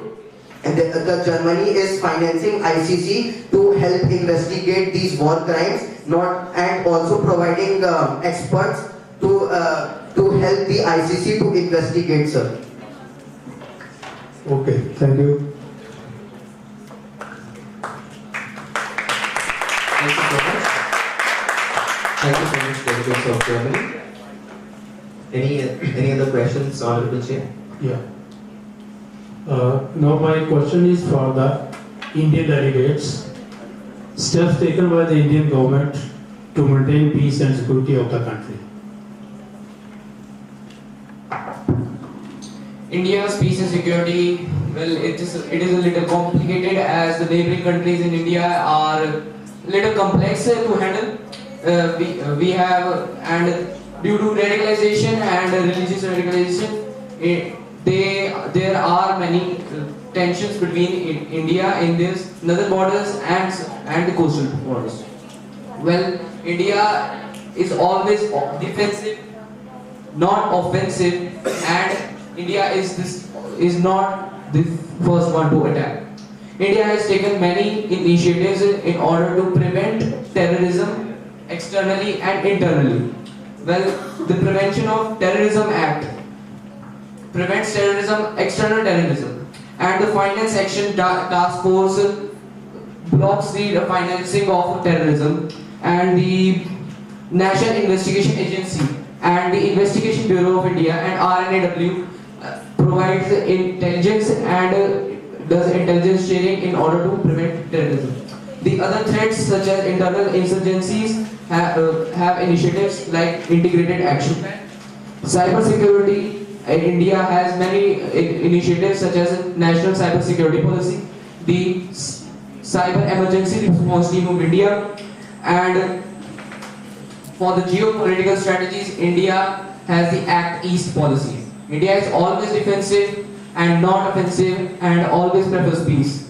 But if somebody tries to attack India, India has always replied not with vengeance but with vigil. Thank you, sir. Thank you. Any other questions?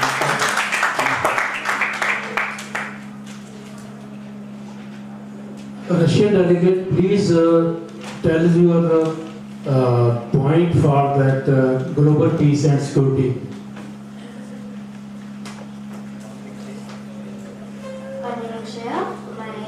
Global peace and security is that Russia is a member of UN Security Council. So, like, we take a responsibility. We have a responsibility that international disputes are taken care by peace and not destruction and all. So, this time, and I know in Russian-Ukraine war, Russia was the one who initiated the war, but it was just an answer. So, Russia did not initiate the conflict, but it was a response to the security crisis that had been escalated since 2014.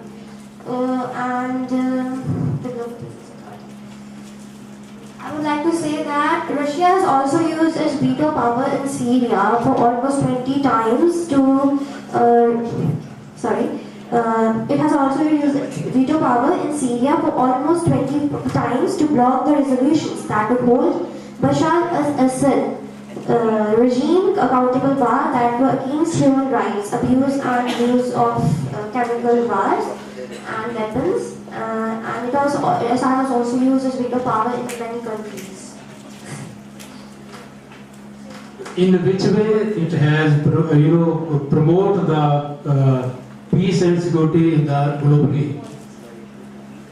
In which way it has promoted the peace and security globally? The Russian action, particularly.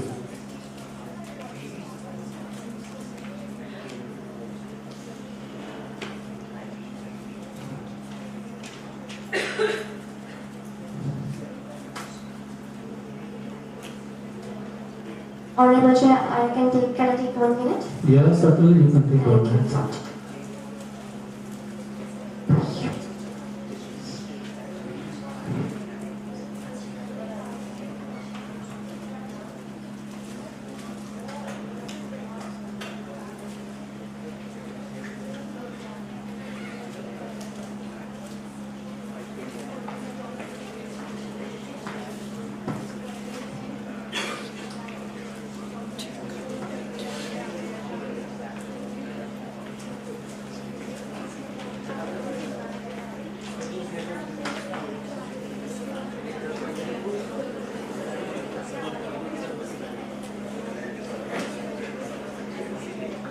Honorable Chair, Russia has signed many treaties in order to maintain peace with other countries, like treaty signed with USA and Canada in order to maintain peace with them.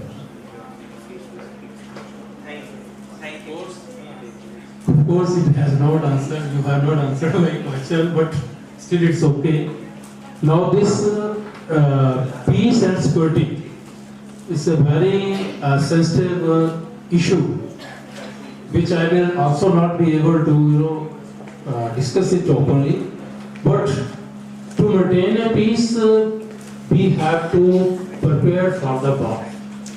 And to prepare for the war, we have to have armament, and armament of such nature that the other country, they will think twice or more than 10 times whether they should attack a particular country or not. For that, as you know, India has already acquired many aircraft like Rafale and other indigenously they are building the submarine also, destroyer also, and frigate also. So to maintain peace and security, one has to prepare for the war all the times, at all events, or anywhere it is there. Now, India's for the nuclear policy, no first use. That is there. But that it does not indicate that they will not use it. They might use it, but globally it is being pretended that we will not use nuclear weapon, because nuclear weapon is a vast destruction. You have seen in the Japan in 1945, Nagasaki and Hiroshima also, and now the present nuclear weapon which countries are holding, it is 1,000 times much more restricted than the previous nuclear weapon. So security and peace is very much essential for the country to grow. We have also discussed how economically we can grow. We can only grow because if there is peace and security of the country, security of man, material, machine, men or not men. Man is particular word includes women also, not only men. Man, material and machine. So you can have the example of Pakistan also, because there is no democracy, there is no institution, and what type of situation is going on there. They are just on the verge of, the country is verge of just breaking. It can break at any time. So that we should not be worried about that, but I am just telling the democratic setup of India and the democratic setup of Pakistan, as you know, it was ruled by martial law for most of the time. Democracy there is only for on the paper, not practical. So this particular topic is sensitive. I have already said you that I will not be able to put more, impact on this, because this is some national issue. But whatever you have spoken very effectively and judiciously, and I expect that you continue your studies and your other extracurricular co-activity in such a manner that you shine in the future. Thanks. Thank you so much, Honorable Chairperson. And with this, we are done with all the 5 topics of Model United Nations, Punjab zone.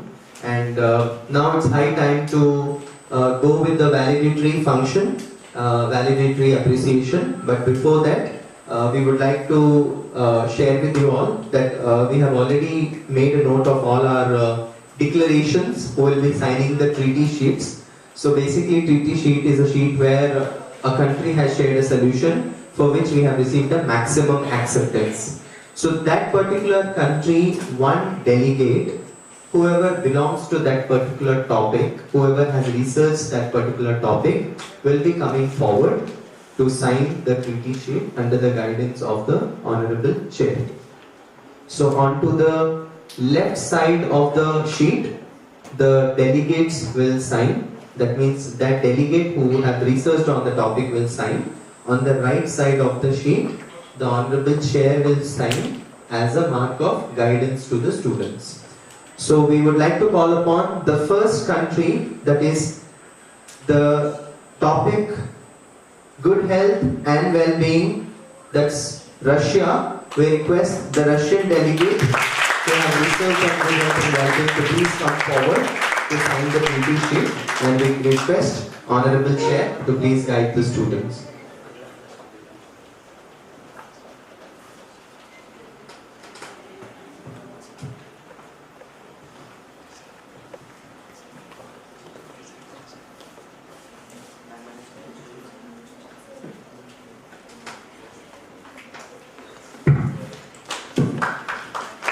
Thank you so much, Delegate of Russia. This is the equal collaborative contribution of each and every individual of the country. The entire team of Russia, we feel proud and honored for your research work and your maximum acceptance. We are moving ahead with the next declaration of quality education and strong institution with Asia's largest educational group of schools, students, enlightening the knowledge on the quality education and strong institutions. We request the delegates of Germany to come forward and sign the treaty sheet.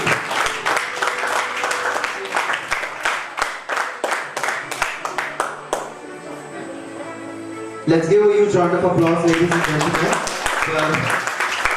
for the delegate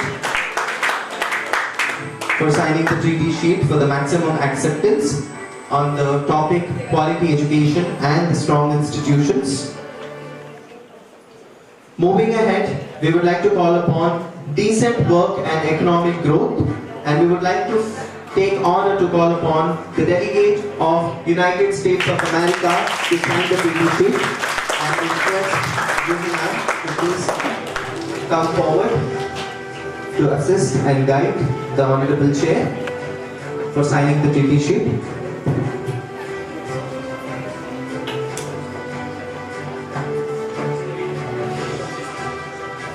Congratulations, delegates.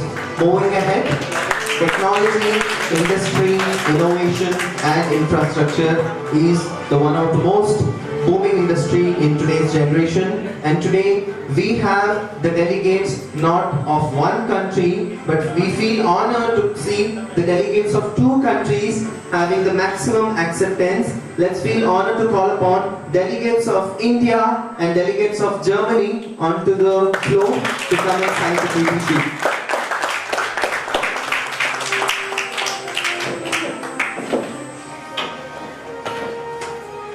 Delegates of India, delegates of Germany, with the maximum acceptance, sharing the remarkable solutions on the topic. Congratulations. The contribution of both the delegates, and calling upon the last topic declaration for the treaty sheet, we would like to call upon once again the delegate of Germany who have represented peace and security topic. We request the delegate of Germany to please come forward to sign the last treaty sheet for the day. Congratulations, delegate of Germany.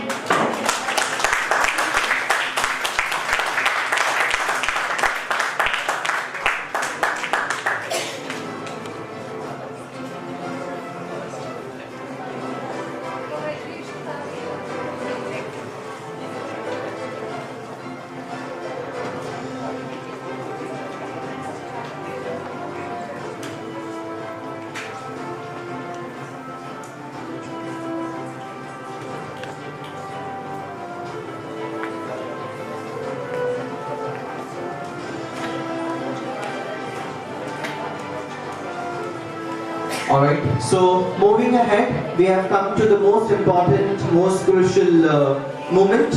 The moment which the students are not just going to carry from here. I think the moment the students are going to carry hereafter for their lifetime achievement of being a part of Model United Nations 2024-25 with Narayana Group of Schools, Punjab region, and for which I would like to call Juhi ma'am and Sheksha ma'am to do the honors. I request the Honorable Chair to please come forward. We request all the branch principals to please come forward. We request the R&D head, Kishore sir, coordinator, Raghav sir also to please come forward. We request the R&D heads from E-Kids department, E-Champs department also to please come forward. Let's give a huge round of applause. Please come forward for the honors. We will be calling one by one all the delegates onto the stage as per the countries for the honors.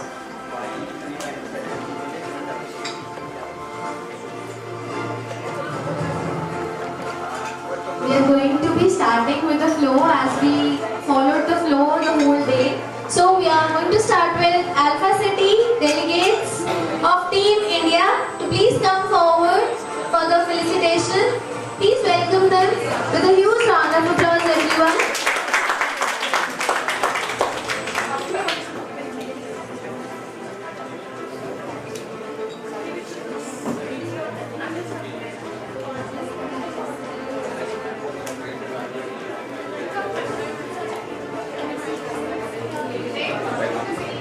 Akriti, Abhiroop Kaur, Samaira, Ivan Joshi,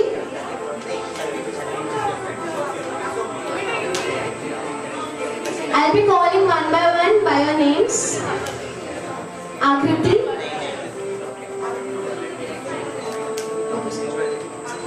Akriti,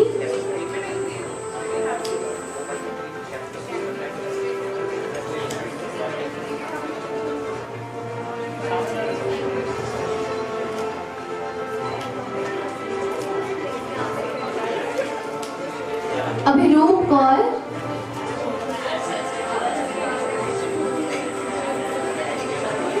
can we please give a huge round of applause to these students?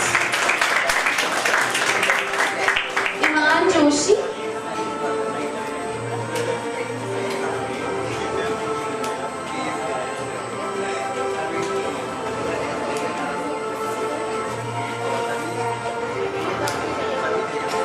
the clapping should not stop. Sahajmeet Singh. Keep on cheering him. We all have done so much hard work.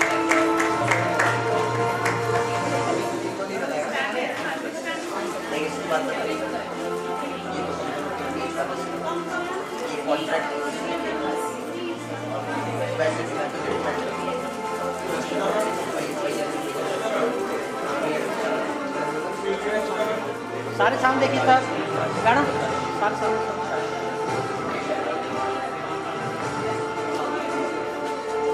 The academic team, Alpha City, Mr. Jatin. A huge round of applause. Thank you so much, sir, for being a part of this event. The soft skills trainer, Miss Harshita. A huge round of applause for all the soft skills trainers.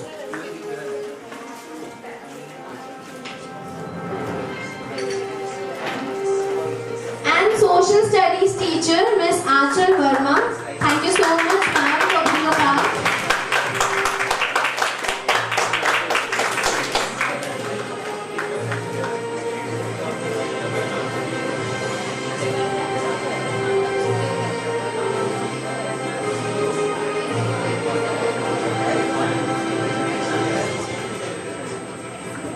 Now I would like to call our next branch, Blue Valley, Team USA. Please welcome them with a huge round of applause. I would like to call Ramya Khanna.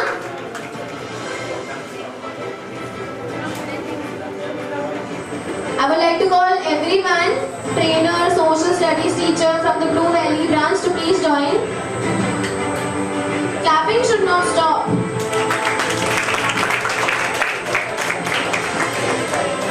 Guranj Kaur.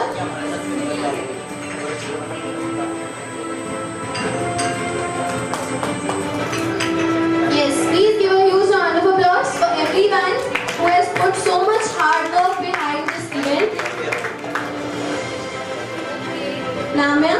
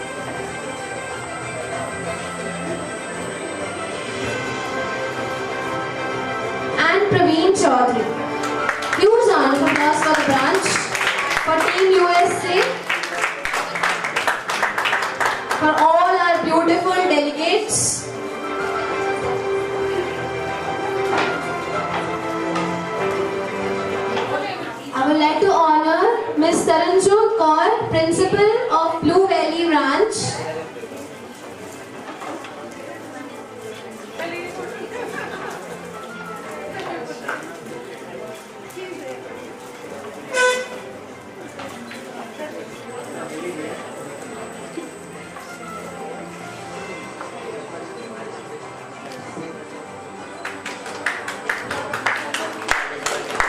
We should encourage with a round of applause everyone. Soft skills trainer Ms. Sonam Nagpal. Thank you so much ma'am for training the students so beautifully. They did a great job and we are very proud of Team USA.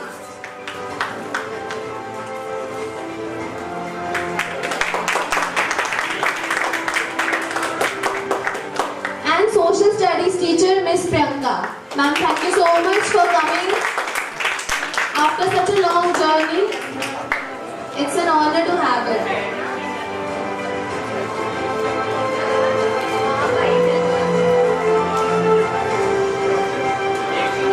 Thank you so much, Team Blue Valley. Next week, I would like to call Chandigarh Road Branch, Team Russia. With a huge round of applause, let's welcome them.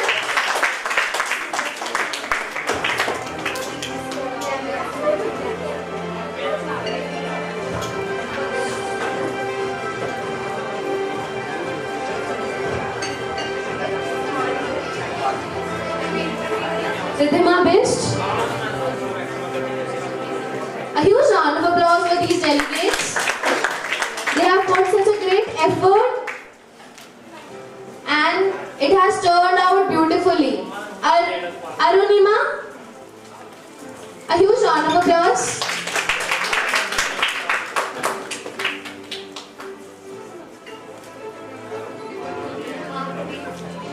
Yavi Sinha. Can we have a huge round of applause, please?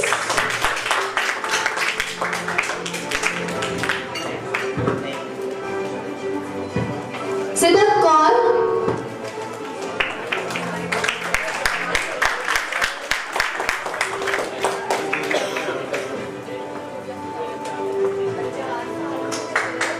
And Darshan Jain.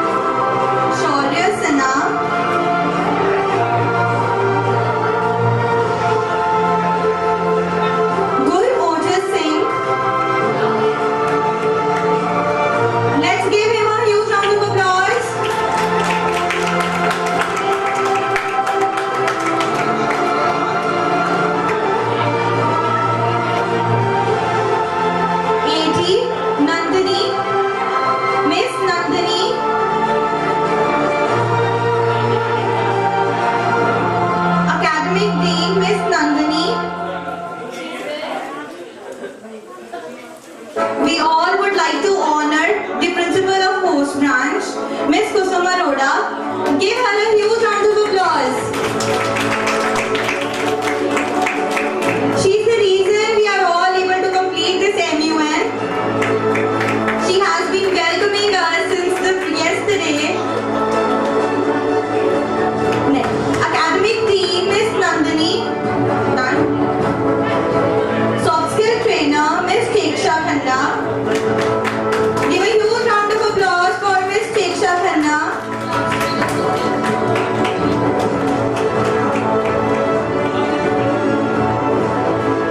SST teacher, Rahit Preet Singh. A huge round of applause for the sir.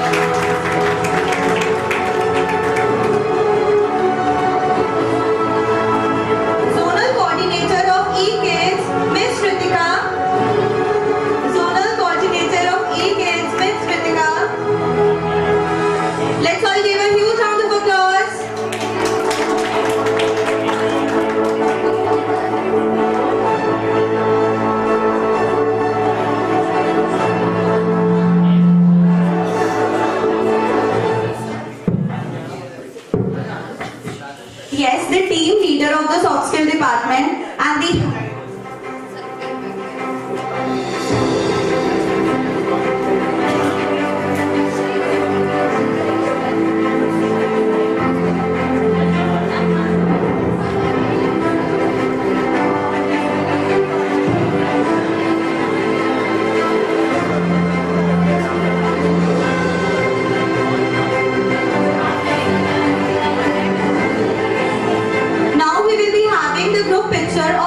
delegates. I would like to request all the delegates to come forward for the group picture.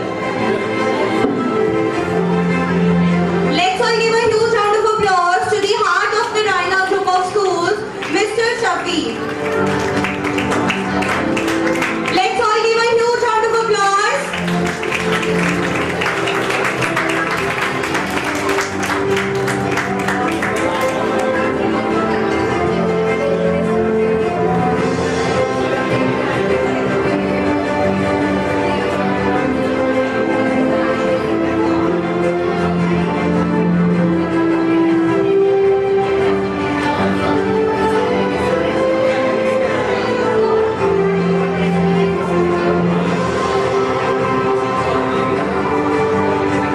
Before we move ahead, we close the day. There is a tradition of MUN. Always when MUN ends, MUN actually ends with one group picture with all the delegates, all the attendees, all the participants, every individual. But I think this frame will be short to take. But for that you should carry MUN flags and all the country flags also. I think our ground is the best place. So we request all the delegates and all the dignitaries to please join for a quick group picture for the delegates.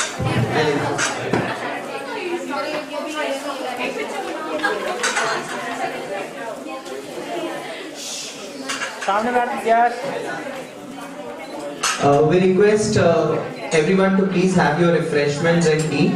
Then followed by we are going to move ahead with the group picture.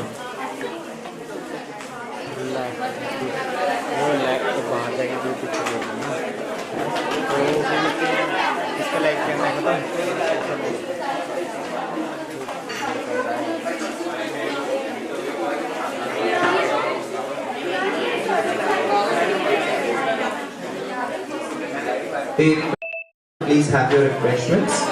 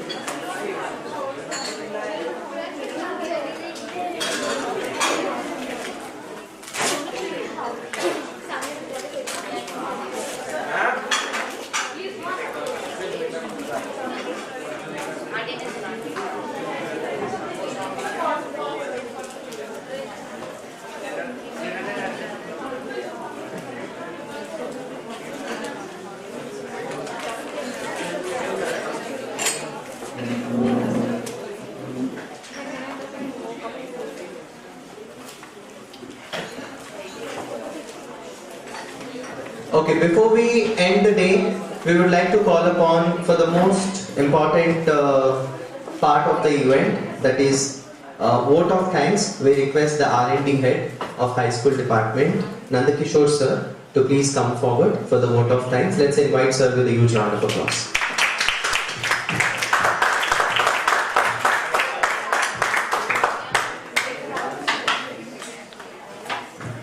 Good evening, dear principals, chief guest, and my dear students, and all the soft skill department, and all the teachers. So first of all, I would like to congratulate all of you for reaching final stage, clearing all the rounds at the school. I could see each one of you how much research you have done on each and every topic. So it was really wonderful, and we are proud of you all having in 9th class you have completed, now you are in 10th class. So hearty congratulations once again for that as well. So the way you prepared for this activity, the same way I expect even in 10th class you prepare, and you will give the best score and best result for Punjab.